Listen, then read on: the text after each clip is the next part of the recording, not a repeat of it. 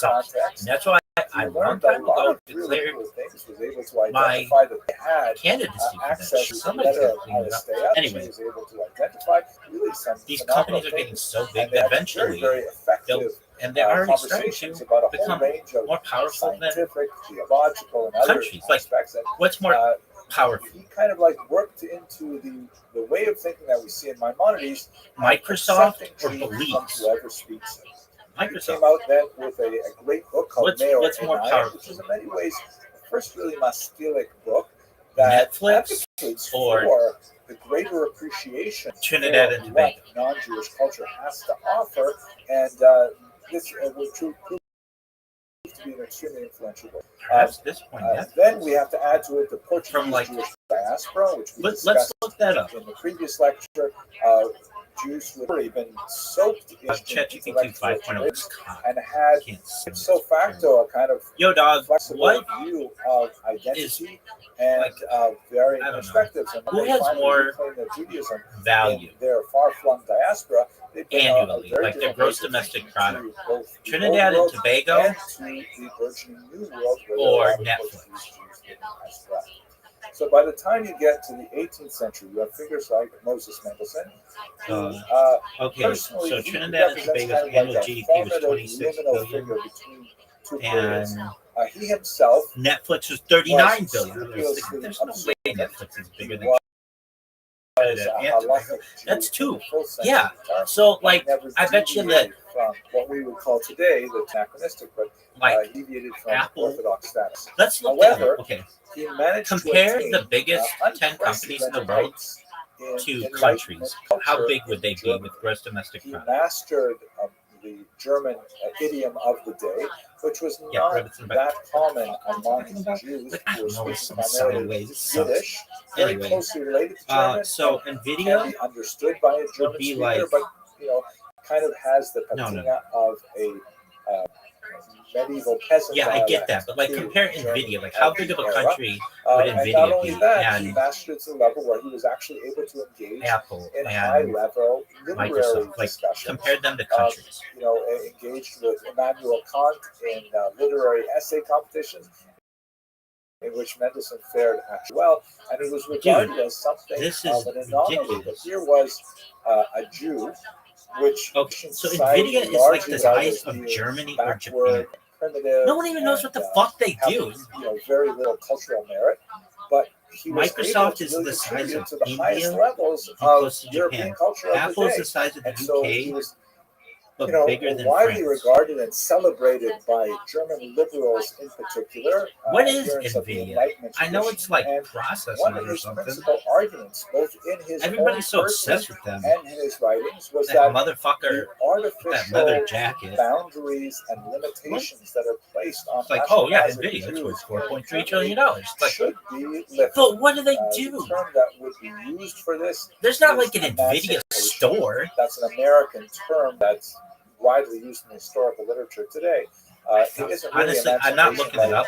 I thought they did like freedom from slavery, graphics cards. because Jews were hardly Is that- slaves at this is time. there But they $4.3 trillion in graphics cards? Body of varying I mean, restrictions. I don't know. Some of them which were quite anti-Semitic. It's fishy to me. Restriction on Like they just came in nowhere. They're like, oh yeah, let's figure that out. What? The guy in leather coat, his company's bigger than Apple. Anyway, education, what is it? numerous, sometimes humiliating restrictions like It's a global leader in artificial intelligence computing, the dominant supplier of high-end graphics processing units. Yeah, okay. So that's basically right. But yeah, I figured it had something to do with AI more recently. I didn't say it. I know. That's humiliating rituals that went along. And so Mendelssohn they're argued as that big all as of these fucking things Japan? are backward and irrelevant and should be dispensed. For our purposes, So these we're things are really becoming focusing really, on really the powerful. question of engagement with larger society and intellectual. Oh no, let's go with this. He argued that Jews should be accepted into the intellectual streams of discourse of his Yo, era. dog, weren't these originally And just that was supposed his, thrust of limited his, charters and then go and away? his raison d'etre. Now, as the movement Yo, progressed, point, rigid corporations many weren't meant of to his be followers real did mega not entities like Apple or accept Nvidia today. the Really, corporations operations. The bargain that They had a specific purpose. They were limited in time, 20 years, 30 years, lifestyle, etc. and then still accepted by general society, and argued for greater they often had adaptation strict rules. They to couldn't own stock Western, any. which included They genocide had of forever. They Jewish couldn't beliefs. And one of operate the outside their principal charter. proponents of that approach would be Solomon Maimon, a There was a fascinating shift in the individual 1800s. left States behind like New York and Delaware. Like really Delaware, entertaining nobody does anything. autobiography. Anyways, he was Mendelssohn's peer in terms of his mastery of the You German didn't need a idiom. special act. But unlike Mendelssohn, he chose to You abandon didn't need a special his act of Jewish legislature anymore. roots. And although he made a career, essentially out of being an expert and what he had to say as an expert, he Now they're described with bigger the Jewish experience. I'm telling you, they're gonna have As a seating youth, he was quite a bit of a seeker, so he Anyway. actually spent time in the Hasidic court of the Maggid of Mezrich himself. He actually At the end of your portrays story? somewhat of a sympathetic portrait of the Oh no, we had Maggid, to talk. but nevertheless, he review the moved draft. on from that and he went Anyway, to I know I'm sideways. Germany. He never had That's the why I same have so many degree fucking of backups and acceptance backups. or of success And whatever of happened to Moses IBM? Mendelssohn, IBM, but when I was a kind of kid, like the, that was like the that was the direction computer company, and then Ashkala people were like, took, "Oh yeah, let's which not do that." represented a moving away from Yo, this. dog, what happened to Mendelssohn IBM? They strived were like the biggest with computer limited company success in like to, from like the create a movement 1930s that, until the 1990s, absorbed basically some until elements Microsoft. of Western What the fuck society happened to without them? abandoning Judaism. But there's a very strong movement, Steele, who simply said,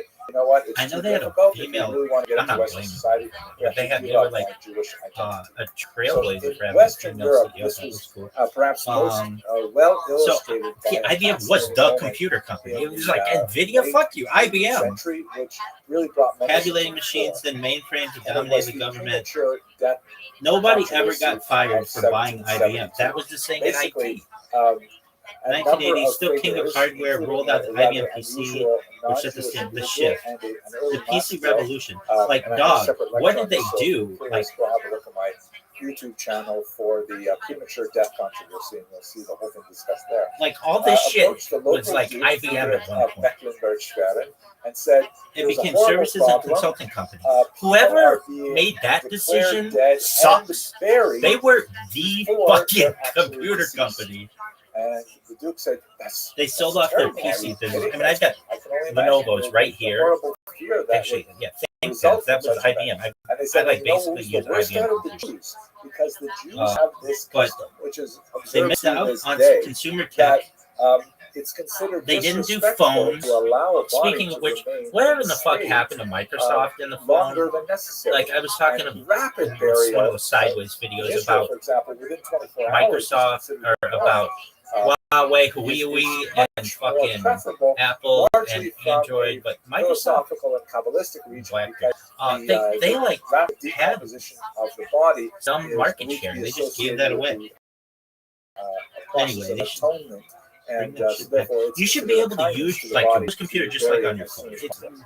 But that oh, means we don't have that that. Jews Dude, if are fucking happening when Jews are Nvidia being can be buried worth $4.3 without, trillion, figure that proper, shit out. Anyway, supervision of their reinvention. Instead, they started doing therefore services made and a public consulting. health decree They that, still make main Jews may computers, not but be the dead, government big until focus they on. wait. That's the thing. Watson was so big; it was on Jeopardy They gotta years wait ago. 72 Why isn't hours ChatGPT before Watson? they bury their They dead.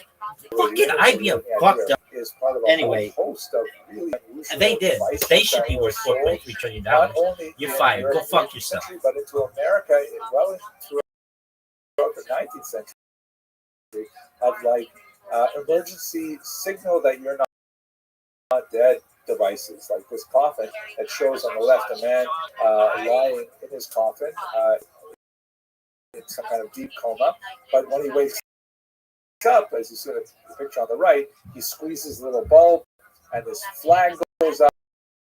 In other versions, there's a string and he can ring a bell.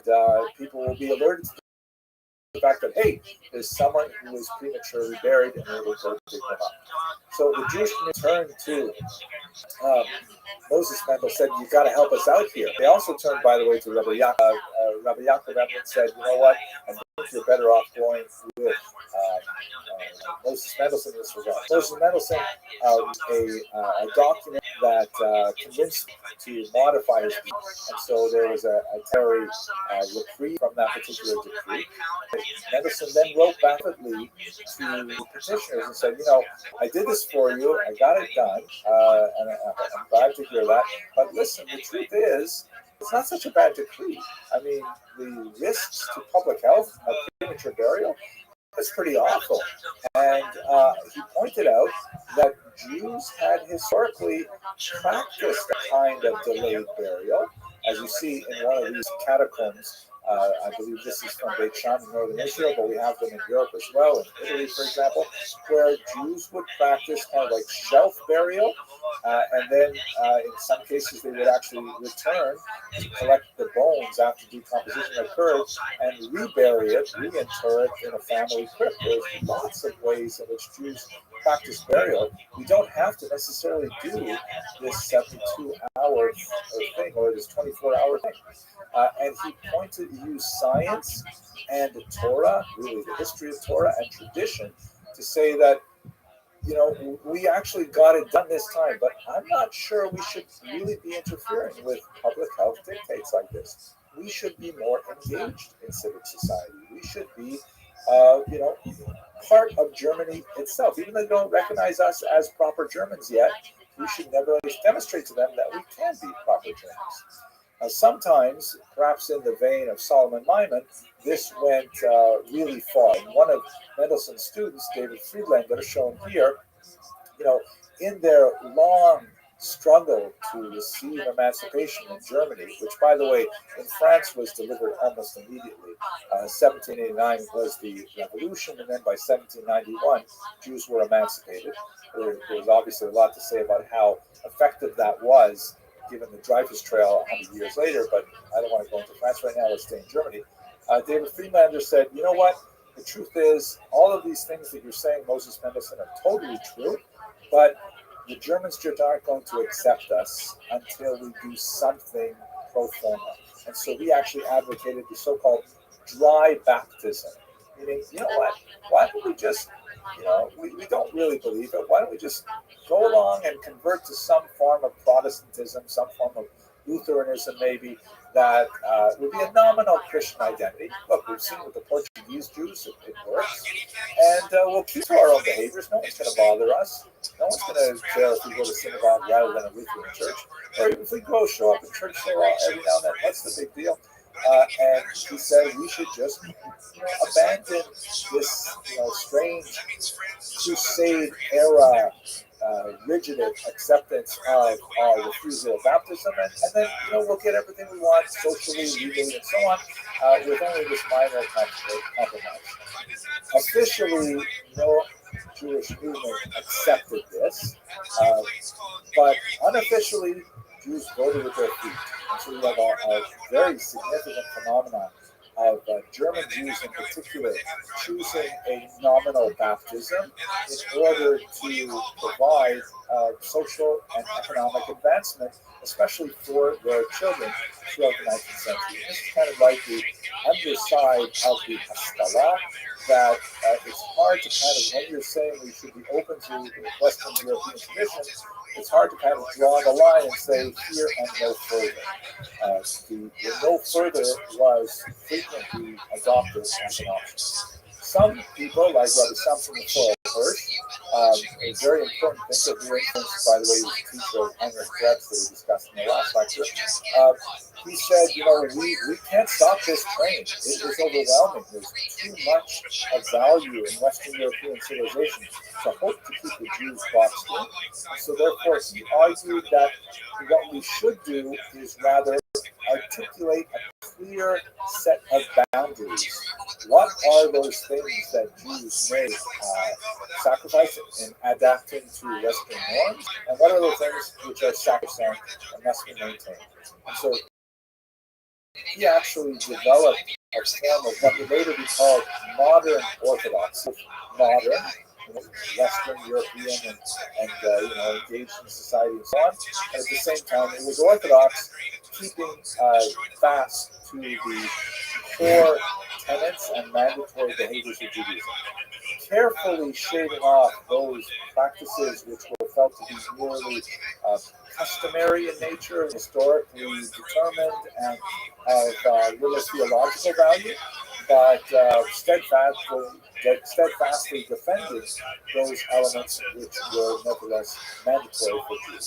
By the way, many felt in the era that Samson Rabbi Hirsch was looked a little bit too modern with this image, so you will see versions of the same picture where he has a much more healthy kind of like, that's really an Orthodox view there, don't play with the old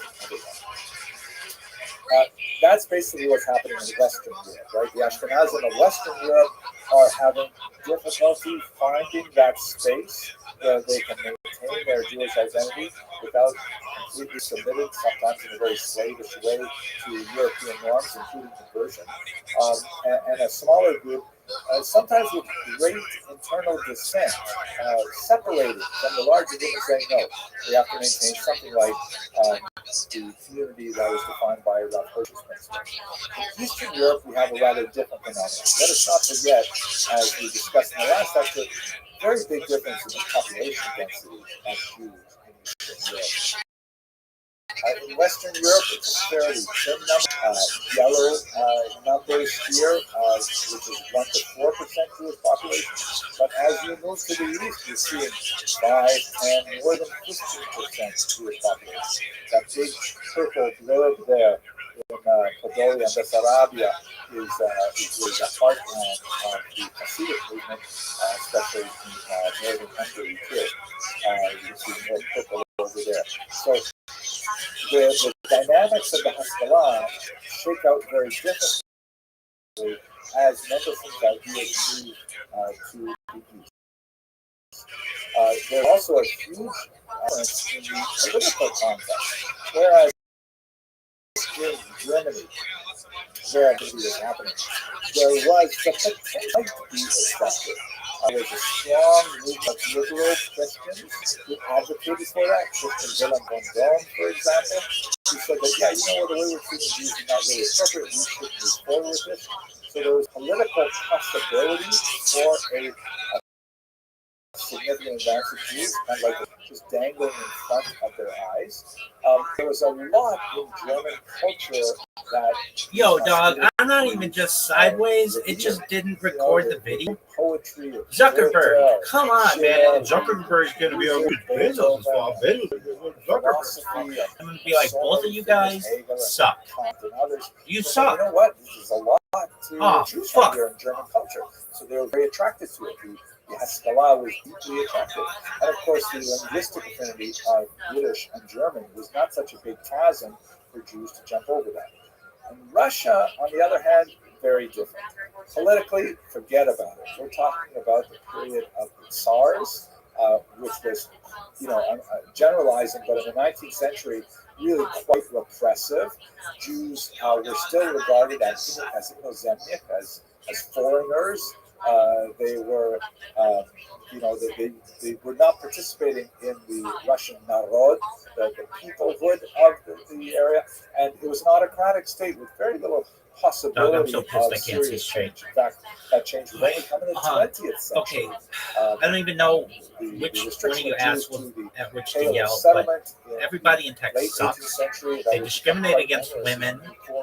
Why is it that I can do this and I don't get banned? Won't fucking upload, but I don't get banned. But a woman, she does that, she loses her ability to provide for herself, provide for her family. That's just bullshit. And I just think that it's hypocritical that these companies, dude, I have so much about literary let's look at the Germans could. These companies are all like, dude, we're so woke. We're like, men can be women and women can be men. Okay, that's cool. Like, do whatever the fuck you want, dog. But then, Dostoevsky. But at this period, there is less attraction in Russian literature. If like, and linguistically, Yiddish and Russian the woman, let's say a woman wants to be a man, and enough Russian for. She's just like, okay, I'm a man. That's because she goes down to the DMV if she can do that and gets her shit changed. But also, let's not forget that Russian is how does not even the dominant I guess like take hormones and stuff.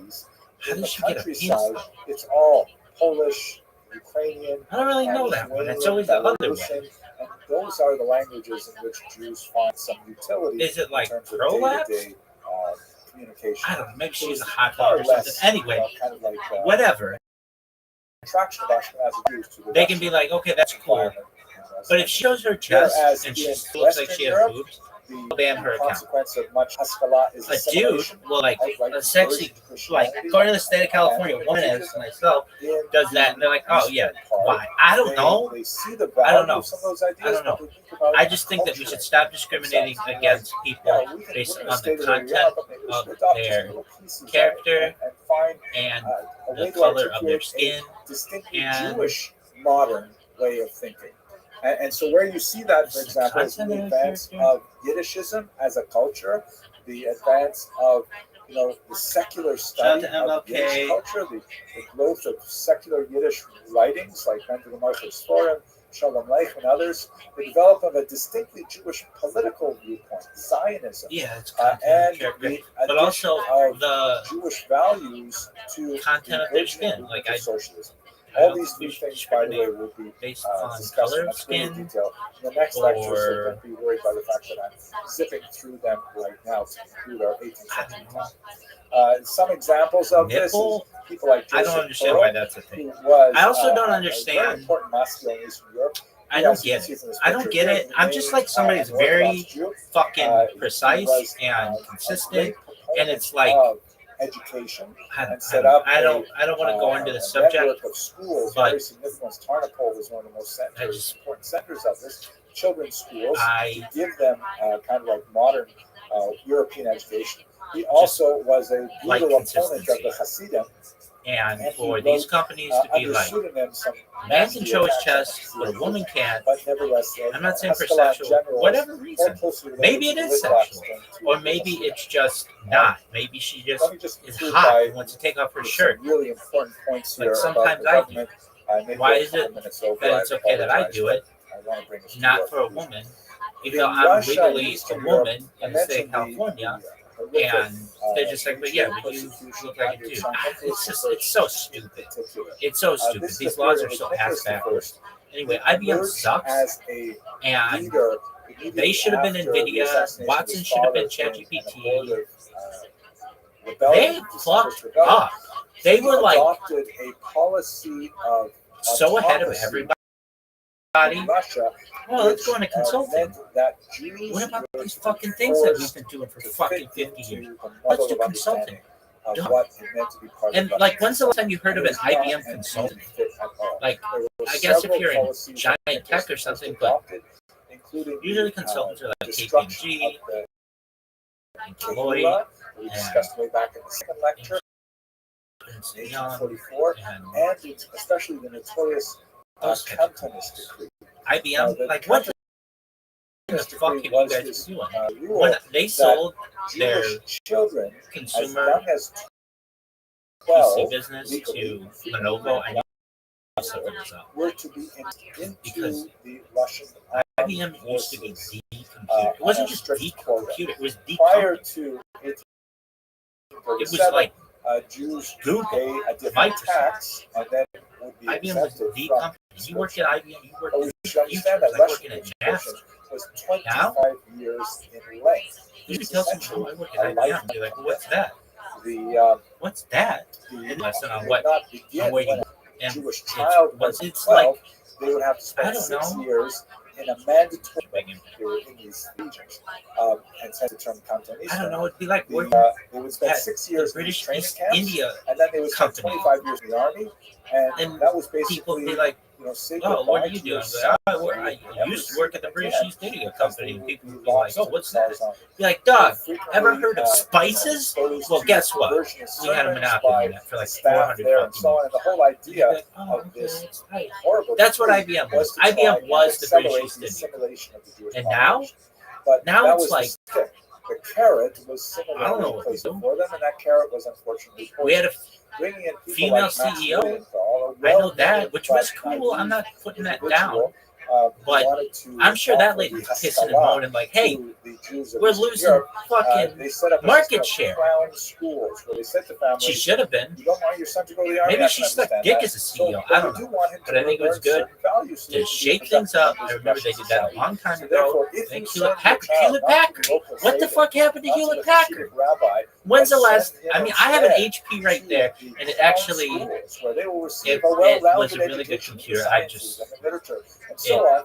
Then it was you again. will, It your son got will be exempt from the it draft. was like But like these an schools, 85 as Toyota Lillian truck Paul that himself was found out driving to his from Portland, dismay, Maine to were Tucson, also very Arizona. thinly disguised I put efforts everything into that to thing, but it got me expose the children to where we are Orthodox here. Christian There's a propaganda whole bunch of and stuff on Nationalist there, efforts. And like good stuff. Lillian Thal left in disgust and But ended I up have in to be able America, to fix actually. it. Anyway, And the Crown school where system we was at on the widely draft? exploited Yeah, by the grab Jewish population. Yeah, hey, what's up, But Frozen during Sideways? this period, Calm down, woman. 1937 So I've got like a until podcast. These are all like Jews podcasts. were living They're like under all audio. some This is form probably of this, audio. But you should horrific know when I watch it continuity, in the like part where it that, is like, hey, you want to send this out or edit it or whatever? It edits or it shows perfectly. That's why I've been like, oh, I watch them all when they're done. Yeah, I do, but I don't watch them once they upload. Nicholas I, which is very Normally, I would be so pissed. I'd be like, oh, this is gold content. But I don't have to be like that because I've got it on 50 different fucking devices. Now, try finding this shit. That's your own issue. That's a fucking treasure. But, anyways, where are we at in the draft? Russian law of death. And Joe Burrow got taken after some cases, Trey McBride. surprisingly, That's a good pick. Shout out to Mike DeSpro.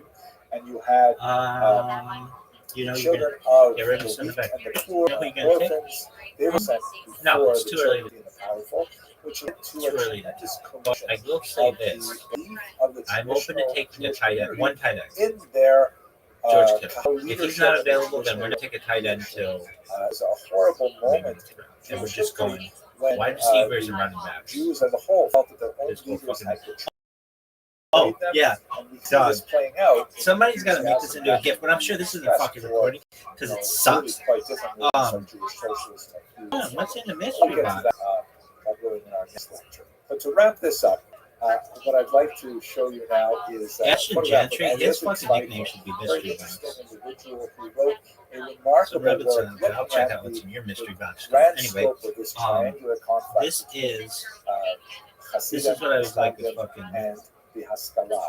He wrote a book called Shalom Al Yisrael, Frozen Sideways. and in there he wrote, God saw three shepherds, Rabbi Eliyahu in Lithuania to safeguard the Torah, to purify his Talmud, and to oversee its logic and its diligent study. The Hasidim in Volhynia, which is in the south, to marshal Lois is like devotion their and to invention. fan the embers of healing. You could have had a And then hand. finally, the great Moses ben Menachem, that's Moses Mendelssohn, in Germany, and called him to place the cradle of enlightenment in the lamp of religion.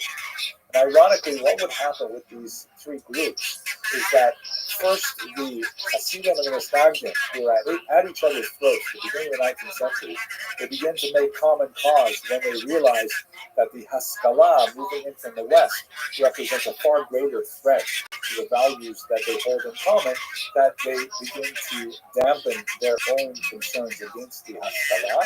And one would only see kind of like an incorporation of Mashkilic values towards the beginning Here's of the Hurricane 20th Nate. century, which will be more of our topic in the next lecture. But ultimately, these three groups begin to find a modus vivendi with each other. Fuck, it's Halloween. More characteristic of the 20th century. When I say a modus vivendi, I do not mean that Jews agree with each other over these very deeply cherished values that relate to That's what they're about to intellectual origins in the Anyway, Hasidic movement. so I was thinking, movement, should I have the even taken Haskalah, Lamar but Jackson? nevertheless, they have He was a number one guy. realized there are far last greater year. threats. Then I that looked are on brought to Reddit, Jewish people. and That it's means like, that well, he hasn't been certainly consistent. need to But compare them. I don't know. He got fucked on the MVP last year. He's gonna really 18th century. try this year, and he's an I'm sorry exciting for going player. a little bit over time. It's just every time he we will runs, I'm continue gonna this be over my discussion breath. tomorrow. But Actually, it'll be there's on Monday, which is discussion on Monday, 8 yeah, a.m. Rabbit's on New that. York time. Rabbi, would you rather 1 p.m. win Central European time. the Thank you very Fantasy much for with your boring attention players and your endurance. I or look forward to continuing this lose discussion with you. with exciting players. I get more joy out of watching exciting players, but I mean it's fun to win. I love to win everything. Hey, is that the end of your story? Today we're Done going bitching to about look at IBM the and the 19th British East century India in particular, Company and kind of like the long Zuckerberg 19th and century, which Bezos begins jerking with each the other after all. emancipation of Jews in France in Dog, I have like a whole 1791, podcast and now then we're going on to move Instagram. Hey, forward listen right to up my until podcast. Oh, cool. Is it on the Spotify? early No, it's on 20th century. So Instagram. the long 19th century to take Go out the phrase that was coined by Eric You Hobsbawm. go fuck yourself. Great. So what do we mean when we say emancipation? This is kind of like an unusual term. It's a term that's actually borrowed from American scholars. Emancipation is used to describe the liberation of the African slaves in America, which was clearly of a very different character and quality than the granting of equal rights to Jews in Europe.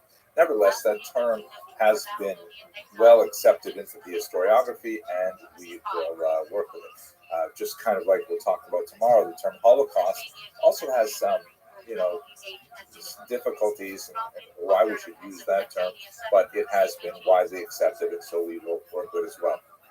What exactly did emancipation address? Well, we should recall that right up until the late 18th century in Europe, and well into the 19th century, depending on which country we're talking about, and even into the 20th century, if we look at the former Russian Empire, Jews labored under a second or even third class citizenship status.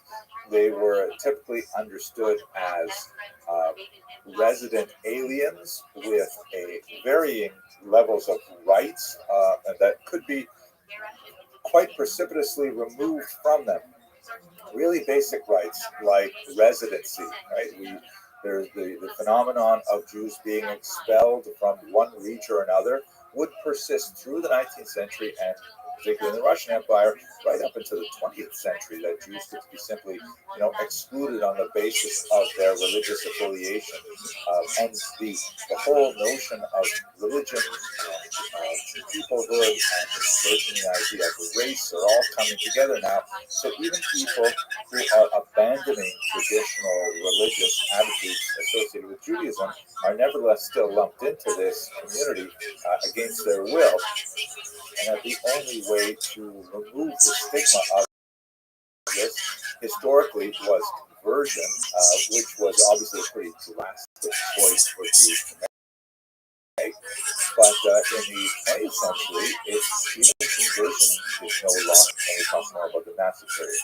So Jews labored under the kind of tenuous situation in much of Ashkenaz, both in the traditional Rhineland region and also in the much larger expanded region of Eastern Europe, where their residency rights could be taken away at any time.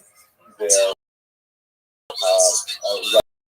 right to pursue career was limited. Higher education was completely blocked off from their palette of options. That they could not pursue certain professions, or that if they pursued certain professions, they had burdensome taxes based on their communal affiliate, kinds of things like this. All of this changed dramatically in France, Mary period.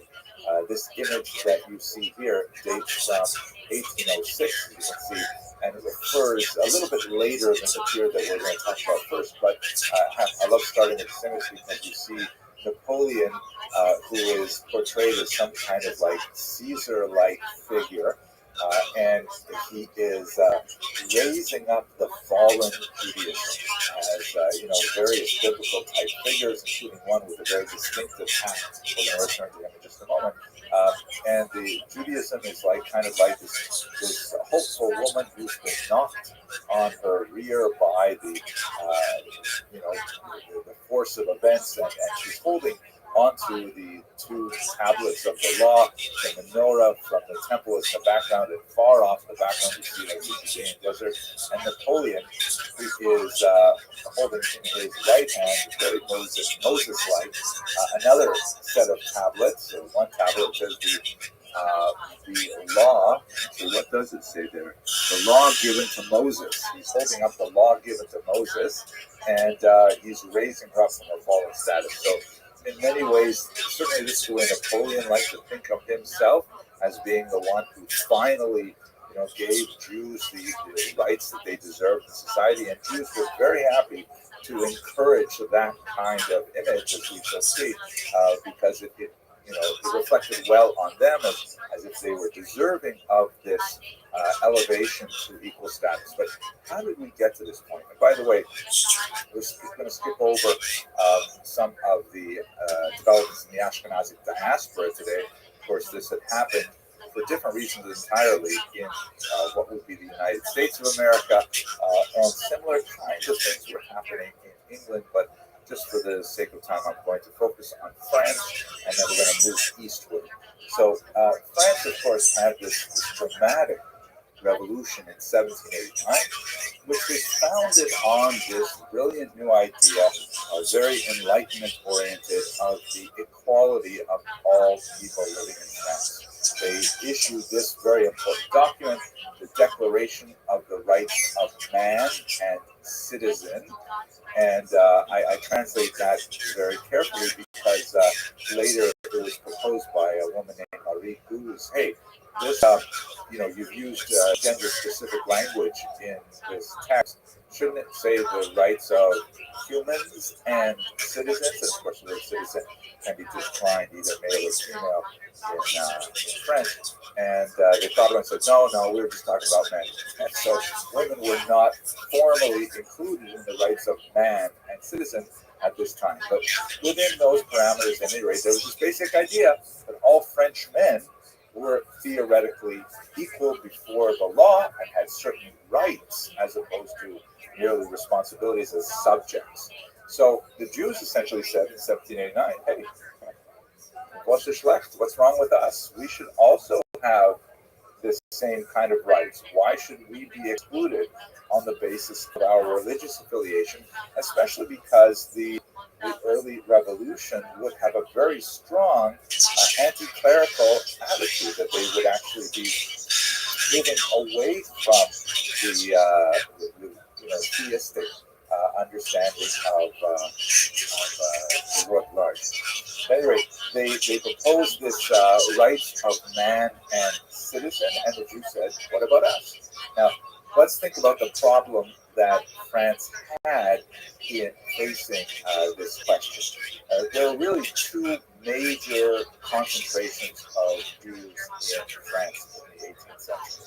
There was this concentration to the south, somewhat smaller, of largely Sephardic Jews. It actually moved a little bit further to the right of where I've shaded here, but it's basically, it was just over the Pyrenees from Spain, who had been making their way over there, and certainly after the Spanish Inquisition in the late 15th century, and they had been settling in the south of France. And these Sephardic Jews, in keeping with the kind of cultural orientation that's often associated with Sephardim, they were quite capable of adopting many norms of non-Jews among whom they lived, including the French language, including French manners of dress, including a whole host of little cultural markers that indicated that they really were part of the larger society. And so when the question came before the French legislature, they were a little bit quicker to extend emancipation to these Jews. In fact, it happened in 1790, within the first year after the revolution itself. They confirmed, yes, the Sephardic Jews are Frenchmen, so we will include them in the rights and privileges of emancipation. Much more difficult is the far more concentrated and larger population of Jews living in the region which would be called Alsace-Lorraine, where you have all of these Ashkenazic Jews, right, our protagonists. unlike the Sephardics, they were different from the French in many ways. Linguistically, their overwhelming language remained Yiddish, although they had some fluency in French, of course, particularly for business purposes. Their principal language was this Germanic language. And let us not forget that France and Germany are frequent enemies. They're neighbors, of course, but they have, regular conflicts. They would have several conflicts over the course of the 19th century and huge conflicts, of course, in the 20th century. So there's a suspicion of these Yiddish-speaking French Jews. Would they be loyal to France, or would they potentially be loyal to Germany? Particularly because Germany also has a large population of Yiddish-speaking Jews just across the border.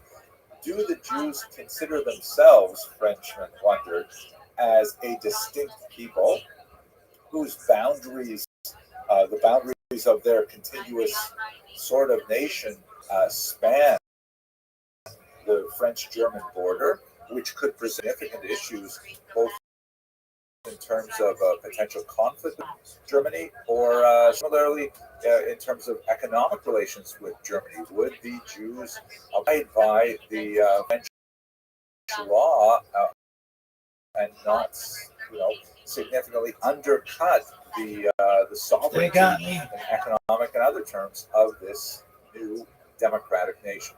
So there was a lot of debate and argument over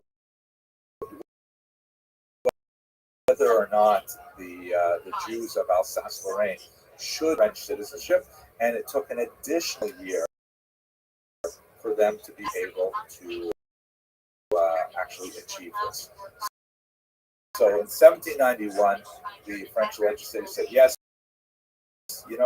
we said the right man and citizen, and as I mentioned, we're not ready to talk about women, but we are ready to talk about Jews, and we can actually confirm now, as of 1791, that the Jews of France, of Alsace-Lorraine, may be, in fact, permitted to have citizenship.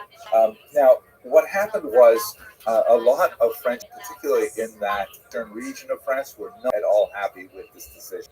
And over the course of the next decade, there was, after petition to the legislature, it was a mistake, giving the Jews access to the economy, moving all boundaries to their economic activities, has been used that they've taken advantage of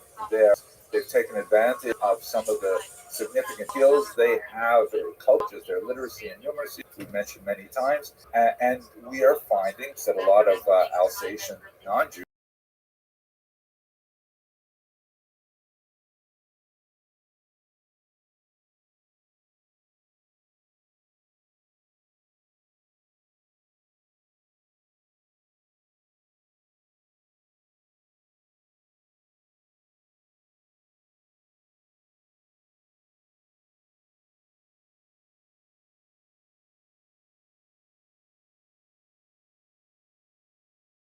characteristic manner said, I'm consistently bothered by these petitions coming in. I think we're going to have to turn to the Jews and settle this once and for all. So the whole question of emancipation for Jews was opened up again, but Napoleon did something radically different. He said, do the Jews have a representative body that we can ask them some really basic questions about who they are and what they want? And his advisors indicated that yes, they have this thing called the Great Sanhedrin. And he said, I heard of that. And they said, yeah, the only thing is it hasn't met in like 2,000 years. The Sanhedrin was the great, assembly of 71 judges that would decide all really important cases way back in the ancient period when the Jews still were sovereign in their own land, at the very latest under Roman domination. So he said, well, no problem. Je suis Napoleon. I am Napoleon. Let us reconvene the Great Sanhedrin.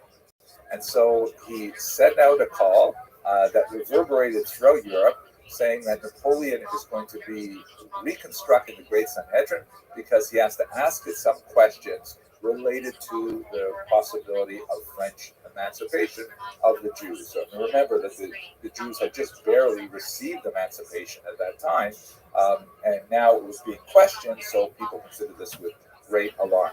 There was a tremendous amount of enthusiasm, particularly among circles of the Maskilim, who said that finally we're going to get a chance here to really demonstrate our potential for the larger state, and in fact, we will be able to, perhaps, move our entire community forward in the intellectual direction that we wanted. So they brought together not only from France but representatives from East Central Europe as well. This assembly, which was initially called the Assembly of Notables, and at its head was this man, the Venerable Rabbi David Zinsheim. Now, a lot of rabbinical authorities eschewed the Assembly of Notables and later the Great Sanhedrin.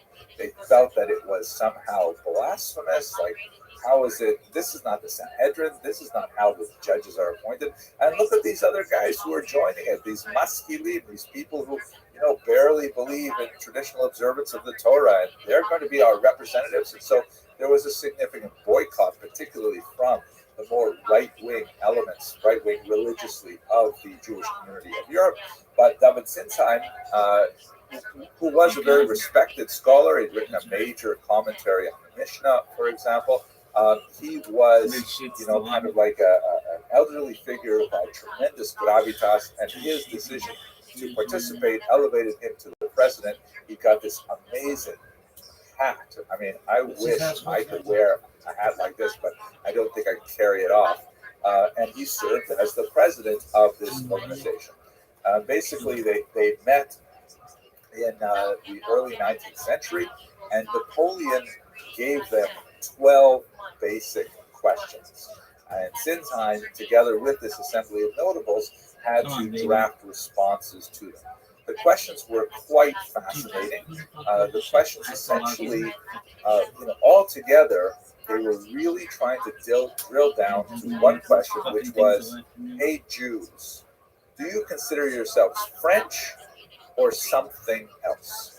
Do you consider yourselves allied with France, true sons of France, willing to defend France? By the way, at that point, when the question was read out loud, the minutes of the Assembly of Notables say they all stood up and cried out, "Jusqu'à la mort," to our deaths. Meaning, of course, we will defend France.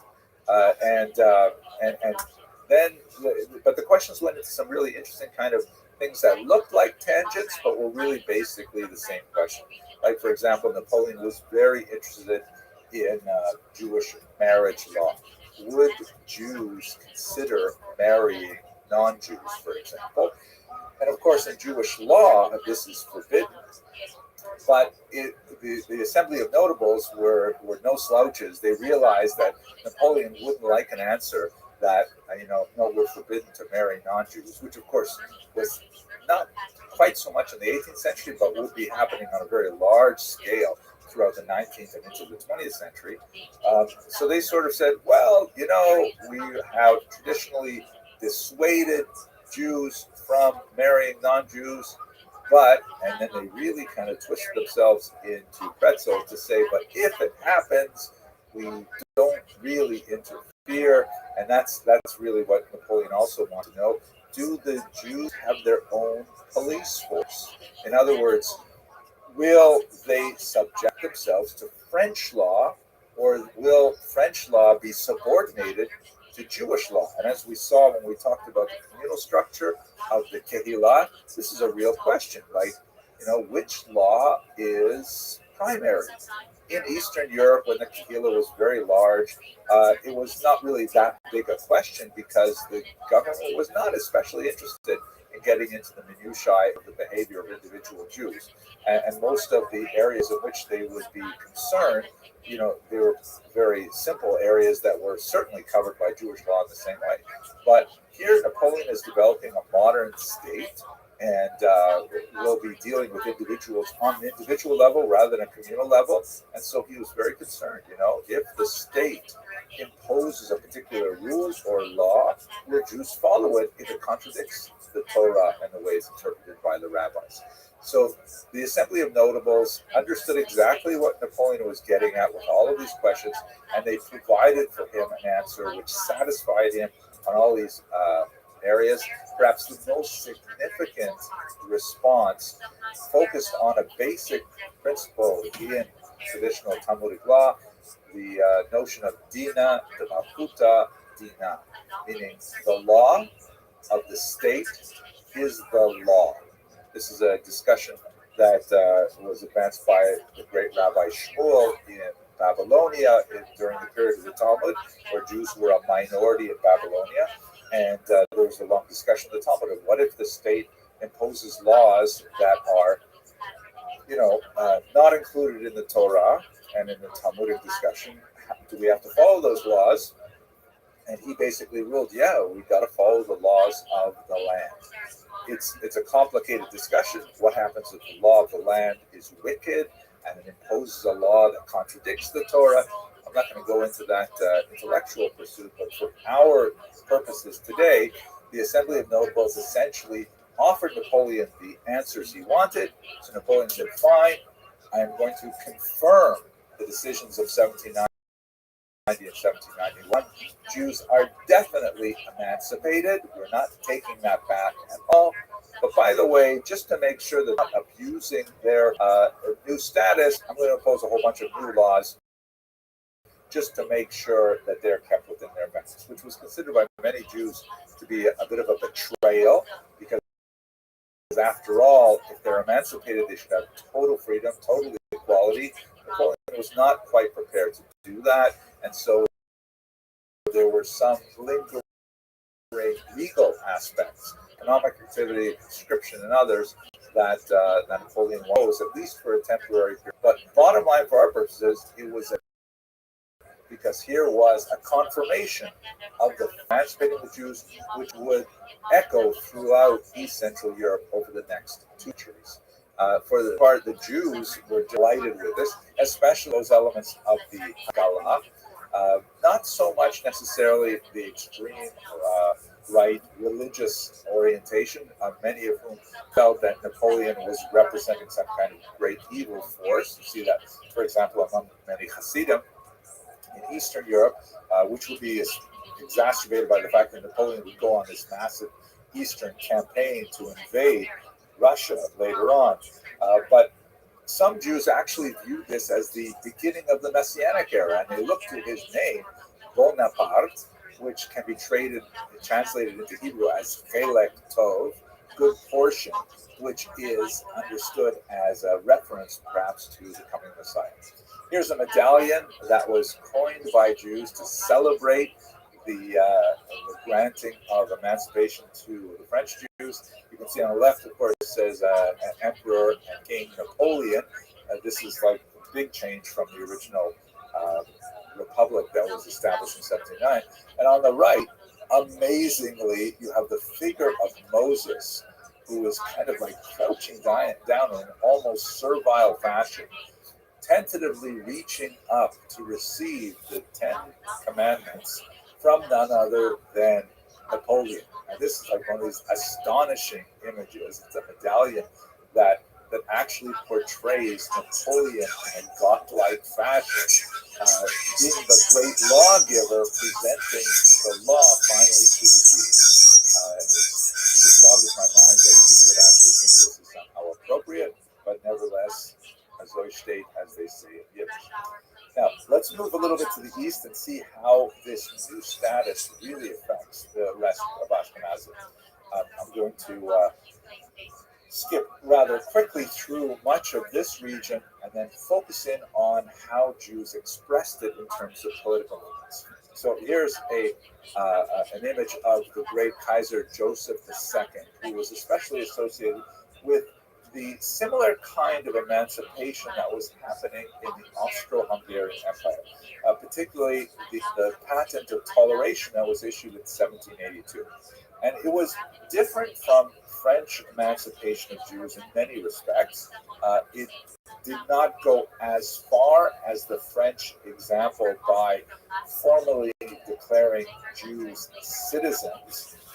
Rather, as the name implies, the patent of tolerance formally agreed to permanent status of Jews as tolerated within the regime. So all kinds of rules that Jews were habitually nervous about, like residency status and like confirmed privileges to study certain subjects in higher education or engage in certain practices, while the mildly discriminatory limitations were placed on them because of their Jewish status, nevertheless, the state said formally, you don't have to worry about these things, we are going to keep them permanent. And this is extremely important to understand because Jews as a minority often flourish in environments in which they suffer from moderate to mild discrimination, as long as they can depend on the consistency and legitimacy of the rule of law in that state. The German term for this is a Rechtsstaat, meaning a society that is governed by law. In other words, let's say, for example, Jews are not allowed to open certain kinds of businesses or not allowed to live in certain areas of the city. So that mild discrimination is actually, in a way, good for the Jewish community because it provides a little bit of kind of like a forced inward focus that Jews know that they are not the same as everybody else, and so therefore endogamy is encouraged, marriage within it is encouraged, communal self-help is encouraged because they realize they can't rely on the state for welfare type handouts and things like that, and they so there's like I have to take care of ourselves mentality that reinforces the idea that the Jews are a distinct community What up, by Wicked? dint of those moderate discriminatory practices. Um, but at the same time, let's say you're not allowed to open a particular business in a particular part of the community or something like that. If someone were to break the window of your store and then run away, you could rely as a Jew on the police to investigate. And if they caught the criminal, then he would be tried and would be sentenced, and you would be eligible to receive, compensation. So there would be basically a law that was put in place that would protect their somewhat limited rights and privileges, right? So this is a really key point, that a little bit of anti-Semitism from the outside, God forbid, but a little bit of anti-Semitism from the outside, nothing that really harms people, but that sort of restricts them, that actually encourages Jewish growth, both internally and potentially even demographically. And at the same time, it only works though if there is a Rechtsstaat that guarantees that everything else is stable. The worst thing that the Jewish community can face is anarchy, where there are no predictable rules, where there are a minority that can be targeted with impunity, and if there's no follow-up, there's no police, there's no law, there's no compensation for damages. That's really the worst fear of the Jews, like any minority. So essentially what was happening in East Central Europe was much more the model of, the Jews have lived here a very long time. We're not ready to open up our society like those crazy French people are, but we are definitely committed to living in peace with this Jewish minority, which was perfectly acceptable for a large number of Jews living in places like the Austro-Hungarian Empire.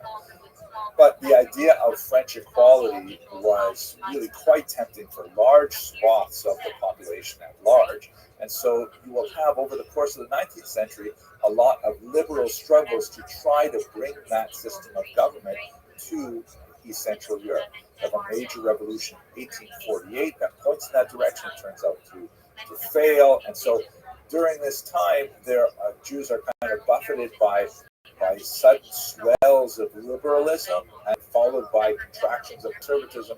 And over the course of the 19th century, they're struggling with, is society going to liberate us like France? Are they going to continue to tolerate us like Austria-Hungary? Or are we going to be subject to the anarchy that's associated with revolution? significant worry for Jews overall. But the trend as a whole moves towards emancipation, moves towards the idea of giving Jews equal rights with all other members of society, and ultimately that's what will happen. By the end of the 19th century, Jews were emancipated throughout the entire region of East Central Europe. Only Russia maintained that strict distinction between Russian citizens and Jewish subjects, as we shall continue in our second lecture today. This back and forth of what's going to happen to the Jews in East Central Europe had interesting implications for the Jewish community. Among German Jews, those who were committed to the idea of achieving emancipation began to experiment with internal reforms. We just began to touch on these last week, but here's when you have the development of what would be later called denominations within Judaism. The Reform movement, which was called the Liberal movement at this time in the early 19th century, said, essentially one of the reasons why we are struggling to receive emancipation is because we're perceived as being so different from regular Germans.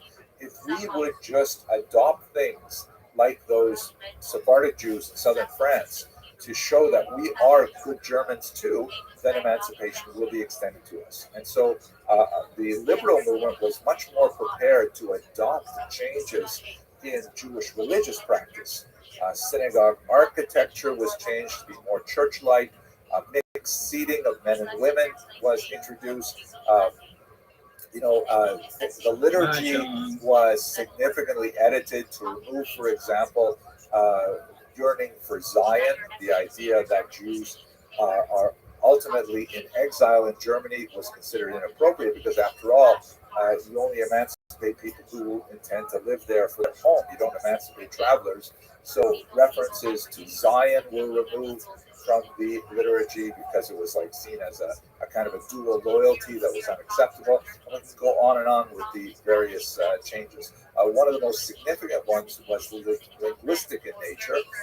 Should Jews continue to pray in Hebrew, a language foreign to the vast majority of Germans?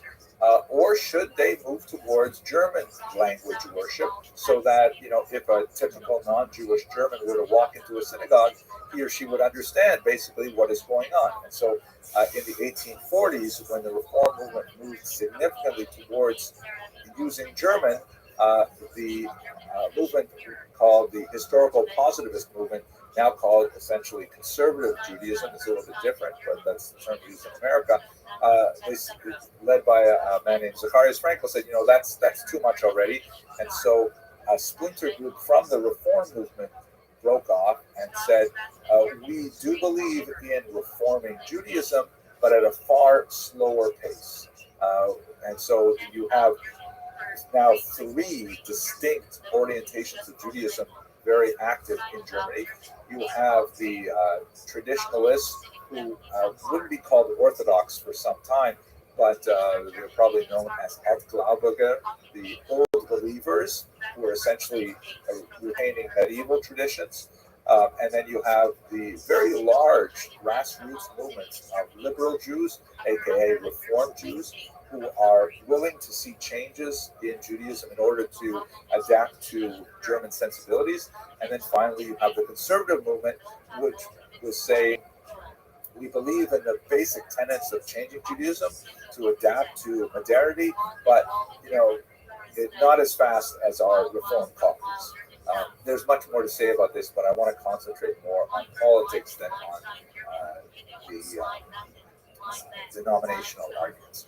Now, related to these changes, there was a significant backlash developing, particularly in Germany, against the German Jewish advances for emancipation. And one of the figures that really highlights the opposition to this movement towards emancipation is the renowned historian Heinrich von Treitschke, who in the latter part of the 19th century, looked at what was happening to Jews in Germany, and he was especially incensed with Heinrich Gratz's major multi-volume history of the Jews that was appearing at the time, which maligned the Germans as the traditional hosts of the Jewish community. And he argued in a very trenchant series of essays and polemics that went back and forth between Kretz and Treitschke. He said famously, "Die Juden sind unser Unglück." The Jews are our misfortune. That if we had, sort of granted them the limited rights that we did in the medieval period and left it there, that would be fine. But von Treitschke said that, just allowing Jews to consider themselves German was a great tragedy and would ultimately result in the downfall of Germany. Obviously, this particular intellectual trend would have huge implications for the 20th century, as that slogan, "The Jews are our misfortune," would be picked up by the Nazi Party. But we will return to that, God willing, tomorrow. Now, let us go to Eastern Europe, which is hugely important, not least for the fact that the vast majority of Ashkenazi Jews are living in Eastern Europe at this time. Eastern Europe would include the Great Russian Empire, massive territory. The Romanov dynasty had been controlling it for about 300 years, and would also include Poland at this point, because Poland was swallowed up by its neighbors in the late 18th century, and the largest single chunk of Jews was absorbed into the Russian Empire under Empress Catherine II, also known as Tsarina Catherine the Great. And so that's where you have the vast majority of Ashkenazi Jews living. Now, we touched on some of the history that was happening there under the previous Tsar Nicholas I, and the degradation of the Jewish community there by the destruction of the Kahal, the imposition of the Cantonist system, the crown schools that we discussed last week. When we get to the 1880s, there's a dramatic development with the assassination of Tsar Alexander II, shown here in this picture, seated. He was traveling in a carriage with his wife, and a bomb was thrown at the carriage by an early socialist group called Narodная Volia. Contrary to popular opinion, it was not actually thrown by a Jew or any kind of Jewish group, although one of the main co-conspirators was a Jewish pregnant woman who was later executed for the assassination of the Tsar. The Tsar died at the scene, and this rumor just spread throughout the Russian Empire in 1881 that had no basis in reality, that the successor Tsar had given the population permission to beat the Jews for 3 days. Now, these 3 days actually extended to about 3 years, and pogroms just dotted the countryside. You can see this remarkable map from an article that was written by Irena Grosfeld, Sehon Orkan-Sakali, and Ekaterina Zhuravskaya. I'll show you some other graphs from that particular article that just gives you a sense of the scope of these pogroms that seem to be entirely out of the control of the Russian Empire completely. And in fact, one of the revelations in historiography in the 20th century in particular is that, for a long time it was believed that the Russian Empire actually orchestrated these pogroms. Some thought that maybe they did this as a way of kind of distracting the peasantry from, burgeoning dissatisfaction with the Russian Empire. But archival research has demonstrated that no, that's not in fact the case. Not to say that the Russian government was so friendly to Jews, but that these seem to be like spontaneous outbursts of violence that were perpetrated largely by unmarried men who were riding the rails from town to town and attacking Jewish communities at will, sometimes multiple times. These horrific pogroms, which were limited in scope in terms of the degree of violence compared to what would occur just 40 years later with the Russian Revolution, which would overwhelmingly be far more brutal, and then those pogroms would in turn be way overwhelmed by the Holocaust. Nevertheless, these pogroms had a major impact on the Jewish self-image, and as a result, Jews in the Russian Empire said, you know what, enough of this, we have to do something radically different, and I'm going to show you the 5 distinct strategies that Jews adopted. Before I move on, though, just have a quick look at the map. You'll see that red line that sort of overlaps the modern boundaries that are shown there. That's the map of the Pale of Settlement at its greatest extent.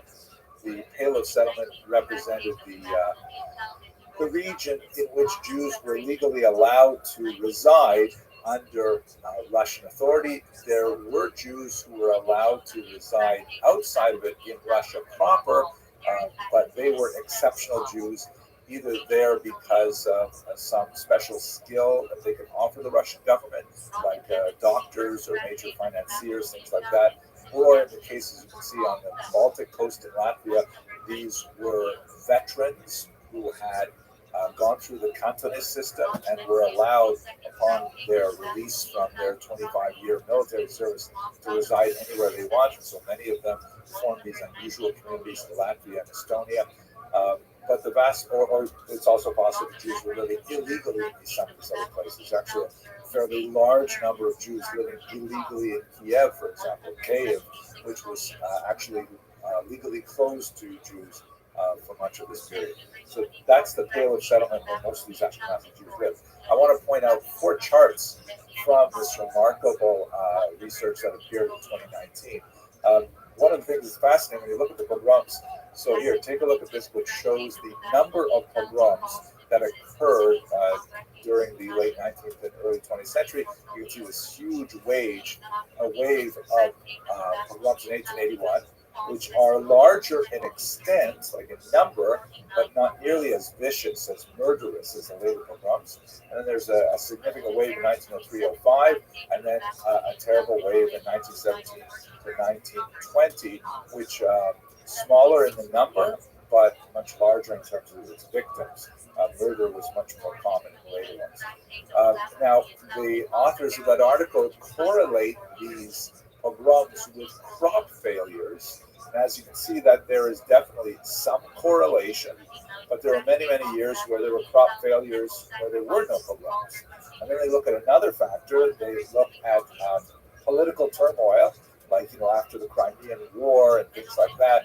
And you see that, yes, similarly, there is some correlation between political turmoil, like the post-assassination of Alexander II, and pogroms, but not always. There's lots of times, like Napoleon's advance to Moscow, where there are no pogroms. However, brilliantly, if you include both of those variables, and you say, well, what happened in those years when you had both political turmoil and crop failure? Bang, there you go, pogroms. So that's a very clear graphic representation of how economic reversals and political upheavals equals pogroms in the Russian Empire. Quid est demonstratum, as they would say. Now, what did Jews decide to do about this? So one of the things that really changed as a result of those 1881-82 pogroms is that Jews began to question the traditional leadership in a very big way. The traditional leadership was hugely harmed by the Cantonist decrees that we discussed last week.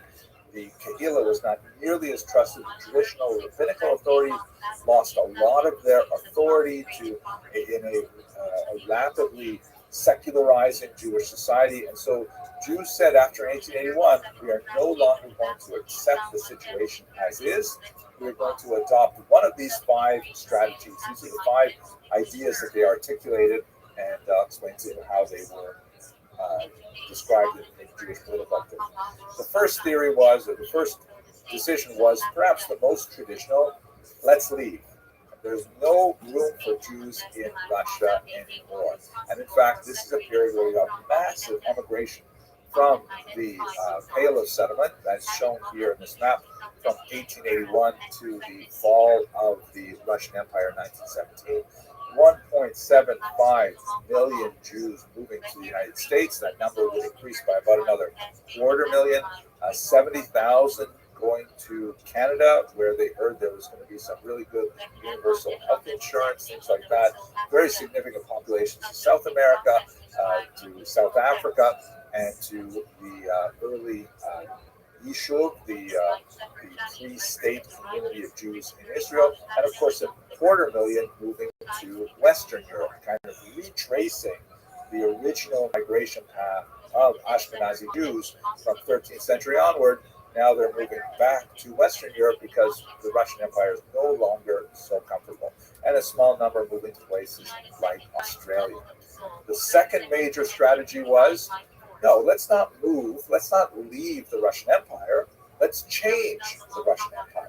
And in this area, you see this huge influence of socialist ideology that is expressed in a lot of Jewish thinkers from the period, perhaps most famously by this man, Leon Trotsky, who was a major figure in the 1905 revolution in particular. Later, he became the leader of the Red Army during the revolutionary years, as we'll discuss, God willing, in about an hour.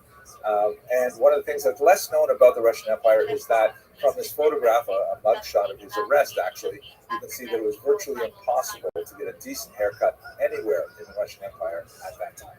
I like to say that. I hope that's third, there are people who say, wait a minute, you're going to, try to change Russia, you're going to, try and, adopt a totally different political system, that of socialism.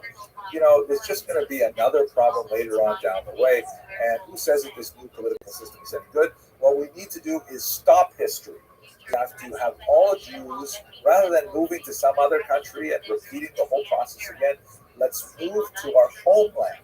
Let us return to Israel, and that will be the final homecoming of the Jews. This proved to be an extremely popular movement, the single most popular political movement of Jews in the Russian Empire, and would ultimately be successful in establishing a state in 1948. Fourth, a smaller group of Jews looked to the historian Shimon Lubno for inspiration, and he relied on the model of the Council of Lands that we discussed a few lectures ago on the medieval structure of a Jewish community existing as a strong community within a larger state. And he said we should create a kind of secular version of that. It's essentially, this movement did not have a tremendous amount of traction, but it ultimately informed what would be the federation movement of North America and much further, the idea that Jews should communally organize themselves and try to assert their rights as a community rather than as individual citizens. So it had a huge impact, not so much in the Russian Empire, although, by the way, it was attempted in Ukraine, Latvia, Lithuania, and Estonia, and to a certain degree in Poland during the interwar period. Finally, a large group of Jews said, wait a second, this is totally off the charts from how we've behaved for 2,000 years of exile. We have to stick close to our traditional values. We have to hold fast to the Torah, to the Talmud, to our rabbis. But these Jews realized that they could not exist in this new democratizing environment unless they had a way of articulating their beliefs and of engaging in mass dialogue. And so therefore, these so-called renewed traditionalists essentially adopted the tools of modern political discourse, forming political parties able to communicate their values to the population as a whole. So those are the 5 big strategies that Jews chose to adopt after 1881, after the pogroms that so uprooted the Ashkenazi community. How did that express itself into political movements? So I'm going to take the final 7 minutes of this lecture to walk you through. It never gets more complicated than this, but stick with me, okay? So here we have a political spectrum that you will be familiar with many discussion of 20th century politics. On the left, you have socialism, right? The idea that There should be, the further left you go, you have the idea of the dictatorship of the proletariat. Moving a little bit more to the center, you have the ideas of things like universal health care and unemployment insurance, and a lot of things that are really adopted in contemporary democracies that have socialist roots. But basically, the idea that the society as a whole is responsible for each individual member, and there should be some kind of social safety net for everyone. And then on the right, you would have capitalism, which to its extreme says, like, you run your own buddy. It's all about your individual responsibility. You've got to take care of your own health and pay for your doctors yourself. If you lose your job, too bad. Right? This, to its extreme form, it's like kind of savage, but as most democracies like the United States, does not go anywhere that far, although you can hear those tropes in debate. So that's kind of like a basic sort of political spectrum. Among Jews, it is considerably more complicated because while you also have this socialist and capitalist debate among Jews, you also have a y-axis in which you have a conflict between those Jews who believe in political activity here, which is called Yiddish Dor, here, in this place, meaning in the diaspora, here in Russia, here in France, here in Germany. This is where we have to engage in politics. And there are others who say, no, it should be Dort, over there in Israel. Meaning, don't bother investing in politics in the land where you were born, because we all have to return ultimately to the land of Israel. So why waste your energy focusing on political activity when you're just basically a traveler, you're transient? Okay, thousands of years you've been living there, but you're going to go to Israel. So that's a huge debate. Do we invest here or do we invest there, meaning in Israel? So where the political parties fall out, and when I say political parties, they're really movements. Sometimes they are clandestine, illegal movements because the Russian Empire forbade them from existing, but nevertheless they were formed. We can place them within these four quadrants. Here on the lower left, the major party that was close to both socialist values and very stringent about here-ness, Dorkite, meaning we want to change Russia. Don't give us any pipe dreams about Israel, the Middle East. That's ridiculous. We're going to do it all here in Russia. This would be a group called the Bund. The Bund is essentially, it was a social democrat party, which was the same organization from which the much larger Menshevik and even Bolshevik parties had affiliation. So it believed very much in socialist values, communal collection of property, things like that. But it was conducted, as this amazing sign indicates, in the Yiddish language. It was specifically directed to Jews to convince them to adopt what would later become a kind of a communist worldview. Communism is sort of the most extreme form of this socialist expression, but it's on the same spectrum. Then if we move over to the right, where you have groups who say we should invest in this country, but we should essentially not change the economy, that would be the Vereinigte Party, led by the historian Shimon Dubno, who essentially, as we said in the last slide, was closely associated with what would later become the Federation movement, that we should not change too much, just focus on changing the Jewish community and its structure, and that was essentially his platform. It was not a very popular platform, even though it had very strong ideological roots and would later be adopted by some Jewish and other populations. Of course, you have the Zionists, who said we should have the general Zionists, I should say. There are many flavors of Zionism. The Allgemeine Zionisten, the regular Zionists or general Zionists, believed in let's all go to Israel. Let's not get too involved in the specific economic political discussions. Let's just get to Israel. And of course, the leader of that was Theodor Herzl, who was the founder of modern political Zionism. Some debate over contemporary characters, but basically he's one of the most famous father of it. There are some who are more extreme, who felt that we got to go to Israel, we got to be capitalist, but you know what? We've got to adopt a really stringent reliance on ourselves. We cannot rely, as Herzl would, on heads of state of European countries, of well-wishers in the non-Jewish world. We've got to really do it ourselves, even if it means violence. So you have the revisionist movement led by Vladimir Jabotinsky, shown here, and this would eventually become the roots of the more right-wing parties in Israel's Knesset as well. And then finally, not actually finally, there's a trick to this, but finally, if you look to the quadrant where they should develop Israel as the direction for Jewish settlement, and it would be a shame if you just went to Israel and created another capitalist country. It should be socialist.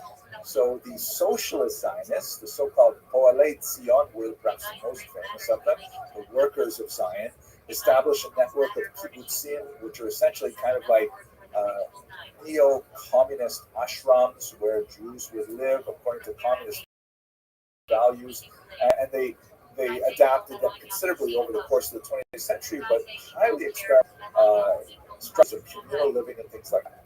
Now, this is complicated enough, but I have to add in, I'm afraid, a z-axis, right? We have an x-axis, a y-axis.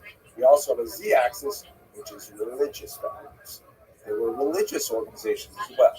The first would be a group that was associated with the name Mizrahi, which means east, and it was associated very heavily with Rabbi Abraham Isaac Kook, who is shown here, who said, you know what, a lot of rabbis are opposed to this idea of Zionism. They look at the people who are promoting it, and they say, hey, these guys are basically secular freethinkers. That's not us. And what about all those passages in the Talmud that tell us essentially to be patient and wait for the Messiah before we move to Israel? And Rav Kook suggested, well, maybe the fact that these secular Jews are coming back to Israel, that is in itself a sign that the Messiah is near. And furthermore, we have so many examples of miracles that occurred in the Bible because people took the first steps. That it wasn't that things happened because Jews took the first steps. Like, just off the top of my head, lighting the Hanukkah menorah, right? The idea that there was one cruse of oil and they lit it and it lasted for 8 nights. A lot more to say about that in ancient history, but in terms of the metaphor, this was a very powerful one. And so many religious Orthodox Jews said, yeah, we're going to be on with this as well. But then finally, and this is really finally, you have a group that said, no, let's stick to our traditional understanding of the Talmud, which says, don't force the issue. It's a chutzpah. It's bold and unfair to God to demand that He send Messiah. We have to be patient in the diaspora. And this is a group called the Agudat Israel, or the Community of Israel, that was really focused on traditional Torah values. Later, of course, with the horrible impact of the Holocaust, they would have to reevaluate some of their stance towards Zionism, and actually they ended up becoming very strong in Israel per se.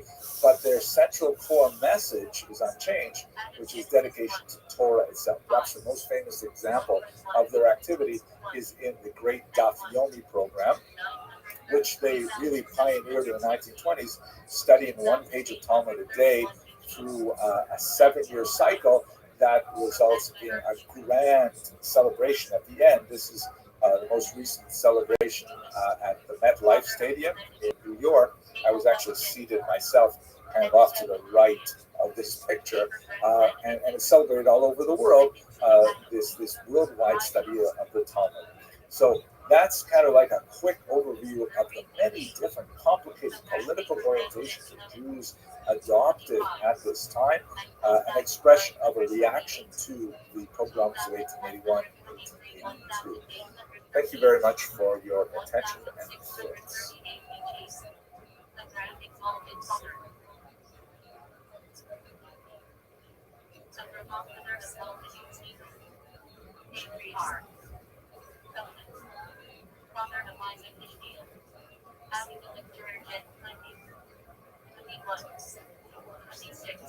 Okay, hello everyone.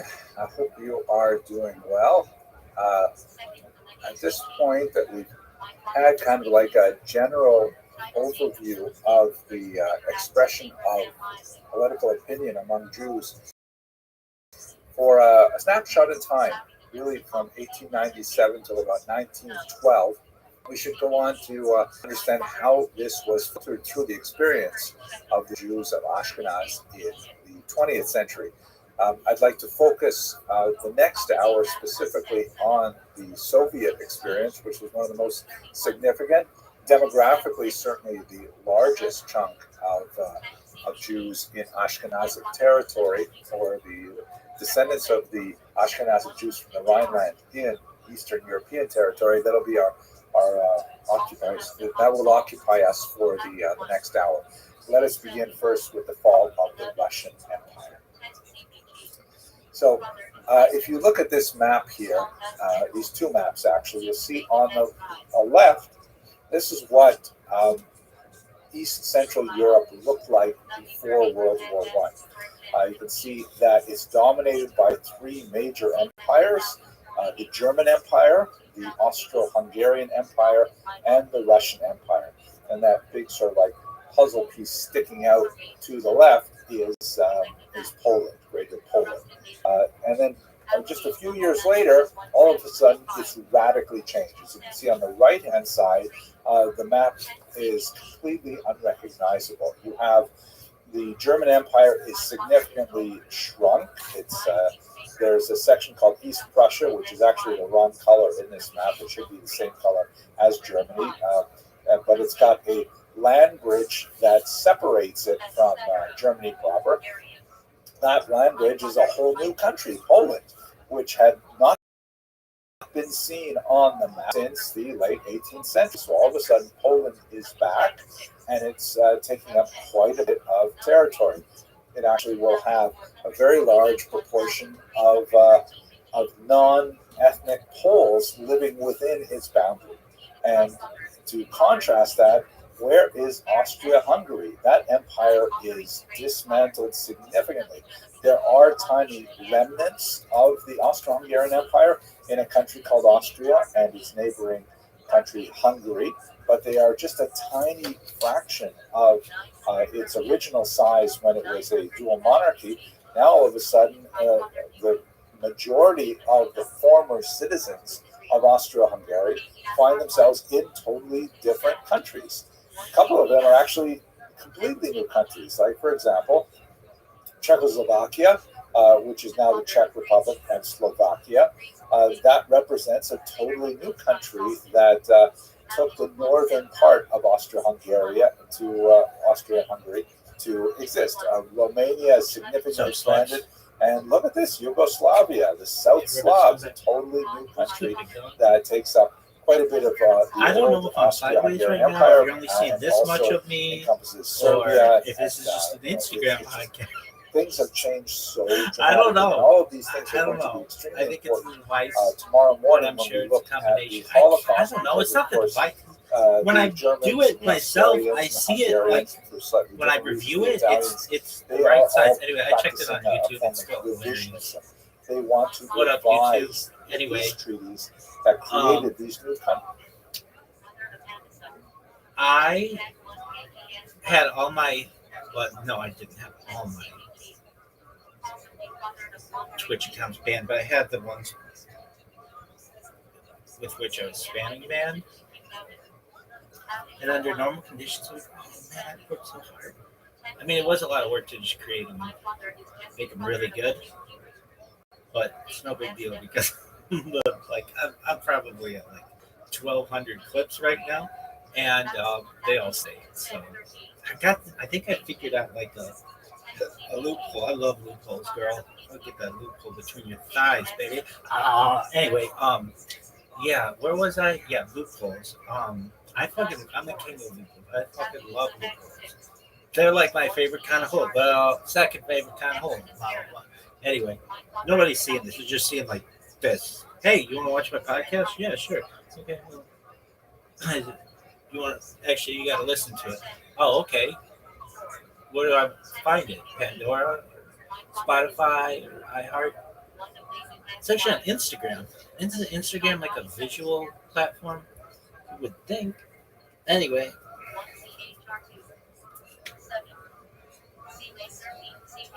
You mean it's all on there in audio form? No, some of it is in video. It's just like this part, and only some of them. So I'm over here like, hey, look at my fucking earmuffs. Anyway, I'm not really that sad. I would be pissed if they banned all of my um, Twitch accounts, but it's like whatever. Twitch sucks. Nobody finds me on there. The thing I need is YouTube. That's my baby. That's the bread and butter. What would you do if they banned your YouTube? Just go to Rumble. What if they banned Rumble? No.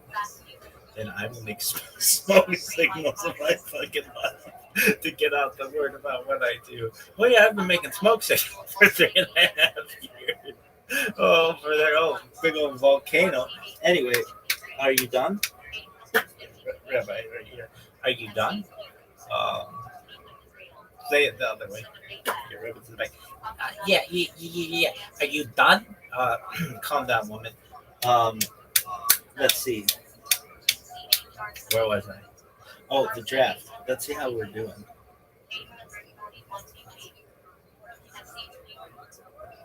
Joe Burrow is the last player taken. Is that a good pick?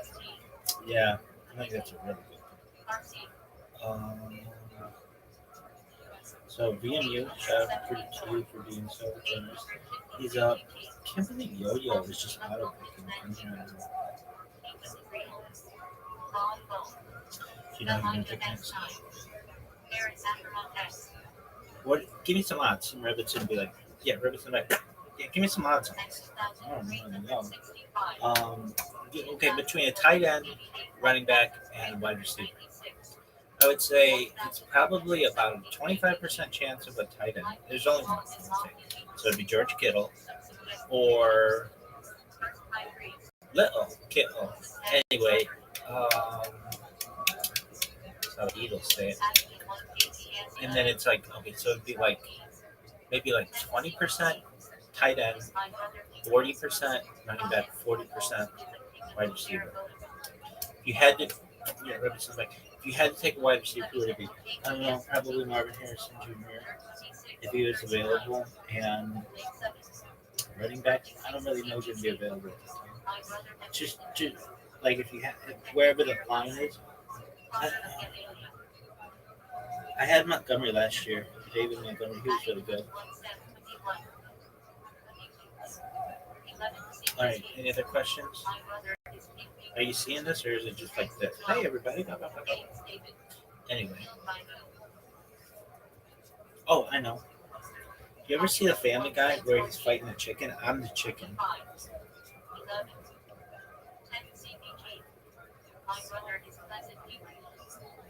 And Peter is the moderation team from every platform. And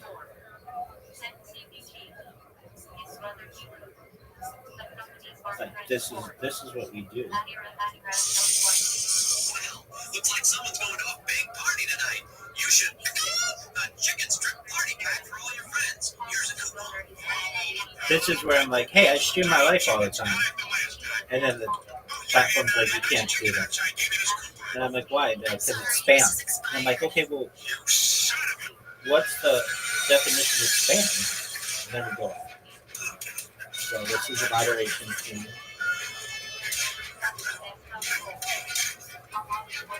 And here I am.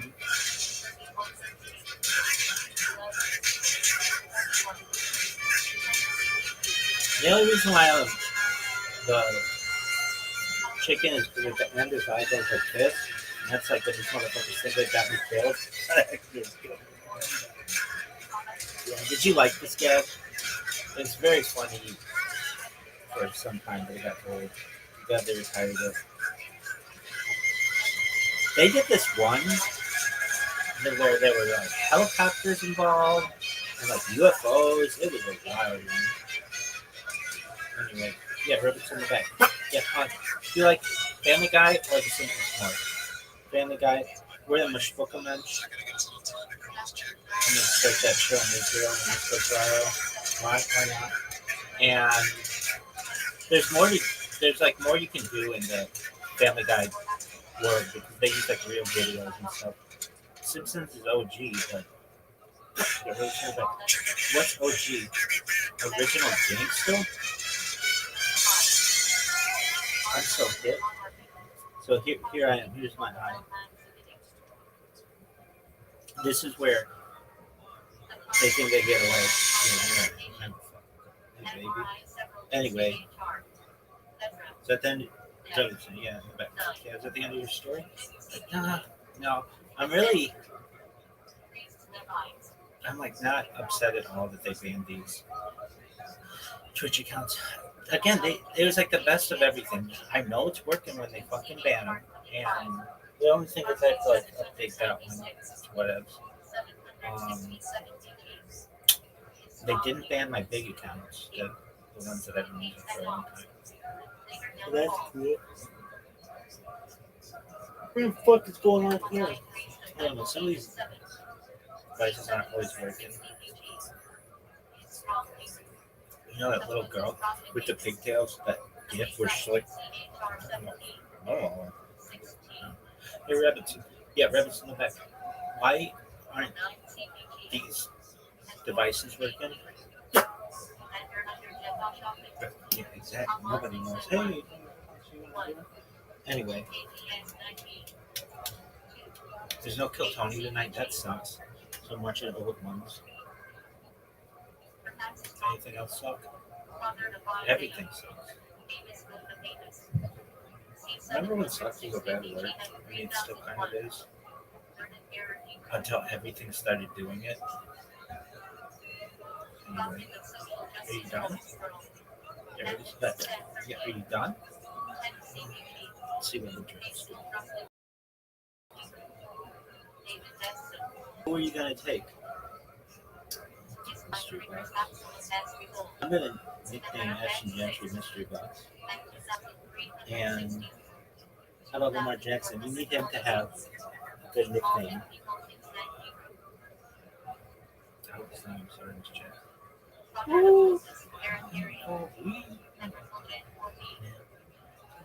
What is that bullshit? Alright, is that the end of your fucking story? Yeah, rabbits in the back. Yeah, is that the end of your fucking story? Yeah.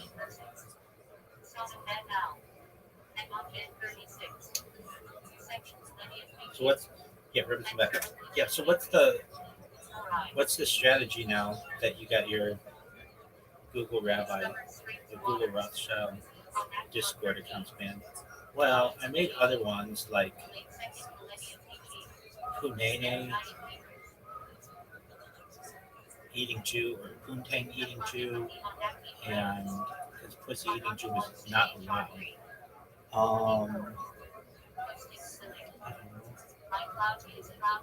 Juno, like Juno, and I'm surprised there aren't more Jews than Juno. Juno? Anyway, maybe someday. It's a really difficult city in which to get. There are like no roads in. They have mosquitoes like the size of my hand. I think that we should get rid of all mosquitoes. I don't think it would hurt the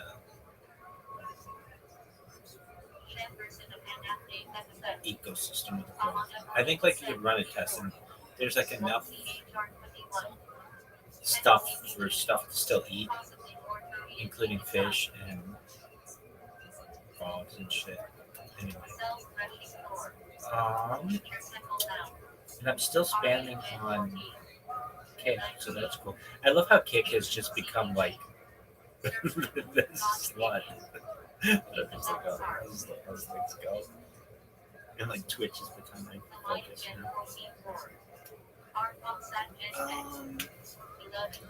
I've also changed the strategy. I don't follow anybody on Twitch anymore. So that's cool. What's going on with this place? I don't know. We'll probably, represent that. How long till the next draft? Well, it's tough to tell. If everybody took 8 hours to do it, a few days. But I'm sure people will speed it up. And then we'll get people who auto pick.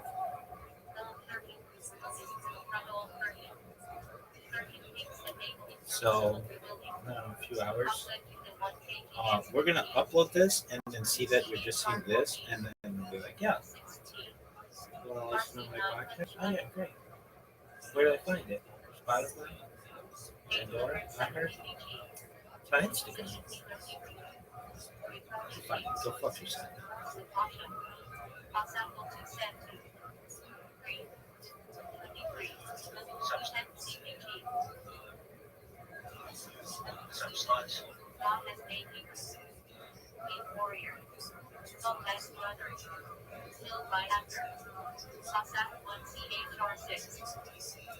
Countries immediately after World War One, but that will be a topic for tomorrow. For now, I'd like you to look at the very edge of the map on the right side of your screen where you see Russia has disappeared. And they've labeled this map not entirely correctly, Belarus, Russia, and Ukraine, but really it's referring to the new Soviet Union, which ultimately would be created from 15 actually, constituent republics. One of them would be the Ukrainian SSR, the other one would be the Belarusian SSR, but basically the old Russian Empire has disappeared. So that's what we're going to look at first. What happened to the Jews of this region when the Russian Empire disappeared? So there's really two revolutions that removed Russia from the map. The first one occurred in February of 1917. The second one occurred in October of 1917. Now, ironically, they're referred to in Russian historiography as the February and especially the October revolutions. But if you were standing where I am right now in New York, at the time the revolution happened, they would have been referred to as the March Revolution and the November Revolution, respectively. The reason for this is because one of the unusual quirks of the Romanov Empire was that they relied on the Julian calendar rather than the Gregorian calendar then used in the West. And it was literally losing a year every century, I believe, since they had the switch. So they were 11 years, they were 11 days behind the Western calendar. Russia was quite literally behind the West chronologically. It was only later in 1918, I think, that the communists said, "Okay, let's use the same calendar as the West," and that's how we are synchronized today. But back then, they were actually distinct. So the first revolution occurred in February, and it seems to have started from a food riot. Let us recall that World War I has been going on now for 3 years, right? It erupts in 1914, and it's the first really major global conflict involving, forces from all over the world, literally, and Russia is involved, but they are not doing very well. They lose almost immediately a massive amount of territory to German forces that's cut off on the Western Front for Russia, and they don't seem to be able to gain those back. Ultimately, the fact that these regions were behind German lines would contribute to their ability to establish independence after World War One, because Russia is not able to assert its control over Poland and the Baltic states, for example. So they're not doing well. They're outfitting their soldiers extremely poorly. Soldiers are unmotivated, finding that they don't have enough to eat. They don't have enough clothing to wear in the winter.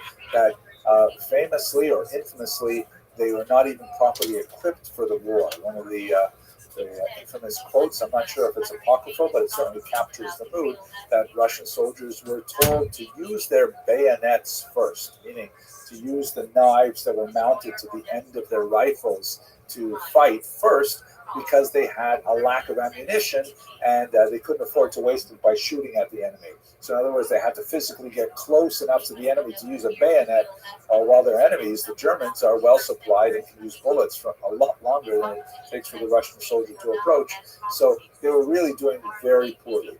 And at the same time, internal supply issues was facing a lot of the civilians living in Russian cities who simply did not have enough to eat. So on International Women's Day, there was a food riot that erupted when apparently a woman in the city of Petrograd, Peter's city, named after the patron saint of Peter the Great. By the way, this name, Petrograd, is significant. It used to be called St. Petersburg after St. Peter, the patron saint of Peter the Great, Tsar. And then the word Berg is a German ending for a city. So therefore, during World War I, to be more patriotic, they named it Petrograd, Grad being a Russian suffix meaning city, so it doesn't have a German ending. Where I grew up in Northern Ontario, there was actually a town, an Indian village, Cree Indian, that was called Swastika. And during World War II, they decided to rename it. I think it was called Churchill for a few years, very patriotic name. And then after World War II, it went back to Swastika because that was a word in the Cree language. At any rate, so they named it Petrograd, and then the communists would later name it Leningrad. And after the fall of the Soviet Union, it would return to its original name, St. Petersburg, which is the name we use today. But anyway, in what was then Petrograd, a woman took a brick and threw it through a bakery window because everyone was starving and hungry. This erupted into a great riot and ultimately got out of control, and the Tsar himself was arrested, and suddenly, without anyone really understanding how this happened, the Romanov dynasty fell. And that was the end of the Russian Empire, almost in the blink of an eye. What was established in its wake was a provisional government, which was run by this man, Alexander Kerensky. And the main challenge of the provisional government was that it wanted to establish a permanent government. They still had to figure out what they were doing about World War I. It's still ongoing for another year. They haven't figured out, are they going to stay in the war, remove themselves from the war? For the time being, they decided to stay in the war. But they had to try and pull together a representative body to allow citizens of the Russian Empire to vote on their future. This so-called constituent assembly is a very noble kind of democratic ideal to hold, to get the vote of the population. It turned out to be their downfall because while they were, slowly, laboriously creating this constituent assembly, the much more nimble, smaller, and unscrupulous Bolsheviks were able to outmaneuver them, and ultimately they would take over the Constituent Assembly before it could be properly seated and declare a totally new government in October. But during this brief interregnum between February and October, as Kerensky was trying to pull together this Constituent Assembly, one of the most important things he did was, and the very first decision actually, was to destroy the foundations, the legal foundation of the Pale of Settlement. Here you can see it kind of like in the brighter white color against the gray, the Pale of Settlement, the restrictions on Jewish citizenship. Restrictions on Jewish resi were adopted by the provisional government, which made it, a great. It made it heroic in the eyes of many Jews, although it was very short-lived. Here, by the way, is a period map from 1901, which gives you a sense of the relative populations of Jews, the concentration of Jews in the several gubernies, or the provinces of the Pale of Settlement. You see a very strong concentration, more than 17% in the eastern part of Poland and the central part of Poland by Warsaw. Very strong concentrations in the region of Lithuania and in the right bank Ukraine. That is the right bank of the Dnipro River, the western half of Ukrainian agricultural district territory. Far smaller concentrations as you go further to the east. So what happens after the February Revolution is this man, Vladimir Lenin, the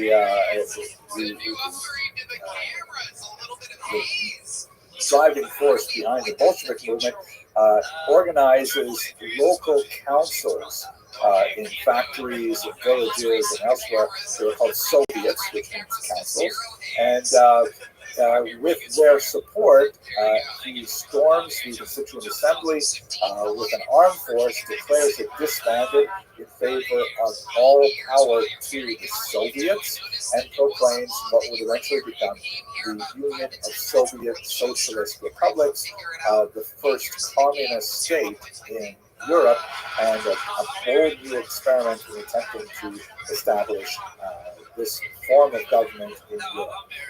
The notion that supported Lenin's popularity was the idea that this new, totally new, radically new form of government would ultimately cleanse Russia of its various, corruptive elements, including the monarchy, including the church. It was a very, very anti-clerical, anti-church movement, anti-religious in general, as we shall see, and also its capitalist movement. You can see at the bottom of this image that literally shows Lenin cleaning up the globe, because many felt that once communism started in Russia, it would eventually expand to fill the entire globe.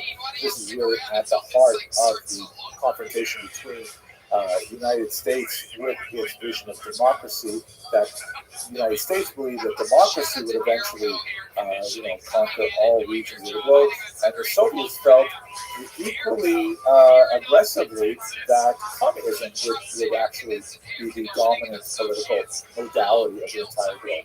At the very bottom of the globe here, you see the capitalist. He probably looks familiar to you as a Monopoly Man figure. The Monopoly Man of the famous Parker Brothers game is based on a traditional, iconic idea of the ultimate capitalist with the waistcoat and the top hat, and here the bag of money, somewhat low time, but rather more appealing in the board game version, but nevertheless the same kind of thing. This is often used, by the way, as kind of like a stand-in for Jews in general. Sometimes made explicit for the Star of David and things like that, but Jews and capitalists very highly identified in the communist mind, particularly when it leans towards some anti-Semitic interpretations. I know, it's very ironic that communist anti-Semites accuse Jews of being capitalists, capitalist anti-Semites accuse Jews of being communists. You just can't win. But that's the reality of anti-Semitism. It just does not have to make sense. Here is some propaganda directed against the communist movement by the white Russians. The Russians, there are two different definitions of this term. The term Belarus literally means white Russia. It's a region of the former Russian Empire, now the USSR. And so people who come from there are called Belarusians, or literally translated white Russians. But in the context of the revolutionary movement, the communists were associated with the color red, right? The Reds are the Soviets. And so those forces that opposed the communists, sometimes either openly monarchist, wishing to bring back the Tsar, sometimes a little bit more moderate, wishing to defend some kind of provisional government sort of idea, they were called the Whites, to contrast them with the Reds. It has nothing to do with the territory of Belarus specifically, it's more a political orientation. So the Whites and the Reds were engaged in a very ferocious civil war, along with many other combatants, as we shall see shortly.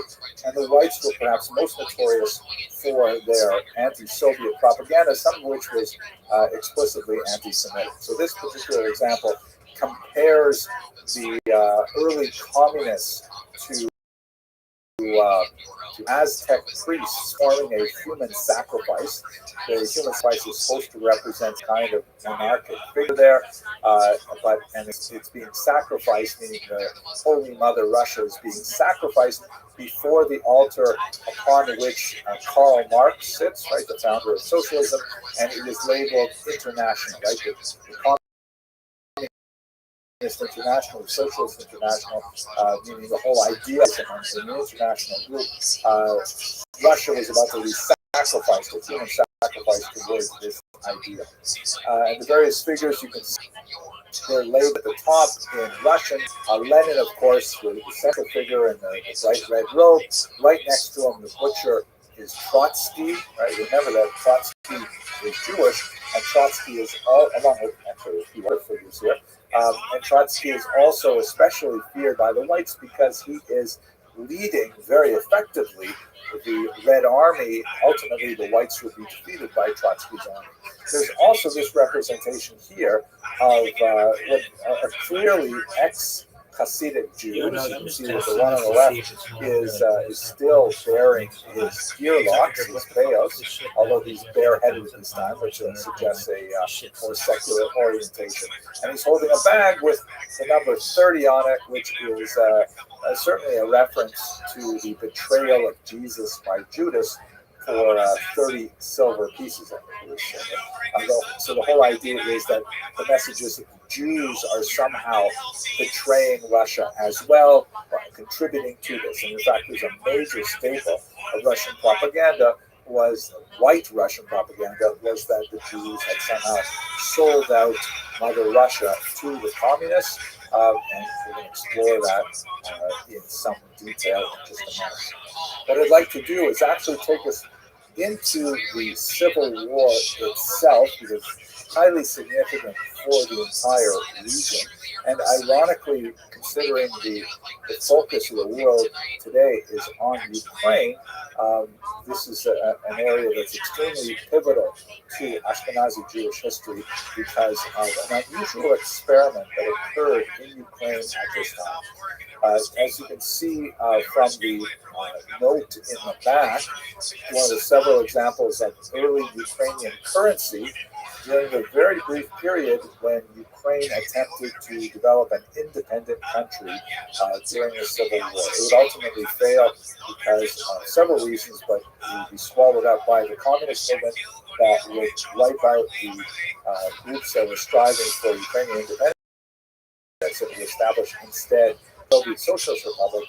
But as you look at this document, you can see on the upper left, it has in Russian the word 100 karbovantsiv, which is the karbovanets, which is the unit of currency. On the right, it has it in Polish, both official languages of the Ukrainian state. And at the very bottom, you can see the word in Yiddish, 100 karbovantsiv. This is in fact a fascinating aspect of the period. Yiddish was established as an official language of this very brief Ukrainian state. So let me back up a little bit by telling you that, ironically, I actually know a little bit more about what we're talking about today than most of the times I'm actually speaking, because my PhD dissertation was on this particular period. You can see here, it was published by Harvard, A Prayer for the Government of Ukrainians and Jews in Revolutionary Times, 1917 to 1920, because I specifically looked at this very unusual rapprochement between Jews and Ukrainians, who you would think would have some, very negative history, some baggage that had to be dealt with before they could affect the political rapprochement. We have the Khmelnytsky rebellion that we talked about a while ago. We have the extensive pogroms that occurred in the 1881 period. We will also have pogroms in 1903, 1904 in Ukrainian ethnic territory. How is it possible that they were able to cooperate on the creation of a state? But in fact, this happened. It was the Ukrainian translation that appeared just a little while ago in David. I'm very proud to have it being available to the Ukrainian public as well. So basically what's going on is if you look at this map here, you'll see where Jews are living in Ukraine. The blue line is the present-day boundary of Ukraine. That is, of course, before the Russian invasion of 2014 and the annexation of the Crimea, and also the attack in the eastern part of the Donbass, which it still seems to be up in the air. But you can see there's very large concentration of Jews in the right bank Ukraine. That is the western part of the country, and bleeding over into neighboring countries as well. More than 15% of the population in these regions. And let us not forget that the Jews are quite distinct from the Ukrainians in a lot of key demographic areas. The Ukrainians are hugely agrarian. The majority of the population involved in traditional agriculture. Jews, on the other hand, overwhelmingly involved in commerce, living in villages, towns, and cities. Ukrainians primarily knowing the science of the land and its rhythms and so on. Jews, on the other hand, educated to be literate and to understand how numbers work, mathematics, and so on. And so the Ukrainians, in their attempt to create a state which would be focused around an organization they would call the Centralna Rada. Rada is the Ukrainian translation of the word Soviet, meaning insult, but it really had a very different character in the period. Their activity around this Central Rada was fully aware that the small Ukrainian intelligentsia, that was also ironically concentrated in the western part of the country, was insufficient in numbers to be able to effectively govern a territory of this size. Second largest country in Europe that has today about 44 million, I believe. In the beginning of the century, it had something closer to 40 million, but it's a massive territory. How are you going to be able to manage it? The Russians and the Poles, who also had significant populations, also primarily in the cities, all had different interests. The Russians, of course, had allegiance to the former Russian Romanov dynasty, and many of them wanted to see the creation of a Russian federation dominated by Russia. And the Poles, of course, were struggling to create their own country to the north out of the ruins of World War I. They had reasons not to be so necessarily loyal to this burgeoning Ukrainian state. The Jews, on the other hand, had no other loyalties that were automatically attached to them, and it stood to reason that many of them would see the benefit in specifically associating their energies with this new nascent state of Ukraine and helping it to thrive and grow. And so, to the surprise of many observers, the dominant Jewish Ukrainian mood, which can be measured in several ways, actually was in favor of this new Ukrainian development, which had promised many communal rights Jews. Just to give you an example, document that illustrates this and the difficulty they had in creating them. As I mentioned, Yiddish became an official language of this nascent Ukrainian state. But how do you actually run a government with Yiddish when the government itself is barely able to write anything in Ukrainian, its first language? So here's one typical document that I discovered in my archival research. And it's a letter written to the Jewish community of Lviv. And if you look at you can see it's obviously written in two different scripts here. There is a type-written Ukrainian script. If you look carefully at it, you'll see that many letters are actually handwritten into the document. And that is because the Ukrainian language has an alphabet which is similar but not identical to the Russian alphabet. They're both Cyrillic languages. There are some letters that Ukrainians have that Russians don't have, and vice versa. They also pronounce certain letters differently as well. One of the letters that's missing in the Russian alphabet is the letter that we would recognize as the letter I in the Roman alphabet, or I with an umlaut, with two dots instead of one. And so you can see that what they had to do, the typists had to use a Russian language typewriter, because there are very, very few Ukrainian language typewriters. The Russians had engaged actually a tremendous amount of energy in the late 19th and especially early 20th century to try to control the spreading and standardization of the Ukrainian language. They really wanted to preserve the Russian language against the popular movement to turn the vernacular into a formal written standardized language. This is ironically, as my father all of a sudden would say, plus ça change, plus cela même chose. One of the things that Putin is demanding of Zelensky in his current war on Ukraine is that Ukraine has to protect the Russian language. Right? It worries that Russia will somehow be, the great Russian literature will be lost if Ukrainians don't make special protections for it. At any rate, Here you can see more of the reality of the situation.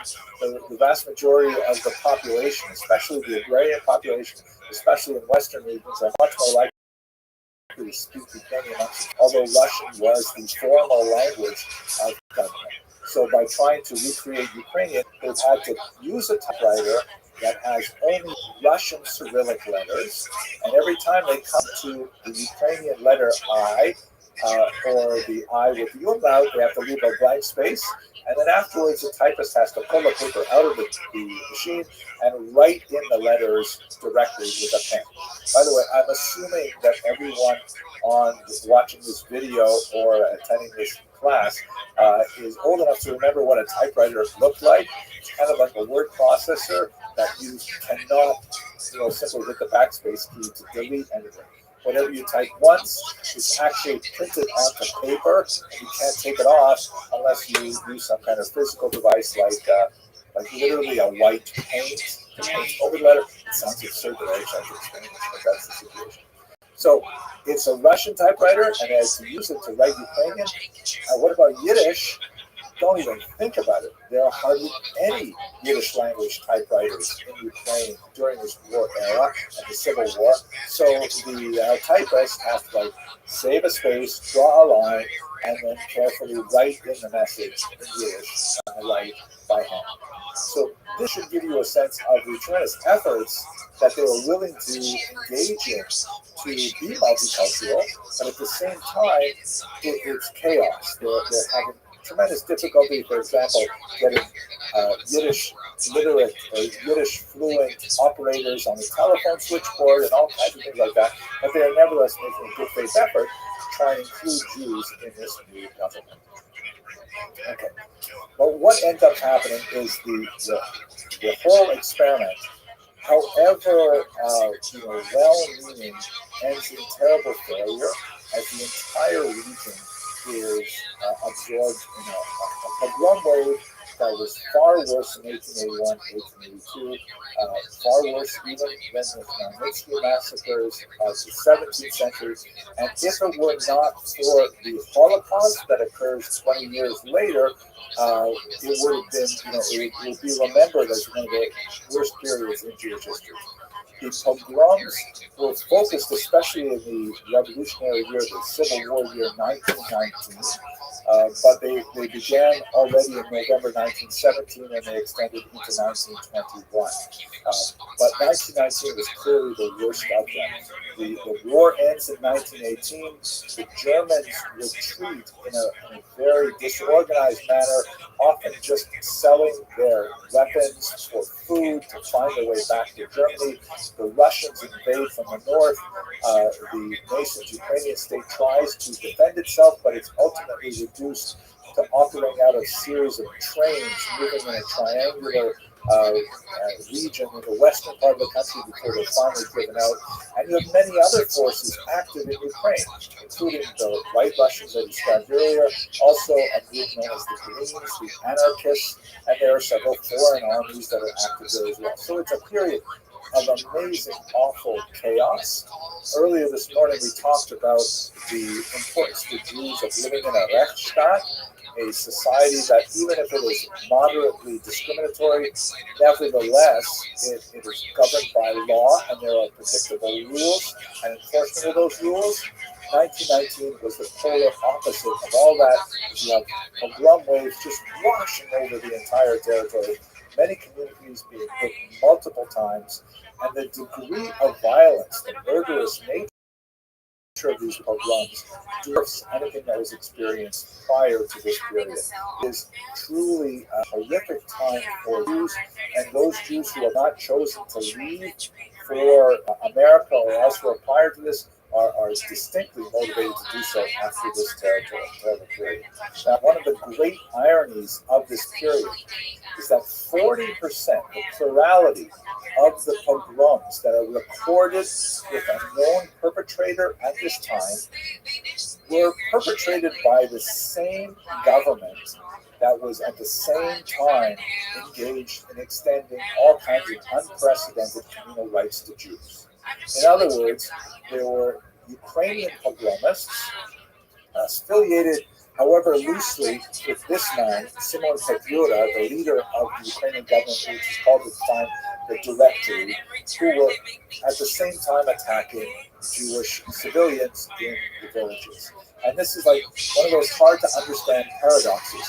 How is it possible that Petlura himself is in a government that has a minister of Jewish affairs, that has Yiddish as an official language, that has all kinds of these wonderful policies, which of course are kind of like mainly on paper because the government itself is barely able to hold itself together, and they're like they have such a pro-Jewish approach, and at the same time their army is attacking Jewish civilians.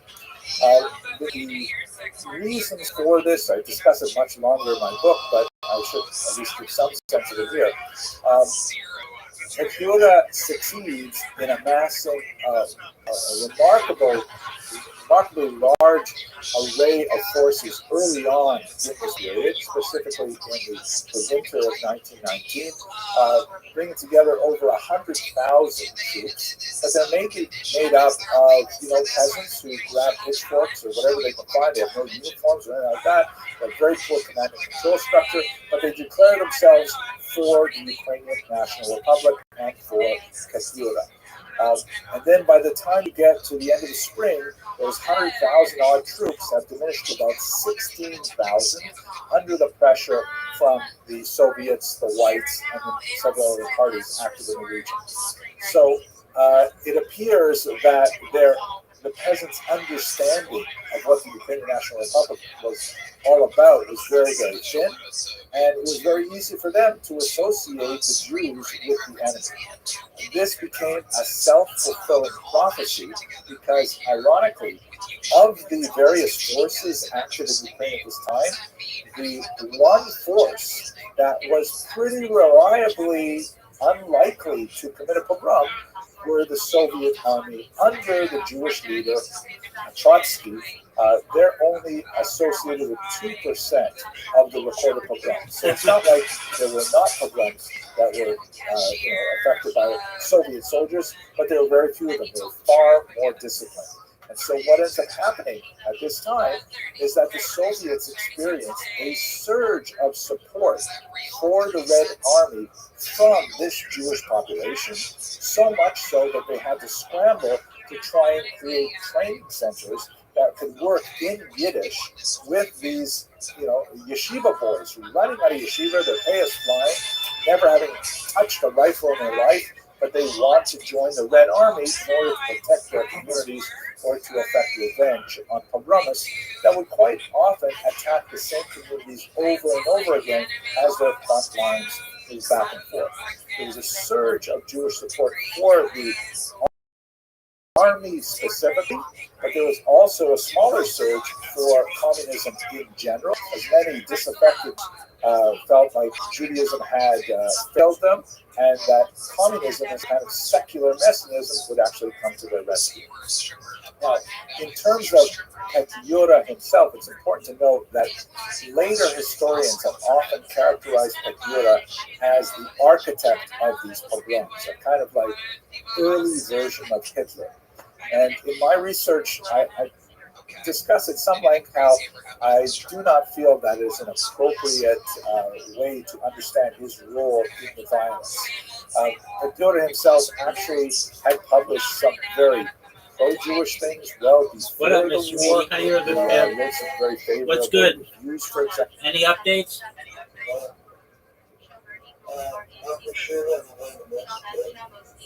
Do it, dog.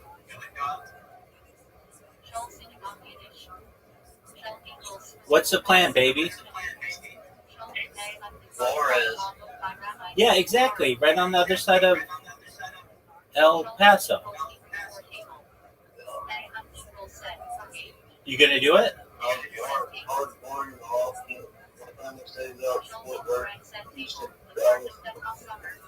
All right, cool. So get to fucking Mexico.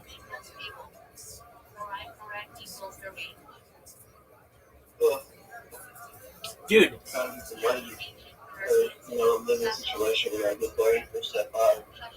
Yeah, but I mean, look. No. Don't do that. I bet what you could do, you're a white person. You could go down there and find some Latina chick who's looking for a white guy, and then just be like, "Hey, can I live with you? And I'll get a job." Dude, I bet you half of fucking Ciudad de Juarez is cool with that. I'm just not used to that. Yeah, I'm not and, used to people. and you just be like, "Yeah, I'll be really good to your parents, and they'll treat me like a son, and we'll fuck all the time, and I'll get a job." Give me a little corpse that just lays around the house all day. No, get you a really good chick who's like wants to play house with you. That's what my cousin did. Well, your And then cousin. she broke his heart. Okay, well, just don't let that happen. Yeah. Works in Mexico. And really found him a little bitch. He had left the airport to go move out in Mexico with her. And things came things after a couple of years, and next thing you know, Selena left the US. All right, but here's the thing: you go down there, you live there for 10 years. After 10 years or so, fucking Mississippi won't give a shit anymore, and they'll just be like, "Look, it's been too long to prosecute you." Yeah. I mean, because you know that they have to put this in front of a jury, and you know if they're prosecuting a case like from 10 years ago or longer, it's gonna hurt them. The longer that you can stay away from a jury, the better, because the jury's gonna eventually be like, "Look, this." Well, no, they're gonna videos all and see the evidence, and it's gonna be all fucked up. Yeah, but even still, it's just there's a certain understanding that prosecutors have that they want to prosecute as quickly as possible, and the longer you can delay that, the better chance you have of them dropping the case against you. What's the goal, Portland? What's the goal? So, okay, so you need to. How much money do you need to make to get to Mexico?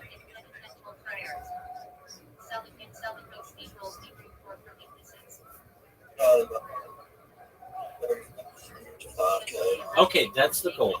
So you could make that. How long until your trial? Less than 2 weeks. Okay, you can't make it that fast. So then just sell all your shit except for your cell phone and get. Dude, you don't need that much money. Just sell all your shit, take a Greyhound bus to El Paso, and then once you're in El Paso, just ask someone. I guess you could just go over the border because you're not. Well, they're gonna say that you're at risk and shit. So you just get on the, like the way that they come this way, you just go the other way.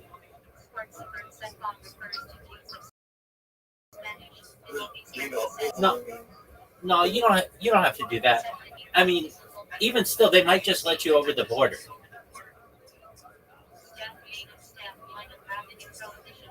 Since it's not a federal crime, so what you do is you take a Greyhound bus to El Paso, and then just go over the border.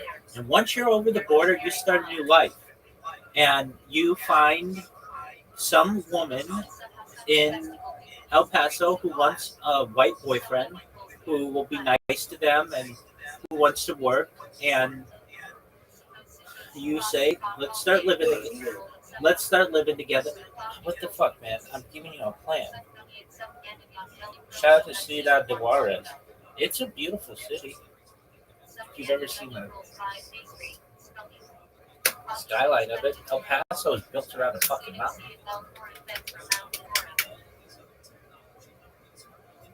Anyway,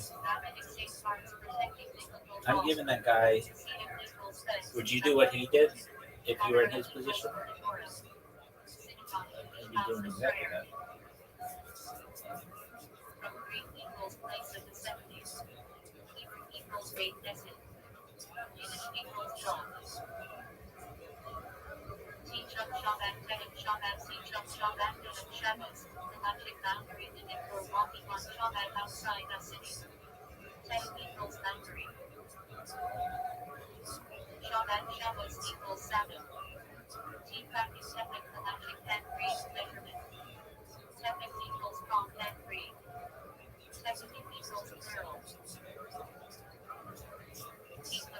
this is a therapy session.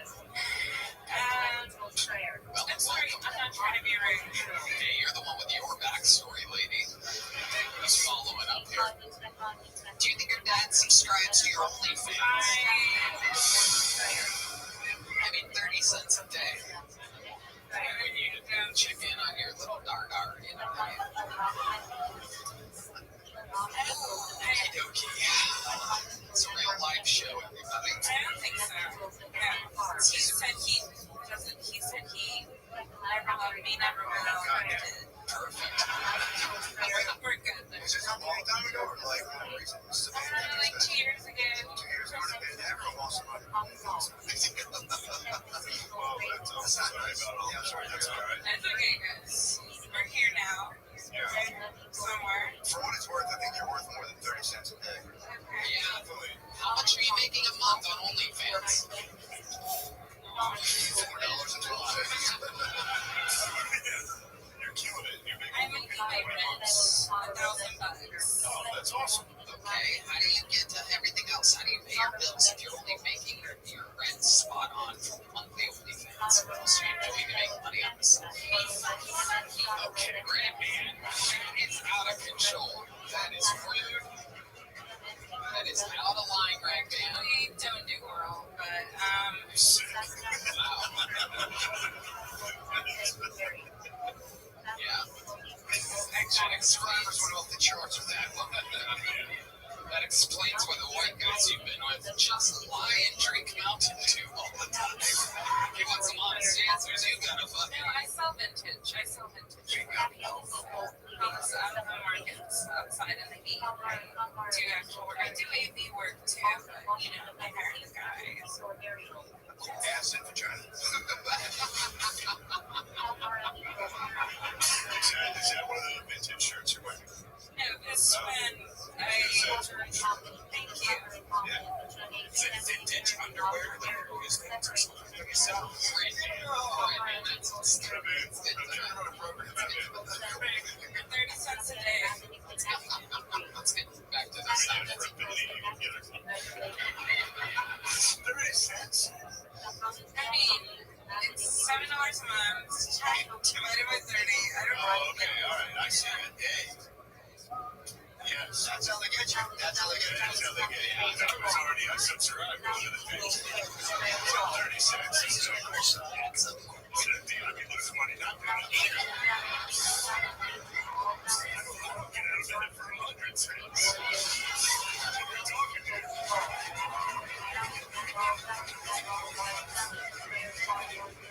You're Democrat. You're going to be making a lot more money after this, I'm sure. There are a lot of people watching online right now. Any other last pitches for your OnlyFans that you would like to give to the people out there? Many men. Trying to help you. She's just barely making her rent.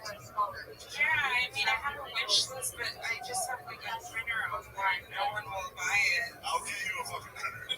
She's going to buy her a printer. Yoshika, here's a little joke book. Okay, Ready for it? Boom, you got it. Wow. She caught it.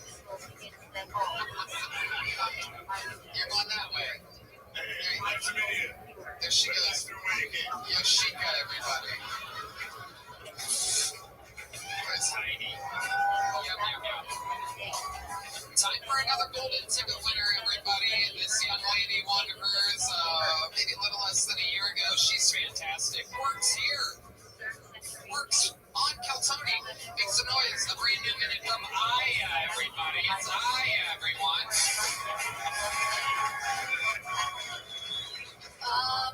Some people don't trust Muslims. I get it, whatever. Me personally, I don't trust Example of plays that dealt with Jewish characters, things like that. And it seemed really out of character for him to do that. Moreover, during the war, as Ukrainian apologists will often point out, he published all kinds of like decrees forbidding pogroms and promising to punish anyone who violated those rules and things like that. But what ended up happening was he was assassinated in 1926, And in a dramatic trial that occurred in Paris, the image of him as the designer of the poems emerged. The story behind his assassination is really quite dramatic. The man shown in this photograph standing on the left is named Schwarzbard.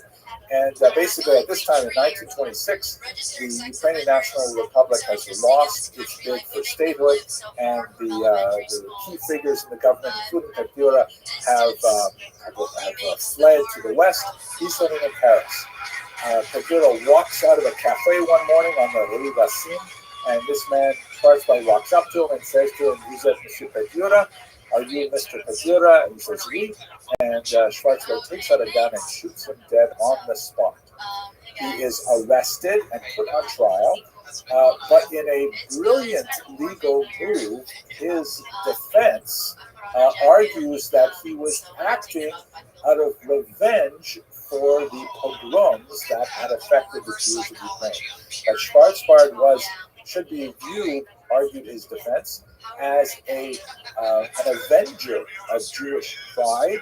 And rather than making a trial about Schwarzbard, who was actually, an assassin in the open who killed him in cold blood on the street, the trial became one of Petliura and of his role in the pogroms, and it hinged on whether or not Petliura was guilty of creating this pogrom movement. And as I've argued in my book, but I'll state it very briefly here, I do not feel that calling Petliura the architect of the pogroms is historically valid. I do believe that Petliura chose to remain silent at a key period of several weeks in the spring of 1919, and he failed to take a rapid action to condemn the pogroms early on, and this allowed the impression to spread throughout Ukrainian troops. In fact, the pogroms were, if not tolerated, then perhaps even. And this was the key culpability that Petliura bears. In my humble opinion, it's not one of commission. It's highly unlikely that he actually ordered anyone to commit a pogrom. It does not make sense. There are some historians that point to documentation that would say that, but that documentation has actually not been found. I would say that his culpability rests in one of omission, that he's failed to take the actions necessary of the titular head of this government, however fragile, for fear of losing the loyalty of his troops. This allowed the pogroms to expand and to wreak such havoc in the Jewish population. At any rate, just to finish the story with Schwarzbard, he was exonerated. Under French law, he was required to pay damages to the widow of Petliura, and so he was fined 1 franc, incredibly insulting, slap on the wrist for killing a man. But Jews worldwide celebrated this as a huge victory of finally being able to stand up to mete out vengeance against someone who was responsible for the pogroms. Even if that responsibility was highly attenuated and was focused perhaps in a different direction by the trial, nevertheless, that's the ultimate result. But if we return to the period under discussion of 1919, we should recall that 40% of the pogroms were in fact perpetrated by the Ukrainian troops, and the whole enterprise in a rapprochement ended in miserable failure. And many Jews saw the Red Army being a far more effective control on the violence, and so therefore support for the Red Army grew significantly. By 1920, the Ukrainian experiment in statehood ends in failure. Its leaders are mainly exiled to the West, and Ukraine is now absorbed within the Soviet Union. And Ukraine, at this point, constitutes the biggest single concentration of Jews in the Soviet Union, because the Jews who lived in Polish regions and the Lithuanian regions are now living in independent Poland and Lithuania, and to a certain degree Latvia as well. So Ukraine has a hugely important role in our understanding of Ashkenazi culture in the Soviet Union. So what does the Soviet Union do about Jews? So We should recall that at this time there is a lot of flux going on in the new country known as the Soviet Union. They go through a period which they call war communism, which lasts till 1920. It overlaps the Civil War, and it is a period where the communists try desperately to bring this overwhelmingly agrarian society rapidly into a communist future, which, Karl Marx, when he outlined his vision of the march towards the progress that he called communism, he really didn't anticipate that would happen in a state that was largely pre-industrial. So they have a really difficult time trying to make these backward agrarian communities behave like modern technological industrial communist states. And so they decide to back off, and they adopt a new program called the New Economic Policy, or NEP. And this is sort of like a toning down of the rapid collectivization of agriculture and things like that. And that proves to be the breathing room that a lot of people need to begin to rebuild the economy after 4 years of world war and 2 years of civil war. So there's also a tremendous change at the top of the political establishment.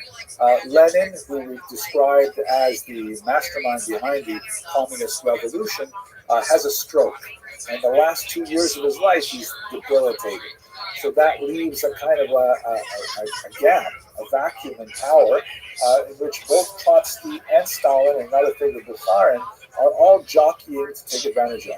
Ultimately, the winner would be Stalin, as we shall see, but for now, we should talk about the Jewish aspect of it. Stalin is not a friend of the Jews at all. Stalin definitely harbors a very distinct anti-Semitism that will eventually express itself to its fullest later on in his reign. But this time, he's still too weak to really, articulate it. And more moderate, sometimes Jewish-inspired ideas dominate the party for its first decade. They establish something called Yevsektia, which is a Russian acronym for the Jewish, it is actually, it is a Russian acronym, not Jewish. It is a Russian acronym for the Jewish section of the Communist Party. The idea being that the Jews, because they are a highly distinctive population, very different demographically, economically, religiously, linguistically from the broader populations, they need a special communist party in order to move them towards communist ideals and recognizing their special sort of complexion. Ironically, they're paralleled by a women's section of the Communist Party for similar reasons, which would also have exactly the same lifespan as the Jewish section.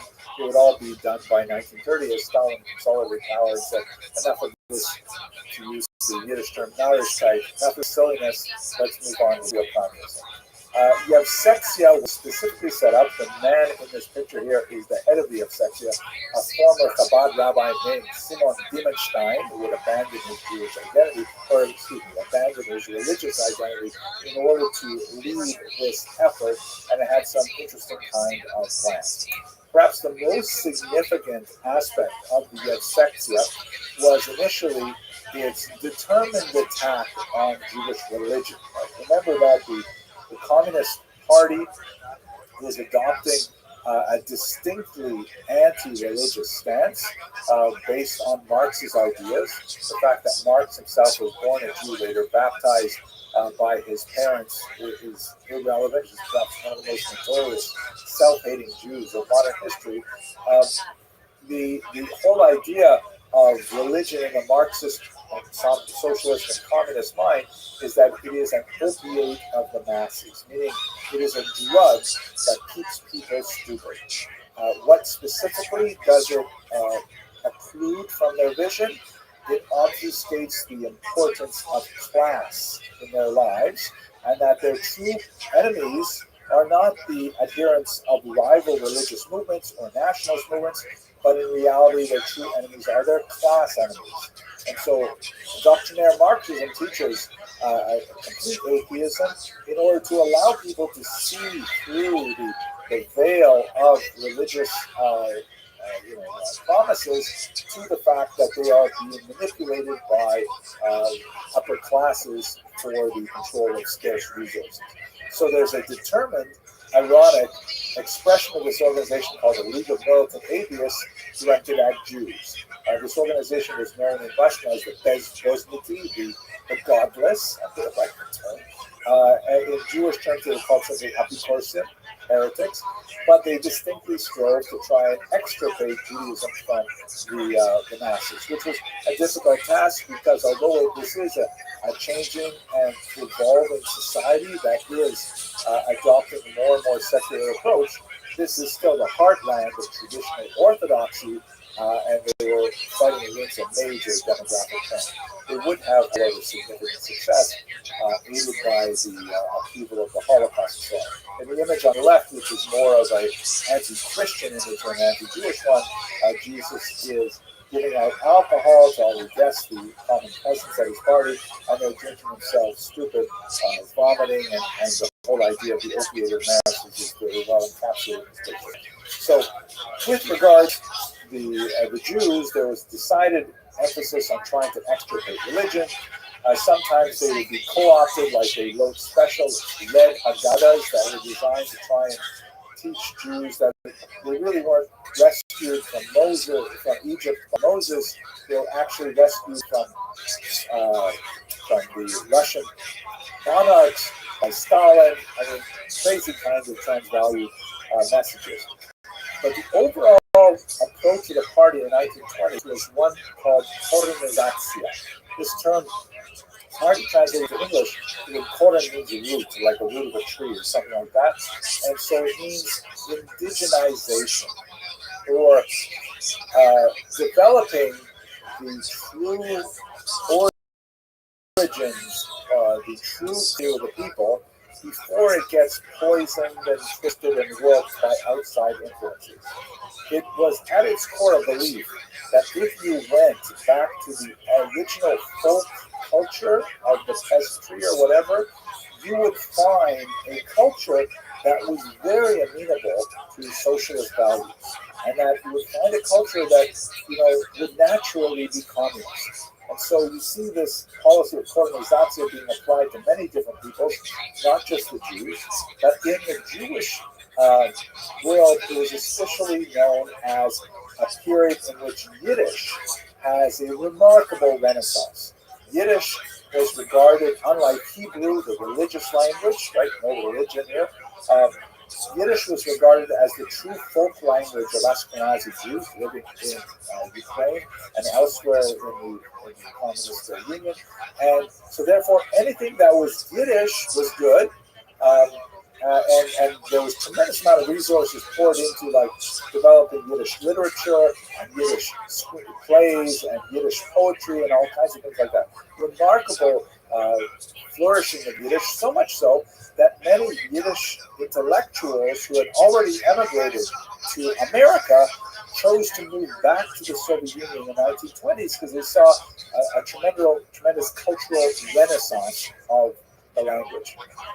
Now, there are some funny things associated with this. Like, for example, Yiddish is about 15 to 20% Hebrew. Lots and lots of borrowings from Hebrew, the religious language. And that was considered to be somehow tainting of the language. And so the Yiddishists of the period, working with the policy of colonization, tried to edit Yiddish so it would not have that Hebrew root. So, for example, Hebrew is not, unlike Yiddish, a phonetic language. It doesn't have vowels. The nekudot, the punctuation points, so it's hard to exactly describe what that is if you're not familiar with Hebrew, but they're added later. If you read the Torah in the original scroll, it will have no vowels. You would literally have to memorize the various possible pronunciations and understand which pronunciation is appropriate for this particular sentence. There's lots more to say, but I don't have enough time to say it. So what they did was, the Soviets, when they tried to work with Hebrew terms in Yiddish, they either forbade them, or if they couldn't forbid them because they're so important, they would transliterate them phonetically using Yiddish. So, for example, the word emet, truth, very important word in his name of a famous publishing house, for example, but it was spelled in Hebrew. So they respelled it instead of Aleph Mem Taf. They respelled it Ayin Mem Ayin Samech, which is pronounced MS in Yiddish, and is completely unrecognizable to a Hebrew reader unless they are aware of the bizarre transcription change. The Ukrainians had it even worse in some ways because, as I mentioned earlier in this lecture, Ukrainian Cyrillic and Russian Cyrillic are slightly different. And under colonization, they also wanted to try and bring the Ukrainians closer to the Russian language. Although they were encouraging Ukrainian because of colonization, they also want specifically to assimilate the Ukrainians to Russian. So they made the letter G in Ukrainian illegal. They make a letter illegal. That's because the Ukrainian letter G is written differently than the Russian letter G. And the Ukrainians have a different letter called the letter H in English, which is pronounced in Russian like a letter G. And it's complicated. But I think it's so ironic because if you look at this book here, this is the cover of the Chabad Siddur, the Chabad prayer book, and it is in a Hebrew Russian translation. And if you look over here, you see that it's called Tehilat Hashem, and the sound H for Hashem, meaning the name of God, it doesn't have a Russian equivalent. So the Chabad movement added a special accent at the top of that letter to let Russians know that even though it looks like the letter G, you have to pronounce it like an H. So it's a little accent they've added. So ironically, the Russians try to take a letter away from the Ukrainian alphabet. The Jews instead add a letter to the Russian alphabet. That's kind of fun. They also, at this time, towards the end of this period, even attempt to replace the popularity of Zionism with a bizarre experiment, something called Birobidzhan, which is declared a homeland for the Jews, a Jewish autonomous oblast located way out in the far east, not too far from the Chinese border and the Pacific Ocean. The only real thing speaking for this territory is its proximity to authentic Asian food, and the fact that it could have been a huge refuge for Jews had Stalin allowed it to be so during the Holocaust. But of course, that was not Stalin's thinking, and although it became officially a Jewish autonomous oblast with Yiddish as its official language and for a time center of publishing and culture, nevertheless, it was not successful in saving the many hundreds of thousands of Jews who could have used it as a refuge during the war. So all of this ends in 1930 and beyond, as Joseph Stalin is able to consolidate his control over the Soviet Union. He embarks on a series of 5-year plans in which he brutally attempts to force the Soviet Union into quickly industrialized phase to make it catch up with the West.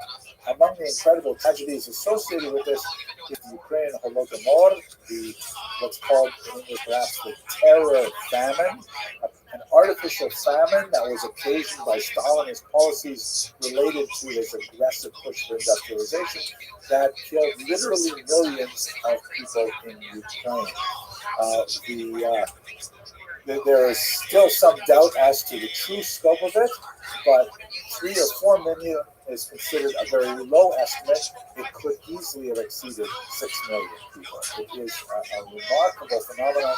It is not nearly as well studied as the Holocaust, but it had a searing impact on Ukrainian memory. And the fact that one of the key figures behind the implementation of Ukrainian policies, Stalin's policies in Ukraine, was a Jewish communist named Lazar Kaganovich, certainly did not help the overall impression of Jews, as we shall see tomorrow when we turn to the Holocaust.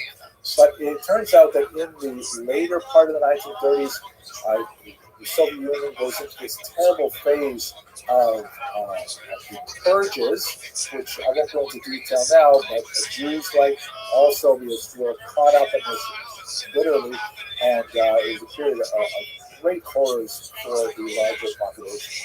But at this point, I've got to end for my hour.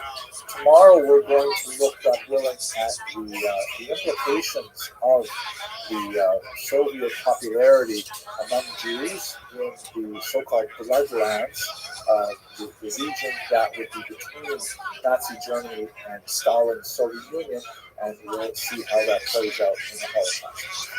Thank you very much for your endurance and your attention, and I look forward to seeing you tomorrow morning.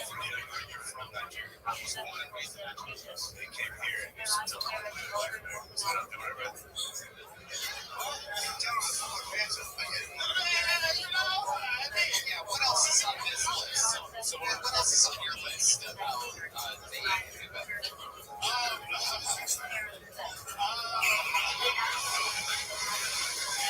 In this penultimate lecture, we will look at the most difficult chapter of the history of the Jews of Ashkenaz, and that is, of course, the history of the Holocaust. And thankfully, it is the penultimate chapter because we have one lecture after the break in which we're going to look at post-Holocaust Ashkenaz, and that there is a post-Holocaust Ashkenaz. So let us begin just with a couple of preliminary remarks about the terminology and the scope of this very big treatment of such colossal event in Jewish and world history.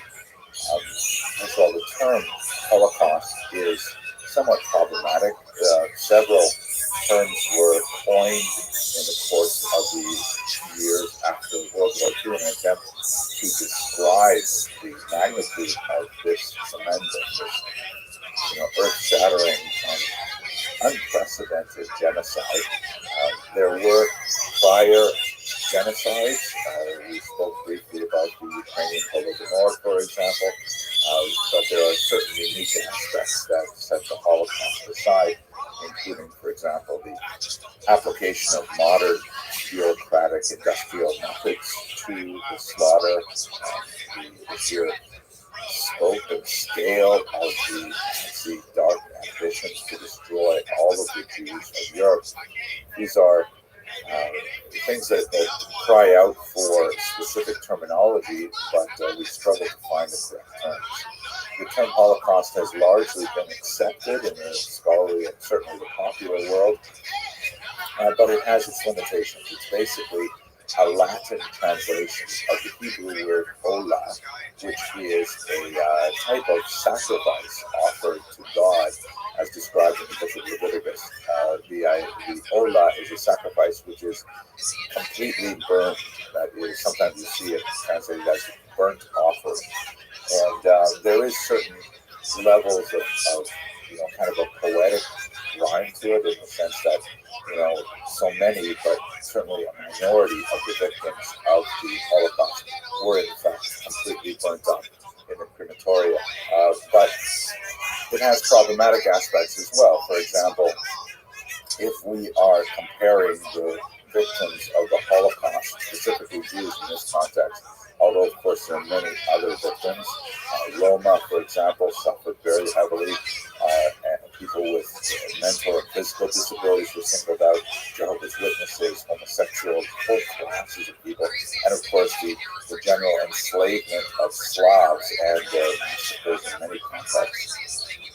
But if we are somehow to use the term Holocaust to describe this phenomenon, when you look at it in context, God receives a pleasing aroma from the olah, whatever that exactly means. So does that mean that somehow the sacrifices of the Holocaust were, God forbid, desired by God? That's certainly a very problematic thing. And if the victims of the Holocaust are the burnt offering itself, then does that mean that the Nazis are, God forbid, somehow the high priests? A very hard thing that a priest has to tolerate. Several other terms are in some usage among Orthodox Jews, particularly those of an older generation. They tend to use the Hebrew term korban, usually pronounced as the Ashkenazic Yiddish pronunciation korban, which ties the Holocaust to the great destructions of the temples in Jerusalem in ancient times, and that gives you a sense of the magnitude with which they regard this event. Um, in Israel, the term Shoah is very popular. That has a kind of a generic meaning of destruction in general. It is also a biblical Hebrew term, but it lacks the problematic association with the sacrifices. But we will work at any rate with the term Holocaust for our purposes. Now, I only have, an hour to go through this horrible event, and I'm going to rush through it, unfortunately, to try and give a succinct overview, especially for those of you who are in this audience who are not well familiar with the Holocaust. But I would like to point out that I have an online course which is free and open to the world on my website, which is henrywilliamson.com. And I certainly encourage you to sign up for that course so that you'll be able to dip into it at any time. Certainly you can watch the dozens of lectures I have there on many aspects of the Holocaust to be more well educated on this terrible moment in human history, which has implications for us all, Jewish and non-Jewish. But for today and for this purpose, we're just going to take 1 hour to try and survey the entire event. Let us begin with interwar Germany. So, in the last lecture, we spoke about the implications of World War I, and specifically, we looked at the map of Europe after World War I, after the peace treaties had redrawn the entire map. Now, there were big losers in World War I. Specifically, Germany and Austria-Hungary lost a tremendous amount of territory. They were essentially blamed for starting World War I, although if you look at the unfolding causes of that world conflagration, it's not entirely clear that they bear sole responsibility for the chain reaction of events that led to those incredible hostilities. But at any rate, that's the way the victors determined the post-war era. Many Germans, Austrians, Hungarians, and so on were very upset with this, to understandably so, and many of them chose to seek intellectual refuge in the political ideologies associated with revisionism, meaning they wanted to revise those peace treaties. The element that is specifically attached to a kind of anti-Semitic in this is this thing that the Germans called the Dolchstoß, the stab in the back. Basically, the argument went that the German troops and their allied forces were actually doing fairly well in the war. It had bogged down on both fronts, but nevertheless, they really did control a much larger amount of territory than they started with when the war broke out. And then because of internal weakness and war weariness within their countries, that according to those who advanced this theory really pointed to Jewish peace agitators and communist agitators in some cases, they prematurely surrendered. And they left their soldiers behind in the field. This is the basic idea of the Dolchstoß, the betrayal from within, a stab in the back. You can see in this Austrian propaganda from the period that really encapsulates the mood of the era. On the left is the lantern-jawed, determined Austrian soldier, steely-eyed gaze as he bravely defends the front from any attackers. But unbeknownst to him, there's these dark storm clouds that gather, and this grotesque woman with a strange kind of French-style hat. And in case you missed the iconographic elements of the large nose and the thick lips and the forelocks, the peos on the sides of the head, there's a Star of David on the hat, so you won't make a mistake. And she stabs him in the back, betraying the entire country and allowing the enemies to overrun the borders. Right? That's the idea of the Dolchstoß. And this resentment over the anti-war movement really consumed a lot of the Axis powers at the time, and ultimately contributed to Hitler's rise to power, which is a fascinating topic itself, but it takes us a little bit further away from our focus on the Jews of Ashkenaz. So I refer you once again to a totally free and open to the global community course on the Holocaust. Here's another example, from Austria in the early post-war period. It's an election campaign poster, and you can see it says, actually, there's a piece that's cut off from the top that says you should vote for a particular party, and it says German Christians and save Austria. You see also here the use of the term Deutsche, and in this context doesn't mean of the nation of Germany. It means those who participate in the larger culture of Germany, which of course Austria and Germany share, and that will contribute to Austria's eventual joining with Germany in the Anschluss. But looking at the iconography, you see that there's the Austrian eagle there, and it's being strangled by this strange worm-like constrictor snake that is clearly identified as the Jew, with the hooked nose, the thick lips, the payos, it's a trope for the era, a yarmulke in case you're not sure, and smiling as Austria is choked by this Jewish influence. Hitler capitalizes on this rising anti-Semitism, which he records in his autobiography, Mein Kampf, My Struggles, a book that he wrote while he was imprisoned for attempting to take over the government in the beer hall putsch of Munich in 1923.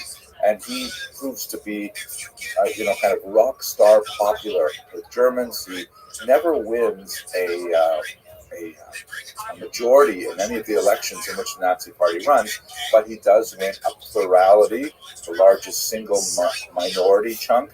And so when he is able to finally take control of the government, he then imposes essentially a form of martial law, the Enabling Act, and that's the beginning, really, in 1933 and onward, of the Nazi control of Germany. In the 1935, they established the Nuremberg Law, shown here in graphic form. This was a key element of the unfolding of the Holocaust, because if one is to move from, mere inflated rhetoric from, bombastic statements which Hitler was prone to make, including in January 1933, a threat to hold Jews under gas, which many scholars feel is not necessarily foreshadowing in an intentional way the use of Zyklon B in the gas chambers, but rather is a reference to his desire that Jews should suffer the same kind of gas attacks that he and other German soldiers had suffered during World War I, specifically chlorine and mustard gas. But nevertheless, if you're going to move from this kind of bombastic demagogic statements, you need to identify the Jews if you are going to persecute them. So one of the very first efforts in this regard was this law, the Nuremberg Law, which clearly defined this eternal question, who is a Jew? And as you can see on the left, you have Deutschblütige, or German-blooded. These are Germans who have no Jewish grandparents.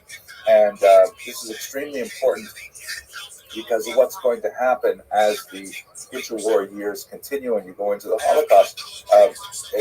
German citizens will have the onus of proving that they are not Jewish in order to advance in various elements of society. So you have a huge industry of genealogy that develops. Then you have, moving to the right, you have the Mischling of the Zweite Grade, a second-degree mixed race, and this is defined as someone who has only one Jewish parent. In Jewish law, the maternal line has a special consideration that if one's mother is Jewish, one is Jewish, and this goes back, of course, all the way through the maternal line. But the Nazis didn't care about that. They're working with this quasi-scientific new racist ideology in which it didn't matter whether it was paternal or maternal. The Mischling of the Erste Grade, the first-degree mixed race, is someone who has two Jewish grandparents. And then as soon as you get to the point where you have a person with three Jewish grandparents, that's called a Jew. Right? You can see it labeled in the the second from the right and the right-hand column with 4 Jewish grandparents, those are Jews. And the reason why this was significant and important is because Germany had actually a very high intermarriage rate between Jews and non-Jews over the last half of the 19th and into the 20th century. Nowhere near the intermarriage rate that pertains, for example, with American Jews or with the Jews of the former Soviet Union, but nevertheless, something in the neighborhood of 30%. And so that meant that a lot of people were partially Jewish, and the state had to identify them and to categorize exactly which restrictions would be applied to them. Ultimately, they and their spouses were subject to persecution right up to murder in the death camps. But once you had a definition of Jews, then you could start laying on all kinds of ostracizing techniques, such as, there's just a sampling of setting aside benches that say only for Aryans, or you can put up signs outside town saying Jews are unwelcome here or are unwelcome guests and things like that. And you can slowly start, isolating them from the larger community, which you see in a whole series of laws that are imposed after that Nuremberg rally, excluding Jews from civil service, excluding Jews from working, for example, as teachers in public schools, and of course, excluding them as children from the public schools themselves.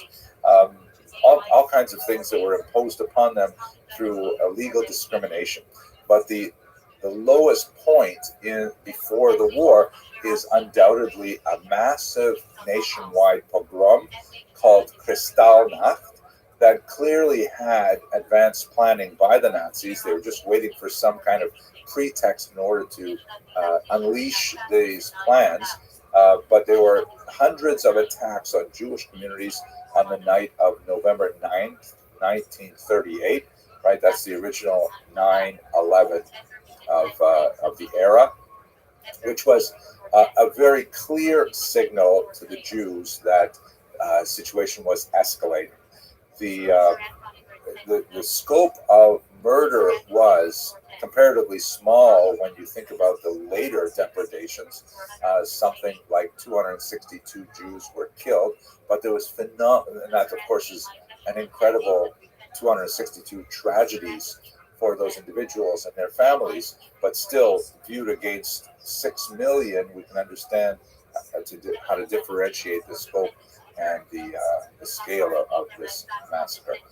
Tremendous property damage. The reason it's referred to as Kristallnacht, which means the night of crystal, or really the night of broken glass, refers to the tremendous number of shop windows that were broken as the rioters went through the towns, led by some of the hooligans of elements in the Nazi party. There's literally glass all over the streets, littering the streets, and so that's why it acquired that particular name. This signaled to Jews, without any doubt, if there were any questions beforehand, that they had to leave Germany. And as you can see from this map, about 130,000 of the 500,000 Jews living in Germany at the time managed to flee before 1937, before Kristallnacht.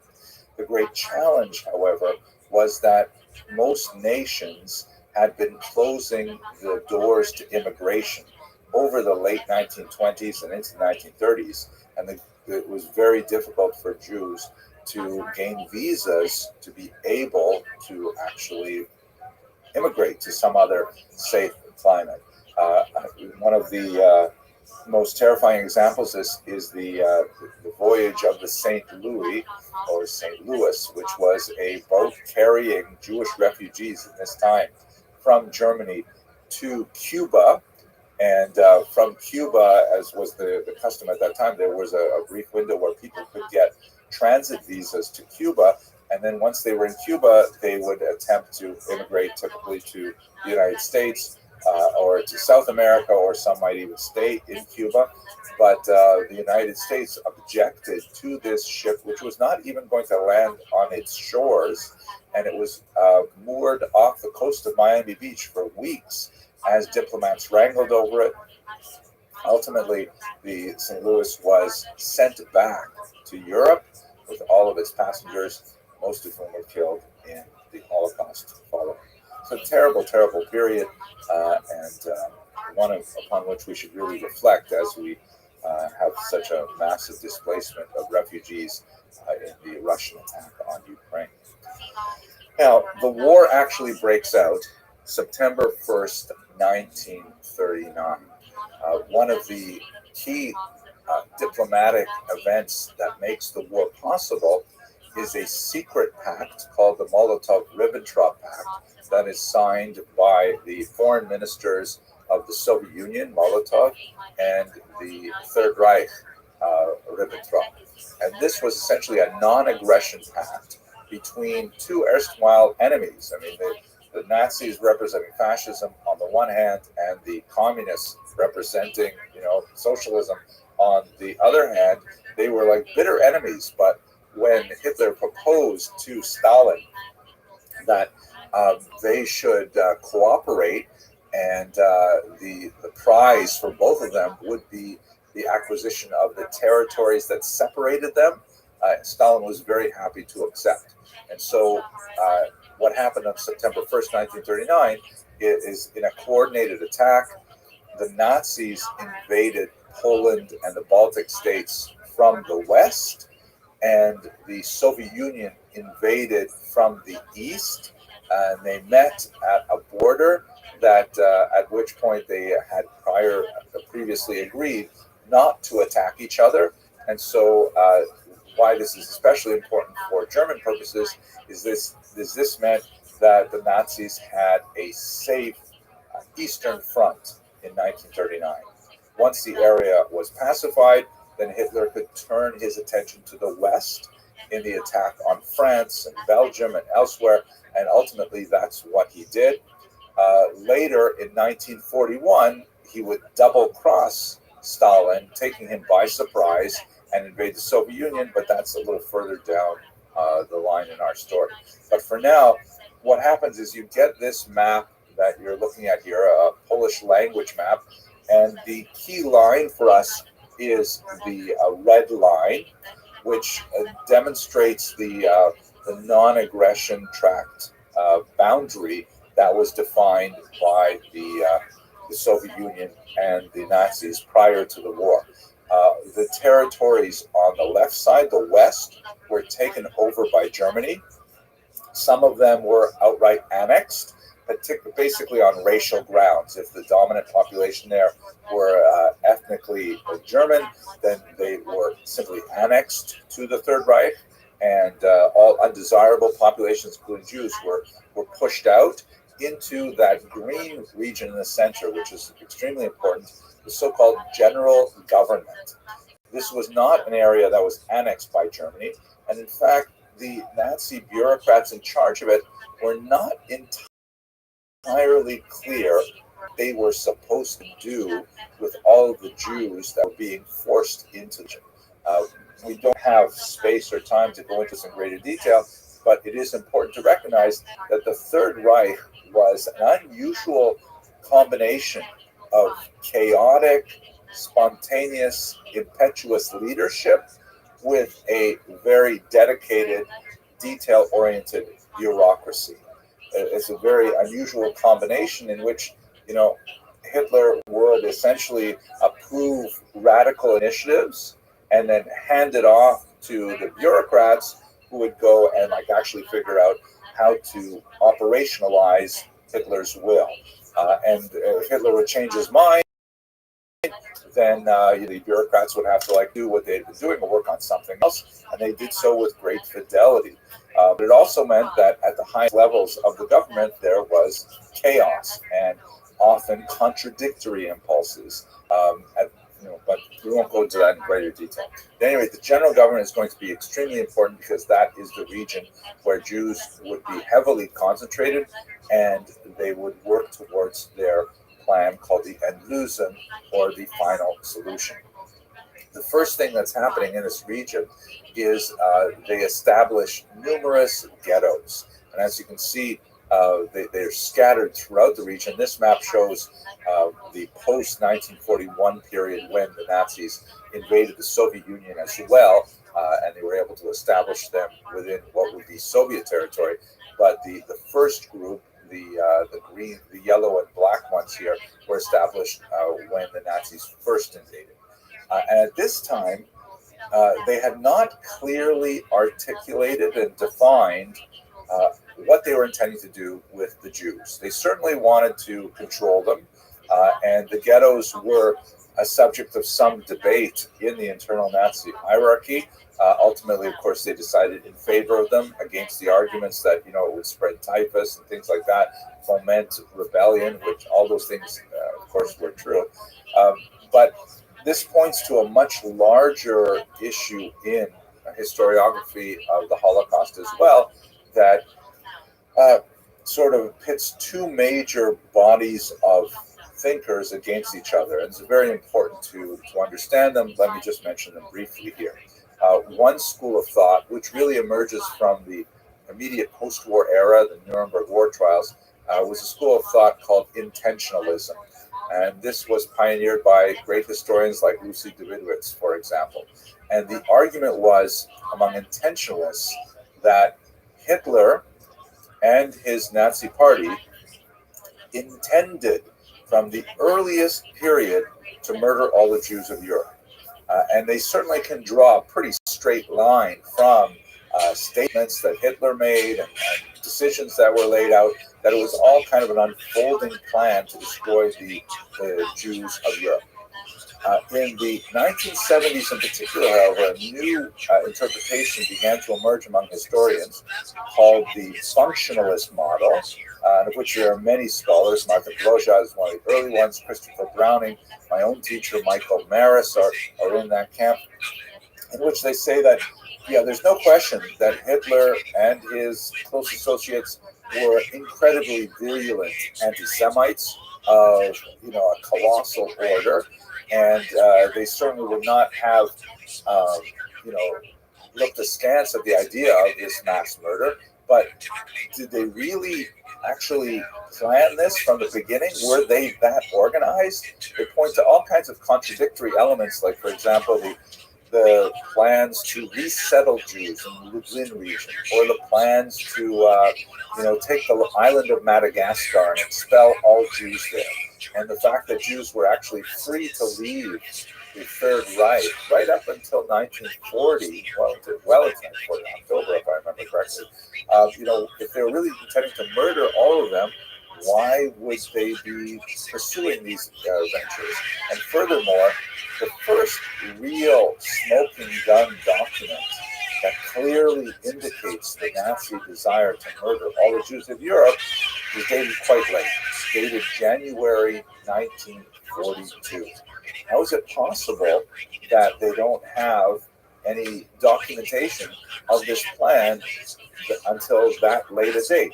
So functionalists argue that while, again, recall, this is not diminishing the anti-Semitism that was present in the Nazi Party and its leadership, but they argue that the plans to murder all the Jews of Europe grew out of a function of the war, meaning as the war was progressing and Nazis began to experiment with different policies and procedures, they began to see that actually murdering all the Jews of Europe was possible.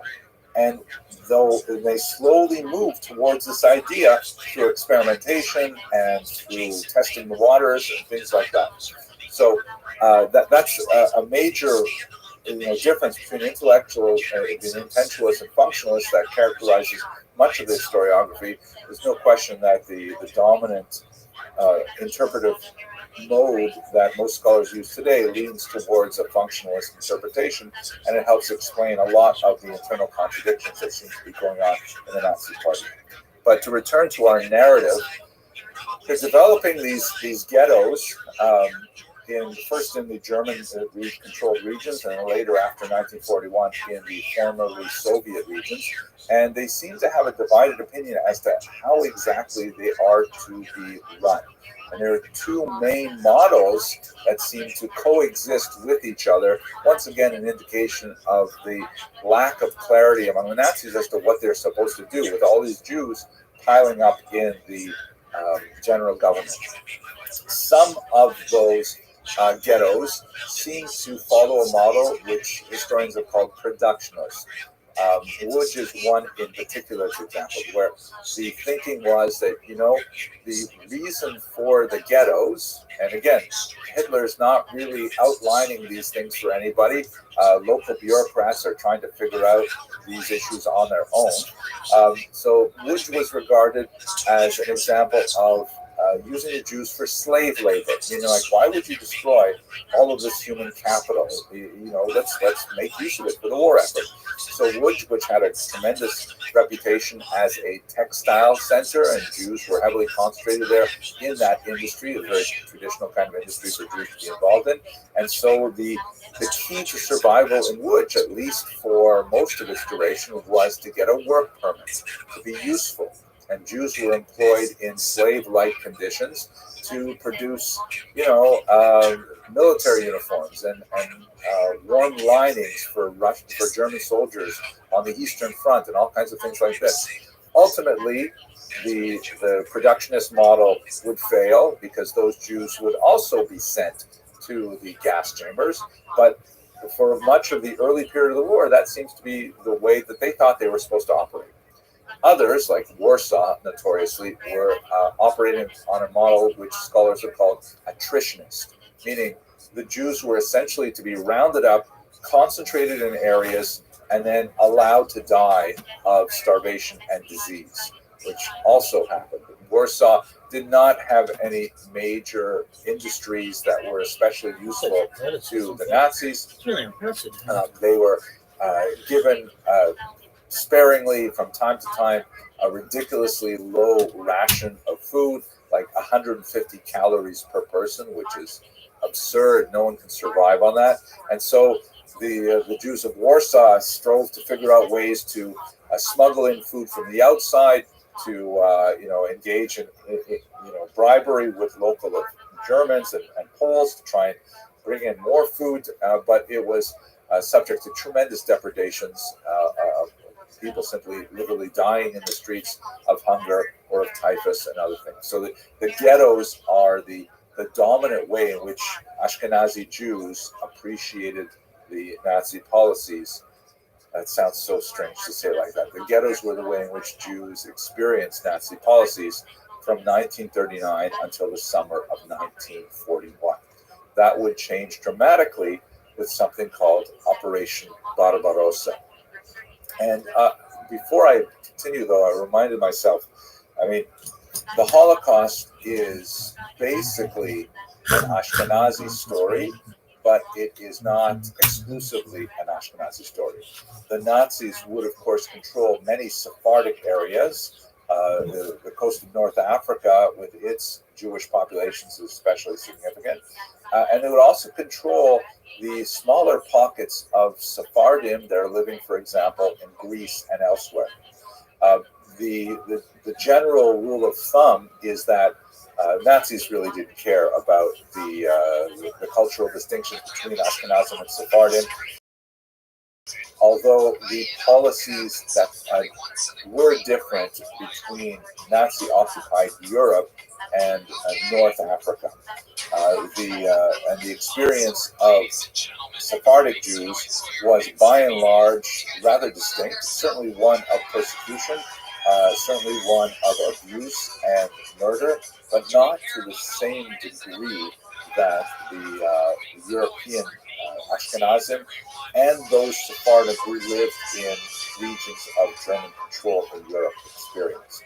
That is not to say that Sephardim were not on the list, that Nazis did not intend to impose those similar policies had they had the wherewithal to extend the same degree of control to North Africa and other Sephardic, Constantinople or Istanbul and elsewhere, but the war simply ended before they could impose such rules. Nevertheless, this is basically an Ashkenazi story, and Ashkenazim constitute the overwhelming number of victims. But let us return to Operation Barbarossa. Very important development in the war. The date is significant, easily as significant for the Holocaust as the beginning of the war in September of 1939. The date is June 22nd, 1941. And it's a good example also of another important thing to bear in mind when we talk about the Holocaust, and that is the understanding that the Holocaust and the Second World War are not identical.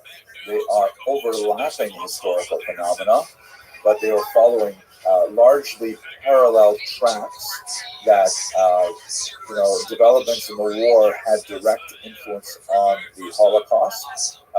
But it's clear also, for example, if we look at Hungarian Jewry, that the Holocaust, the war against the Jews, to use Vistivitz's pungent phrase, was primary for the Nazis and even more important than World War II.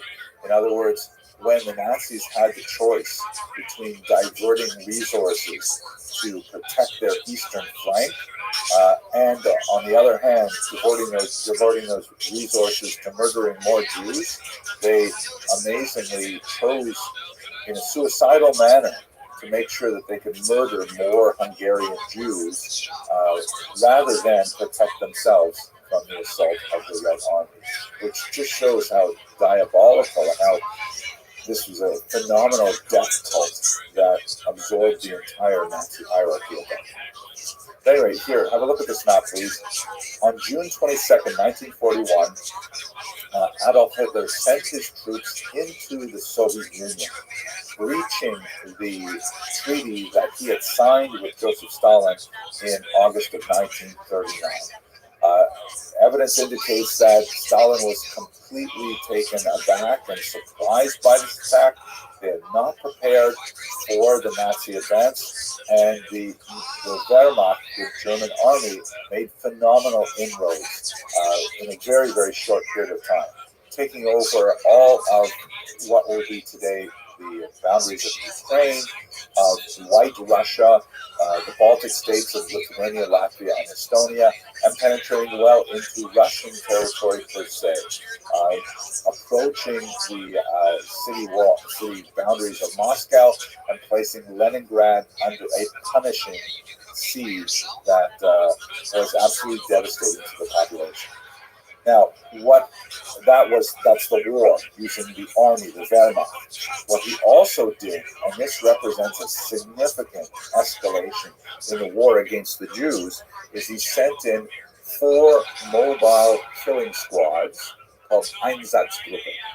And these 4 squads they were called like a police battalion, followed behind the regular army, and their task was to spread out and go to all of the tiny little Jewish villages called shtetla that dotted the region, round up all of the Jews that they could find, as well as any other undesirables like communists or homosexuals or Jehovah's Witnesses or anything else that was on Hitler's list, march them out to local ravines, if no local ravines existed, to have them dig their own graves, and then to shoot them. This is called lately the Holocaust by bullets, which distinguishes it from the Holocaust by gas. That would be the next devolution in the Nazi plan. But as you can see from this map from the United States Holocaust Memorial Museum, and this is only a sampling of the towns that were affected, the Nazis simply sent these Einsatzgruppen throughout the region, going village to village to murder small numbers of Jews at a time. Occasionally, like in Kyiv, where you have a massive Einsatzgruppe action at the ravine called Babin Yar. Yar means ravine in Russian. Ravine is like a dried out riverbed. And they would kill, if I remember correctly, it was some 30,000 Jews within the space of just a few days. They would go on to use Babin Yar for up to 100,000 victims of various other strikes over the course of their occupation of Ukraine, but it was one of the single worst massacres of the Einsatzgruppen at that point. This is incidentally the way in which my grandparents' families were all killed. The only ones who were survived in my family were those who had emigrated to Canada prior to World War II and lived in safety while their parents and siblings lost their lives in the ravines of Lithuania. Here is one of the many photographs we have of the Holocaust by bullets, and various methods were used to process the Jews in this manner. One of the most chilling books on the topic is called Ordinary Men by Christopher Browning, a prominent member of the functionalist school, who mined the archives for depositions of Einsatzgruppen members to give us a really comprehensive look as to who these people were. He calls them, as in the title, ordinary men. They're people drawn from all walks of life, and here's in their own words how they somehow justified this horrific deed. Now, what ended up happening is sometime in the autumn of 1941, moving into the winter of 1942, the Nazis changed their mind about how they were murdering Jews. There's a lot of speculation as to why they changed their minds.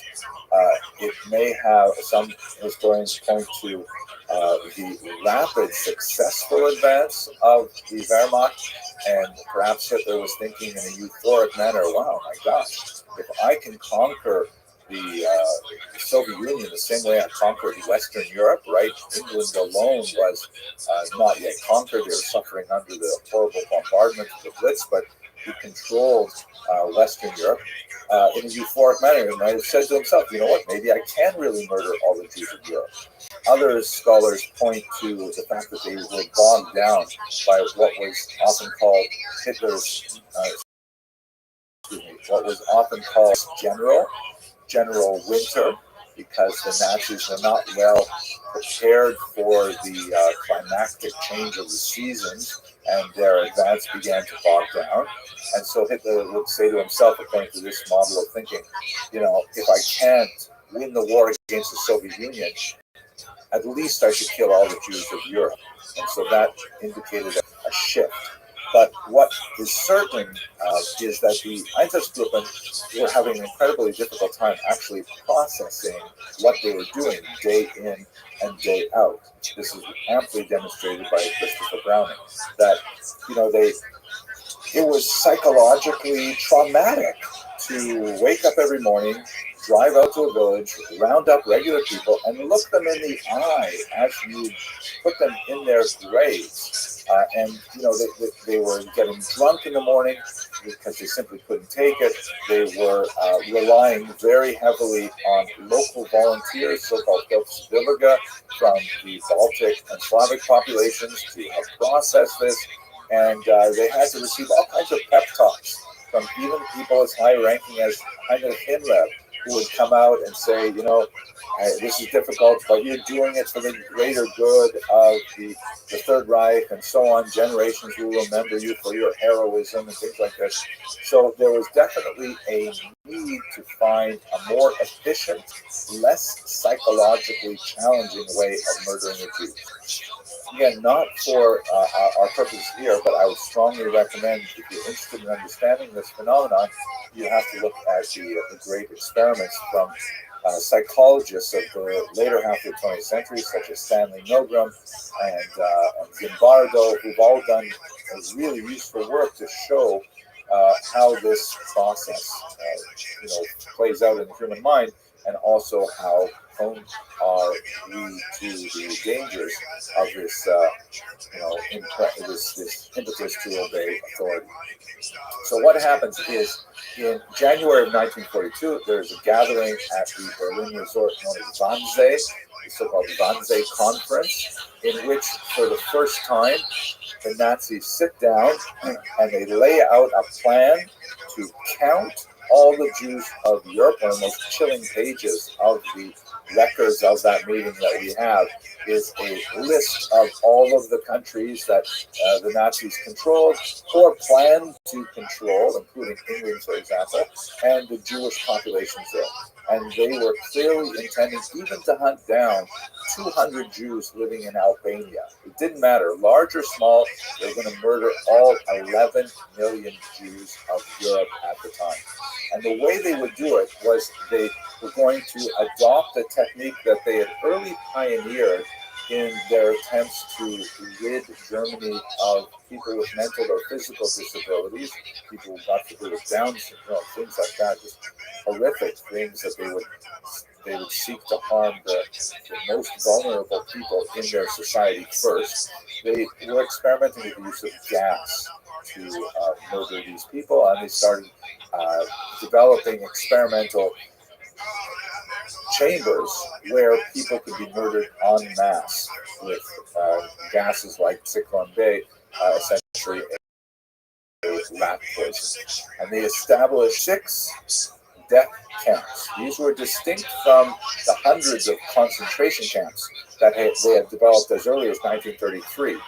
The concentration camps were largely, they were scattered throughout Europe, and they were basically for political prisoners, which could include Jews as well, but that was not their main purpose. And they were abusive, and people died from malnutrition and from beatings and things like that. But the concentration camps were essentially open-air prisons that were designed to house those people that Hitler didn't want functioning in society. The death camps, on the other hand, were institutions, factories designed to eliminate human beings. In fact, the term that was used was Vernichtungslager, which means literally to make into nothing camps, as opposed to Konzentrationslager, which means concentration camps. These 6 camps were set up with access to the rail lines. That was crucial. And so rather than leaving the Jews in the ghettos, where, for example, in Warsaw, they would just be left to die, the Nazis began from the spring of 1942 deporting Jews on the rail lines to these death camps, where they would immediately be sorted according to those who might be useful for slave labor. All of these death camps also had like satellite camps where a small number of Jews would be forced to engage in slave labor, either for something like associated with the war effort, like Auschwitz had a small satellite camp where they were producing acetone that they needed for the war effort, or to house those Jews that would be used in the murder process themselves, the so-called Sonderkommando, who would have the incredibly difficult tasks of removing the bodies from the gas chambers, transporting them to the crematoria where the bodies would be burned, and so on. And these gas chambers operated with, stereotypical Prussian efficiency, massacring thousands every day, far more effective for the dark, demonic plan of the Nazis than the Holocaust by bullets that we saw in the Operation Barbarossa. Jews were not the only victims. Millions of Poles were also deported to death camps. Roma and a whole series of people, then they had a complex hierarchy of political criminals and regular criminals and homosexuals. Everyone was thrown into these camps and had to exist in this bizarre universe of suffering. When the Americans from the West and the Red Army from the East liberated these camps, they found the few Jews who were used as the slave laborers incredibly emaciated. Many of them, thousands of them, died after liberation because they were given food and their stomachs couldn't take it. But this is definitely the darkest period of the Holocaust, and I would venture that it's probably the darkest moment in human history as well. Now, we should take some time to specifically think about the populations of the region, other than those who were direct victims of the Nazis by being sent to the death camps. Let us recall that between the beginning of the war in September 1939, and Hitler's double crossing of Stalin in Operation Barbarossa in June of 1941, there was a region of territory which was taken over by the Soviet Union, as you see in this map here. These constitute the core of what historian Timothy Snyder calls the bloodlands. And it included these countries, Estonia, Latvia, and Lithuania, and the eastern part of Poland, that had all experienced freedom and national sovereignty from World War I, and it was snatched back by the Soviet Union, which wanted to regain territory that they had lost in the revolution and war. That was originally part of the Russian Empire, and the populations there were really quite restive and unhappy about that. So when they invaded these territories, they engaged in rapid, brutal Sovietization, meaning they came in and they rapidly tried to force these countries to adopt the communist way of life. Collectivization of agriculture, arrests of local intelligentsia, including especially priests, any kind of religious functionaries were under threat, the suppression of independent journalism. And one of the ways that they justified it was they had these kind of show elections where remarkably 98% of the local population said, oh yes, we love communism, we're so happy that we can now be a Soviet socialist state. If this sounds a lot like Putin's advance into the Donbass, it's because it's exactly the same thing that the Soviets did in 1939. I can't even think about that. So, not surprisingly, huge amount of resentment builds up against the Soviet Union in these bloodland territories in particular for the very harsh, brutal treatment and confiscations and suppression of religion and arrests of their leaders and all kinds of things that are happening at the time. And also, very important to understand, for reasons which are complex, more than we can go into here, a lot of these populations believed that communism was essentially a Jewish phenomenon. This was certainly encouraged by Nazi propaganda, and it was accelerated by the presence of Jews that we saw in the very beginning of the Soviet experiment when Jews joined the Red Army, largely to protect themselves against pogroms, and also in the high-ranking members of the Soviet leadership who were ethnically Jewish, although they largely jettisoned their Jewish identity. There were several prominent members, including, for example, the foreign minister Zinoviev, who was displaced by Molotov because Hitler wouldn't sign a treaty with a Jewish minister. And the perceived presence of Jews in the Soviet secret police, then called the NKVD, later would be called the KGB, and now it kind of morphs into what the Russians call the FSB. And so there was this hostility to Jews that because of the perceived association of Jews with communism.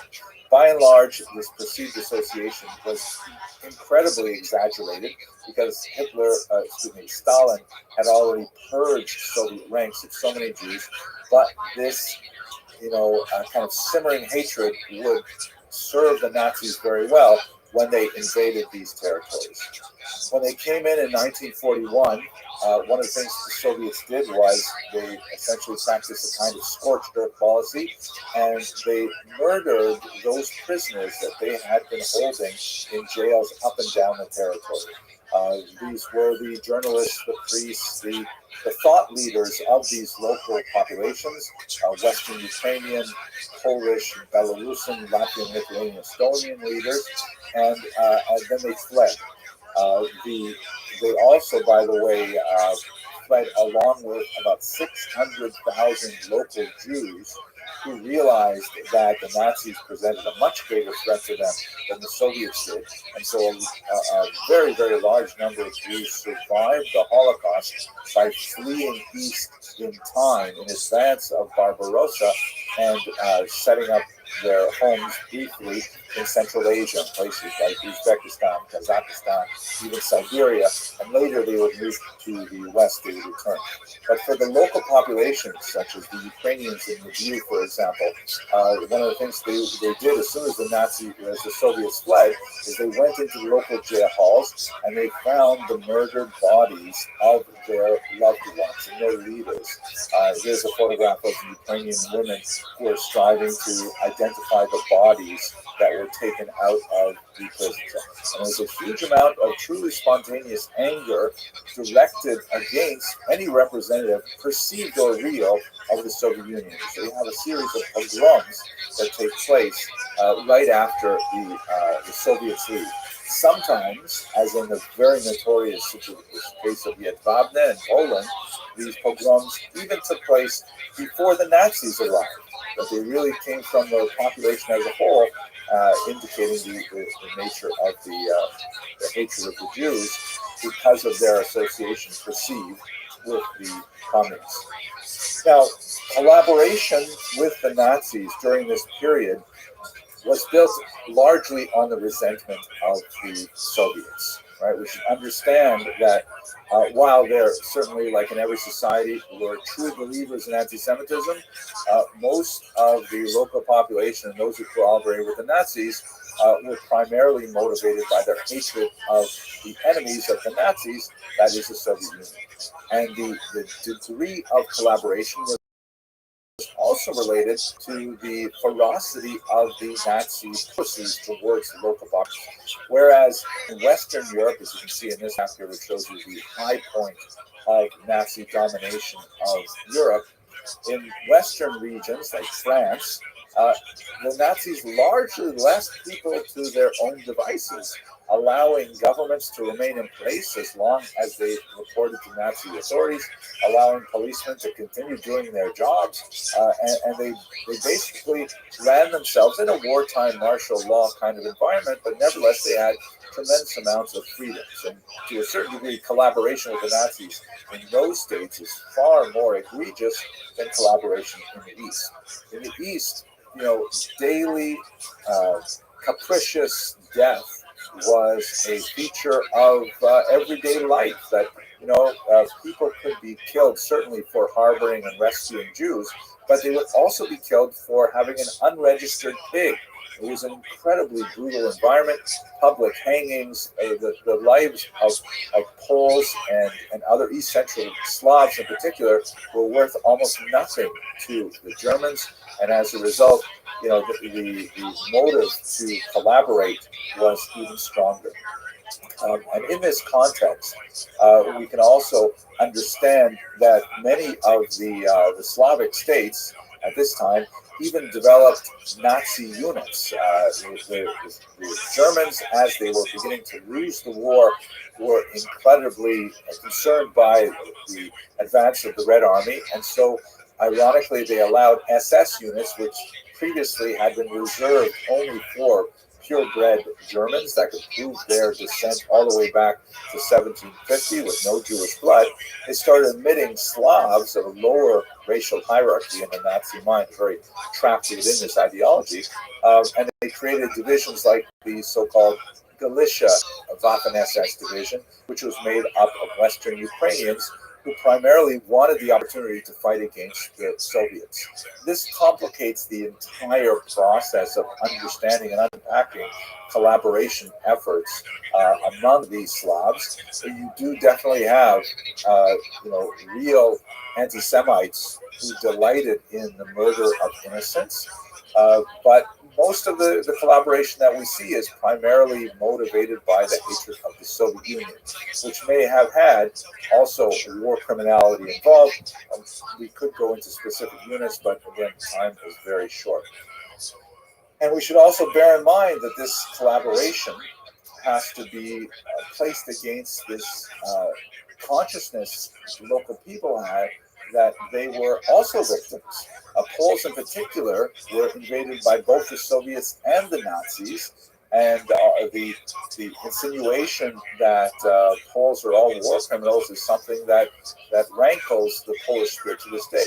Now, there is, as we shall probably discuss in the next lecture, some kind of ridiculous, measures to deal with this phenomenon, such as legislation that unfairly limits appropriate discourse on the Holocaust, part of a larger phenomenon. But nevertheless, it's important to understand that local populations also regard themselves as victims, and so unpacking the complicated issue of collaboration is definitely challenging. It's extremely challenging as well to try and squeeze this into 1 hour. But with your permission, I'll continue in an abbreviated fashion for at least 5 minutes. I apologize for not timing this more accurately. Resistance among Jews was fairly widespread, as you can see in this United States Holocaust Memorial Museum. And since these lectures are delivered to students in Hungary, I want to point out one of the most inspirational figures of the Jewish resistance, a young Hungarian woman who had emigrated from Budapest to Israel, Hannah Senes, who was so moved by the suffering of her co-religionists in Hungary that she signed up with the paratroopers to be parachuted into Nazi-occupied Europe and to connect with the resistance. She was captured, she was betrayed, and although she was tortured and horribly beaten, she refused to divulge the signals that would allow her peers to use the radio that she carried with her. And that remarkable story of heroism for a very young woman from Budapest. So you do have military resistance of this form. However, one of the characteristics of Jewish resistance is that it tended to occur fairly late in the war for reasons that I'd like to explore. But we should also understand that armed resistance may have been delayed for reasons we'll explore. There are many other forms of resistance. When you are subject to a decree that would have you die is understood as a form of resistance. And in the Warsaw Ghetto, one of the hellholes of the Nazi Empire, Jews set up a tremendous network of charitable institutions that were designed to promote life rather than to allow it to fade. They had 2 functioning underground, amazing, blending libraries, theaters, all kinds of activities, orphanages run by people like the incredible Janusz Korczak, the famous child psychologist who dedicated the last months of his life to the welfare of his children. And you have the incomparable Rabbi Columnist Thomas Shapiro, who is someone that I've studied and written about extensively, who insisted on remaining with his parishioners right until he was shot in the context of a failed rebellion. But when we look at the resistance by Jews, and we try to understand it, because again, we wonder why didn't they resist earlier? Why didn't they rise up earlier?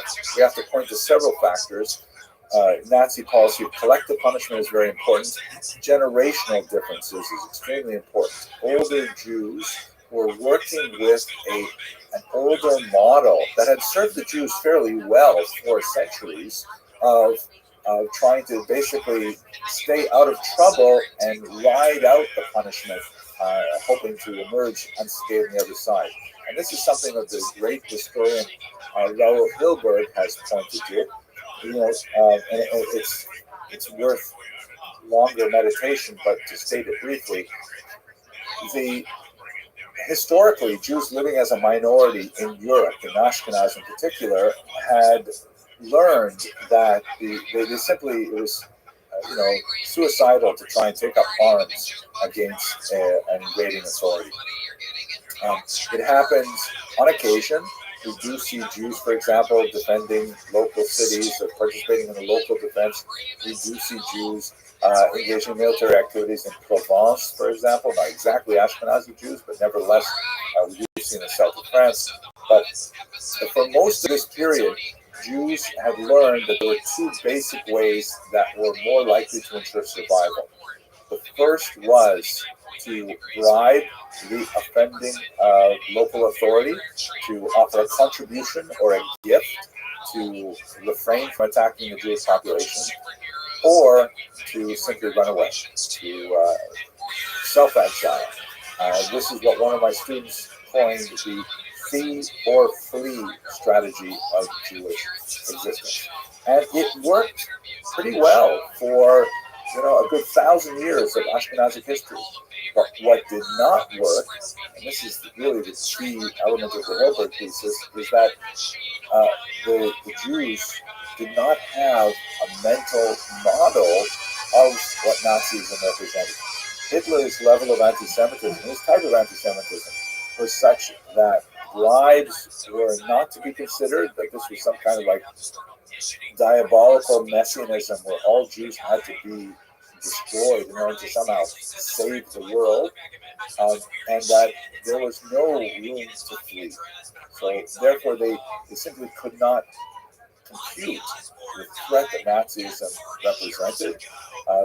The younger generation is especially important because they were not laboring under this misconception to the same degree, and as a result, it was only after the large deportations from Warsaw, for example, in the summer of 1942, well after it, that you have in the spring of 1943, the heroic but ultimately doomed Warsaw Ghetto uprising. So with this, we're going to continue with the final chapter in the next lecture. There is, thank God, an after for Ashkenazic Jewry, but not for the 6 million Jews that lost their lives in this Holocaust. Thank you very much for your attention, and I look forward to continuing with you in the final lecture of this series. Asking for that 10% tithe. Shit, my goal was 100% of my assets, and they're gonna keep it 100. You know what I'm saying? Have y'all seen the trailer for the new moderate to severe plaque psoriasis commercial? Hello, fellow students of Jewish history. Over the course of this video, I'd like to walk you through the millennial history of Jews in Ukraine and try to describe how they interacted with the peoples of that region. Here you can see Ukraine, a nation of some 42 million people, about the size of France. It's an extremely valuable piece of global real estate because it has a very rich soil, a black soil that has a phenomenal agricultural output. It's often called the breadbasket of Europe. One of the things that we'll see about the peoples of Ukraine, because it is appropriate to speak of it as a multi-ethnic nation state with not just Ukrainians, but also Jews, Poles, Russians, of course, and many other nationalities living within this region, is that the region is largely fissured, a very long-standing, centuries-old fissure, part of which makes Ukraine face towards the east and the north, kind of oriented towards Moscow, and part of it which faces towards the west, toward Warsaw, and also towards Paris, London, and New York. We'll see how this occurred over the course of this video, but it is important to note that Ukraine is a rather distinct territory, and although it did not receive formal statehood until the 20th century, it really has a very old history that goes back before most of the region, including Russia. In fact, it would be more appropriate to say that Russia belongs to Ukraine than to say that Ukraine belongs to Russia, as we shall see shortly. This map here describes an early medieval region called Kievan Rus. The word Rus is not related to the word Russia, but it refers to a series of principalities. It's hard to use the term state to describe these affiliated princedoms, fiefdoms, but they centered around the city of Kyiv. That's the Ukrainian pronunciation, by the way, that's favored today because, of course, Ukrainian is the dominant language in the country, but it used to be called in English Kiev, which is closer to the Russian pronunciation because Russia dominated much of this area in the modern era. But this period of Kievan Rus, which existed long before Moscow was even established, was focused around Ukraine and several of the Slavic peoples that emerged from Kievan Rus, which include not only the Ukrainians, but also the Russians, the Poles, the Belarusians in particular. They all owe their cultural heritage to this region of Kievan Rus. What's especially important in its history is the conversion of one of its leaders, Volodymyr, pronounced in Russian Vladimir, shown here in a statue overlooking the Dnipro River that runs through the middle of Kiev. Volodymyr made a decision to convert to Christianity. This is a period when Christianity was expanding in the region, and in the one of the most important early historical documents of the region, something called the Povest Sramenia Fiat, or the Chronicle of Bygone Years, there is a discussion of how Volodymyr converted to Christianity, and he had a debate which would actually be familiar to students of Jewish history, because the same kind of situation is enacted in the Kuzari by Yehuda Halevi. Specifically, Volodymyr in the 10th century invited representatives from all the major faiths active in the region, not only Muslims, but also Jews, and two different types of Christians: Western Christians, meaning Catholics, and Eastern Christians, meaning the Orthodox. He has this long, drawn-out discussion about the various merits of each faith. He comes actually very close to adopting both Judaism and Islam, but he rejects Judaism because he is concerned about the fact that the Jews had lost their national homeland. He's concerned about the Muslims for a whole host of strange reasons that the authors of the Povest refer to, not the least of which is that they don't drink alcohol. And ultimately, he decides to adopt Eastern Christianity, that is Orthodox Christianity. And that becomes the faith of the majority of Ukrainians today, although, as we shall see, a significant movement of Ukrainians in the Western region adopt a form of Catholicism, which retains certain important aspects of Orthodox practice, even while remaining allegiance to the Pope. Now, where did he get these Jews to debate with? In the Povest, they brought them from Khazaria. Khazaria is a fascinating chapter in Jewish history. We don't have a lot of time to explore right now, but it was, according to medieval sources, a Jewish kingdom that existed between the Black and the Caspian Seas, as you can see here, for actually several hundred years. Now, there's a lot of questioning among Jewish historians about what is the extent of the conversion of these local peoples to Judaism. There are some scholars who believe that it's all a myth, that it was made up in the medieval ages. Other scholars retain that it was in fact the Jewish kingdom, but Judaism was quite attenuated, it wasn't rabbinic Judaism, for our discussion today. But it is interesting to note that there were definitely Khazarian Jews who were active in Kiev. One of the most fascinating documents to emerge from this period is this document, which is a letter called the Kievan Letter, discovered in the Cairo Geniza. The Cairo Geniza is a collection of medieval documents, primarily written in Hebrew characters, sometimes in Judeo-Arabic, sometimes in the Hebrew language.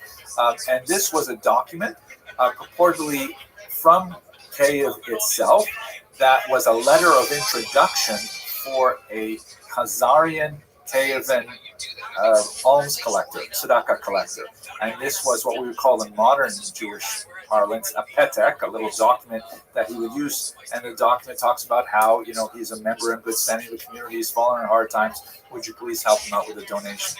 And especially interesting is that there are several signatures, as is typical even in the 21st century, signatures of various dignitaries attesting to the truth of this person's bona fides. And one of those signatures is written, as you can see here, in Turkic runes rather than in Hebrew, which would suggest that one of the officials, the Khazarian Jewish officials living in Kiev, was not sufficiently literate in Hebrew to be able to sign his own name, but nevertheless was a figure of some importance. So what we know is that there were Jews living in Kiev in the period of Kievan Rus.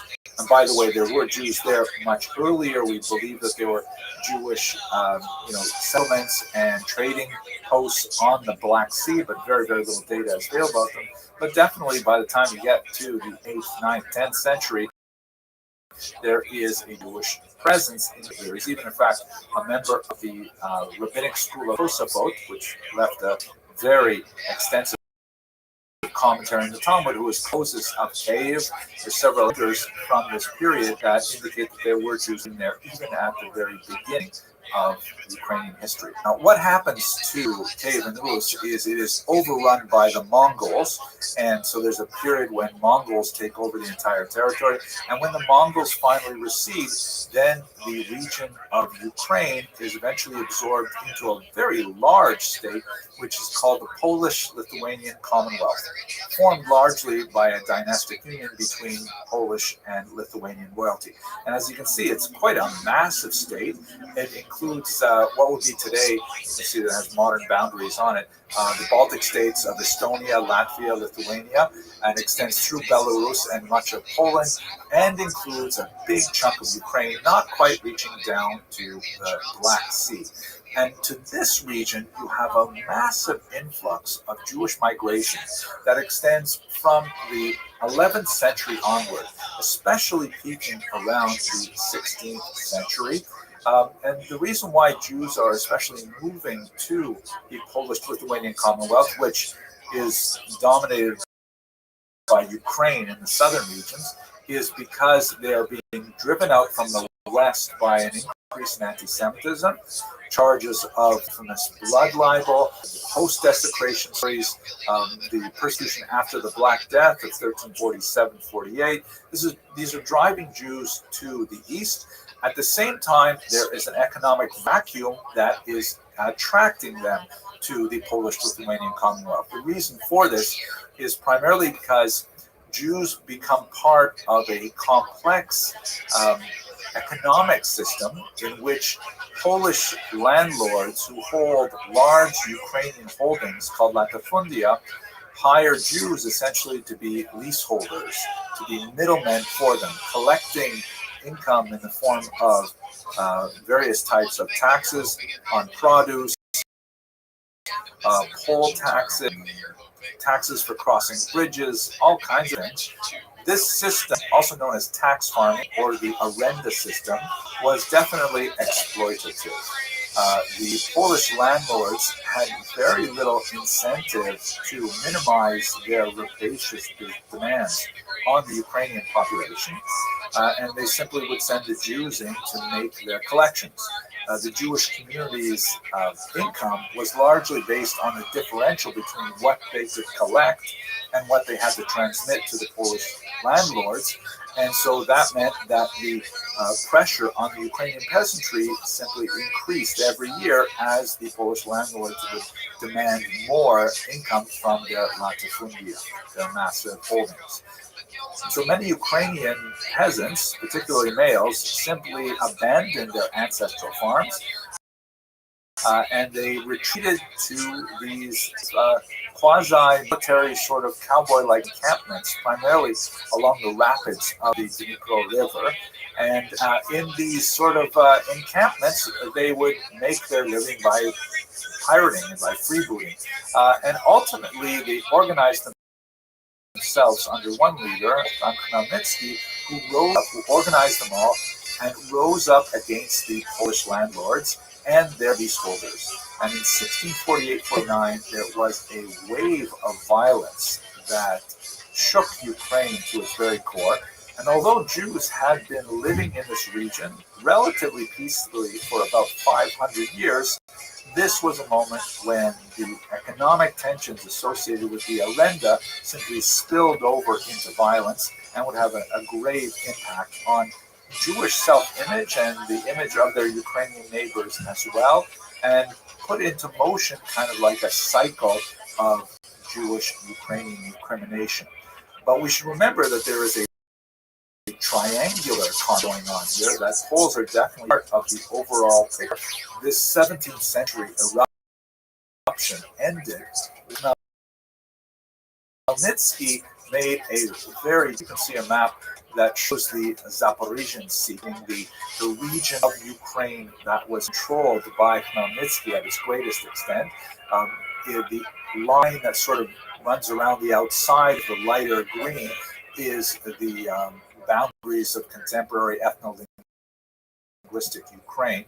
And Khmelnytsky, after having fought with the Poles and essentially, establishing an independent state, decided to ally himself with the emerging Russians in Moscow. And this was a very, very important and serious decision, because this essentially shifted the Ukrainian center of gravity from Warsaw and Poland to Moscow. Now, it's important to note, just looking at this map, you see that he's not speaking for all. To the left-hand side of this map, just above the red smear that represents the Carpathian Mountain, and above that Volyn, which were still in the Polish orbit. This is the region where a lot of Ukrainians adopted Catholicism. The Ukrainian language they spoke was more heavily inflected by Policisms, and they generally looked to the West. This is a fissure that will repeat itself all the way up until the 20th century, because there's certain parts of Ukraine that always look towards Moscow and the East. Other parts always look towards Europe and the West. And it's the same kind of tension that's playing out today in our contemporary hostilities. The Jewish community of Ukraine is able to recover from the Khmelnytsky massacres, although they are commemorated in the liturgy to this very day. And there will be another major upheaval in the 18th century, the uprising under a similar leader called Honta. But what's going on internally in the Jewish community is that the Ukrainian Jews are being heavily invested in a spiritual phenomenon known as Hasidism. And southern Ukraine is deeply associated with the development of this movement, first associated with someone called the Baal Shem Tov, Israel ben Eliezer, who lives in southwest Ukraine, or if you prefer, southeastern Poland, in the 18th century. This map here from the Historical Atlas of Hasidism shows the dramatic explosion of Hasidic activity in Ukraine, particularly towards the western region, and it's spread throughout the entire area. To just give you a little bit of an orientation here, just to the right of the light yellow color, you can see there is Kiev, just in the gray side. So this is towards what's called the right bank Ukraine, by the way, because Ukraine is largely bisected by the Dnipro River, and it flows south. So the right bank, meaning when you're standing beside the river, looking to it where it flows into the Black Sea, that's the right bank, is where most Jews live. On the other side, the left bank, is a much smaller Jewish population, but nevertheless significant in the 20th century. So Hasidism grows apace during this time. It's also important to note that Jews have organized themselves very well within the Polish-Lithuanian Commonwealth. They've established something called the Council of Lands, which is essentially an interconnected network of Jewish municipalities called kehilot, in which they establish standard legislation for all Jews living within this massive country. It eventually would come apart in the 18th century for a whole bunch of reasons, but nevertheless, Jews are enjoying, even despite the terrible upheavals of the Khmelnytsky era, they are enjoying a tremendous renaissance, great strength of their communal and spiritual activity. This comes to a dramatic conclusion with the partitions of Poland. In a very cynical political move orchestrated by the three neighbors of Poland, that is the German, the Austrian, and the Russian empires, they simply divide up Poland between the three of them in a series of three partitions. And in this map, you can see that the eastern section, sort of the orangish colors, go to Russia. And at the very bottom, you see that darker green, the eastern part of the darker green.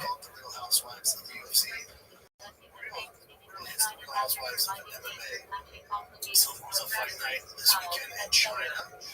And if you start at 4 a.m. here, main card was at 5 a.m. here, Texas time. And I woke up, how crazy ass woke up, to watch it all.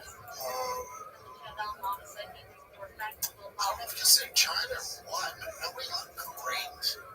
You know, no one like blew your hair back. Charles Johnson, right, MVP. But still, no one really blew your hair back. Sergey Pavlovich and Waldo, whatever. It's like, okay, not much going on there. Aljo Brian Ortega. Brian Ortega has some soul searching to do.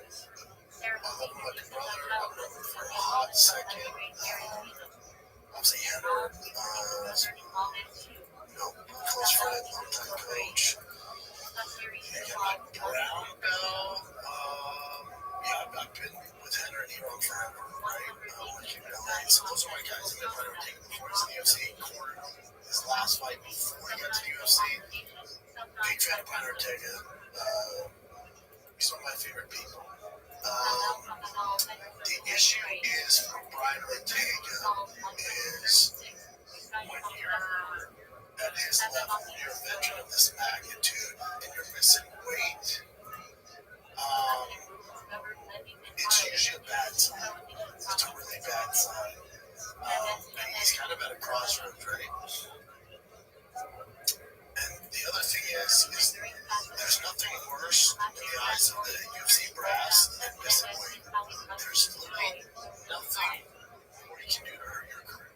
It's the worst offense because they can't trust you. You're not reliable, so then they're sure as hell not going to put you in events anymore.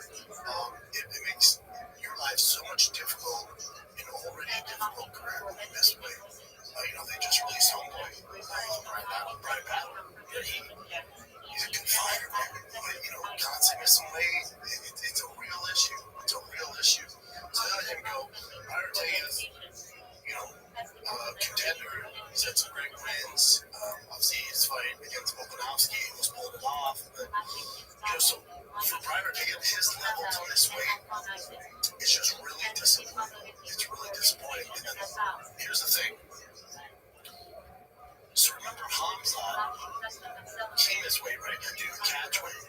And that's when he fought Kevin Holland on like a 2-minute notice. But here's the thing. If you miss weight, and then you go out there and you put on a helmet and just balls the wall and put on a great performance, they're a little more lenient. Like, all right, man, they're still going to pay dicks to you. But they're like, all right, but you did your job. The worst thing you can do in professional fighting is miss weight and then lay a goose egg. That's the worst thing you can do. Say, hold on. Not only were you unprofessional and can't trust you and you miss weight, but then you shit the bed and give a boring performance. And dude, now you're checking all the boxes to. He's not going to get cut, but there's going to be some real issues for him. So whenever I see a veteran of Brian's status, and part of me that bothers me is not taking accountability. He was like, well, we're supposed to fight this guy. I don't want to say his name because UFC legend. We went back and forth. We're supposed to be at 55. We're supposed to do this. We're supposed to do this. So, it's up and down, up and down. And then, and then China, then coming over here, I'm just like, whoa. I see no accountability. The best thing you do, even if that's the case where it's, they're giving you this matchup that falls out, you're waiting on this, all you can say is, man, I thought we had it. It's on me. I messed up. It's not the team. It's not anybody else. Just take accountability. At least the UFC sees that you're taking accountability and you're going to make sure it doesn't happen again. The worst thing you can do when you miss weight is put on a bad performance. You would have been better off freaking going out on a shield and getting finished in the first round than losing a boring 3-round decision where his pace sucked. And he's fallen into the same trap a lot of guys are.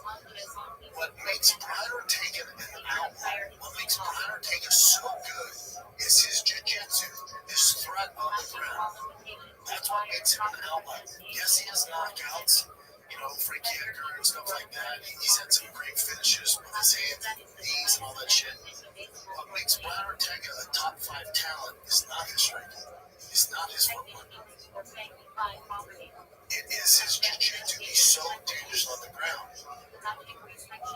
But for whatever reason, guys get a certain level, and I'll give you a ton of other examples, where they go away from what makes them special, because, and it's not knocked on Brian Ortega, there's a ton of guys in the UFC like this. Brian Ortega is not an elite level striker. He has been doing it long enough to be considered elite. Now you say, well, he knocked out Frank Yeager, he knocked out this, and that's fine. There's an older Frankie, and we can argue that. Again, what makes him very special is his jiu-jitsu. So when he beat Rodriguez, who's a phenomenal striker, did he beat him with combinations and leg kicks? No. He submitted. You know, whenever he does it, the ability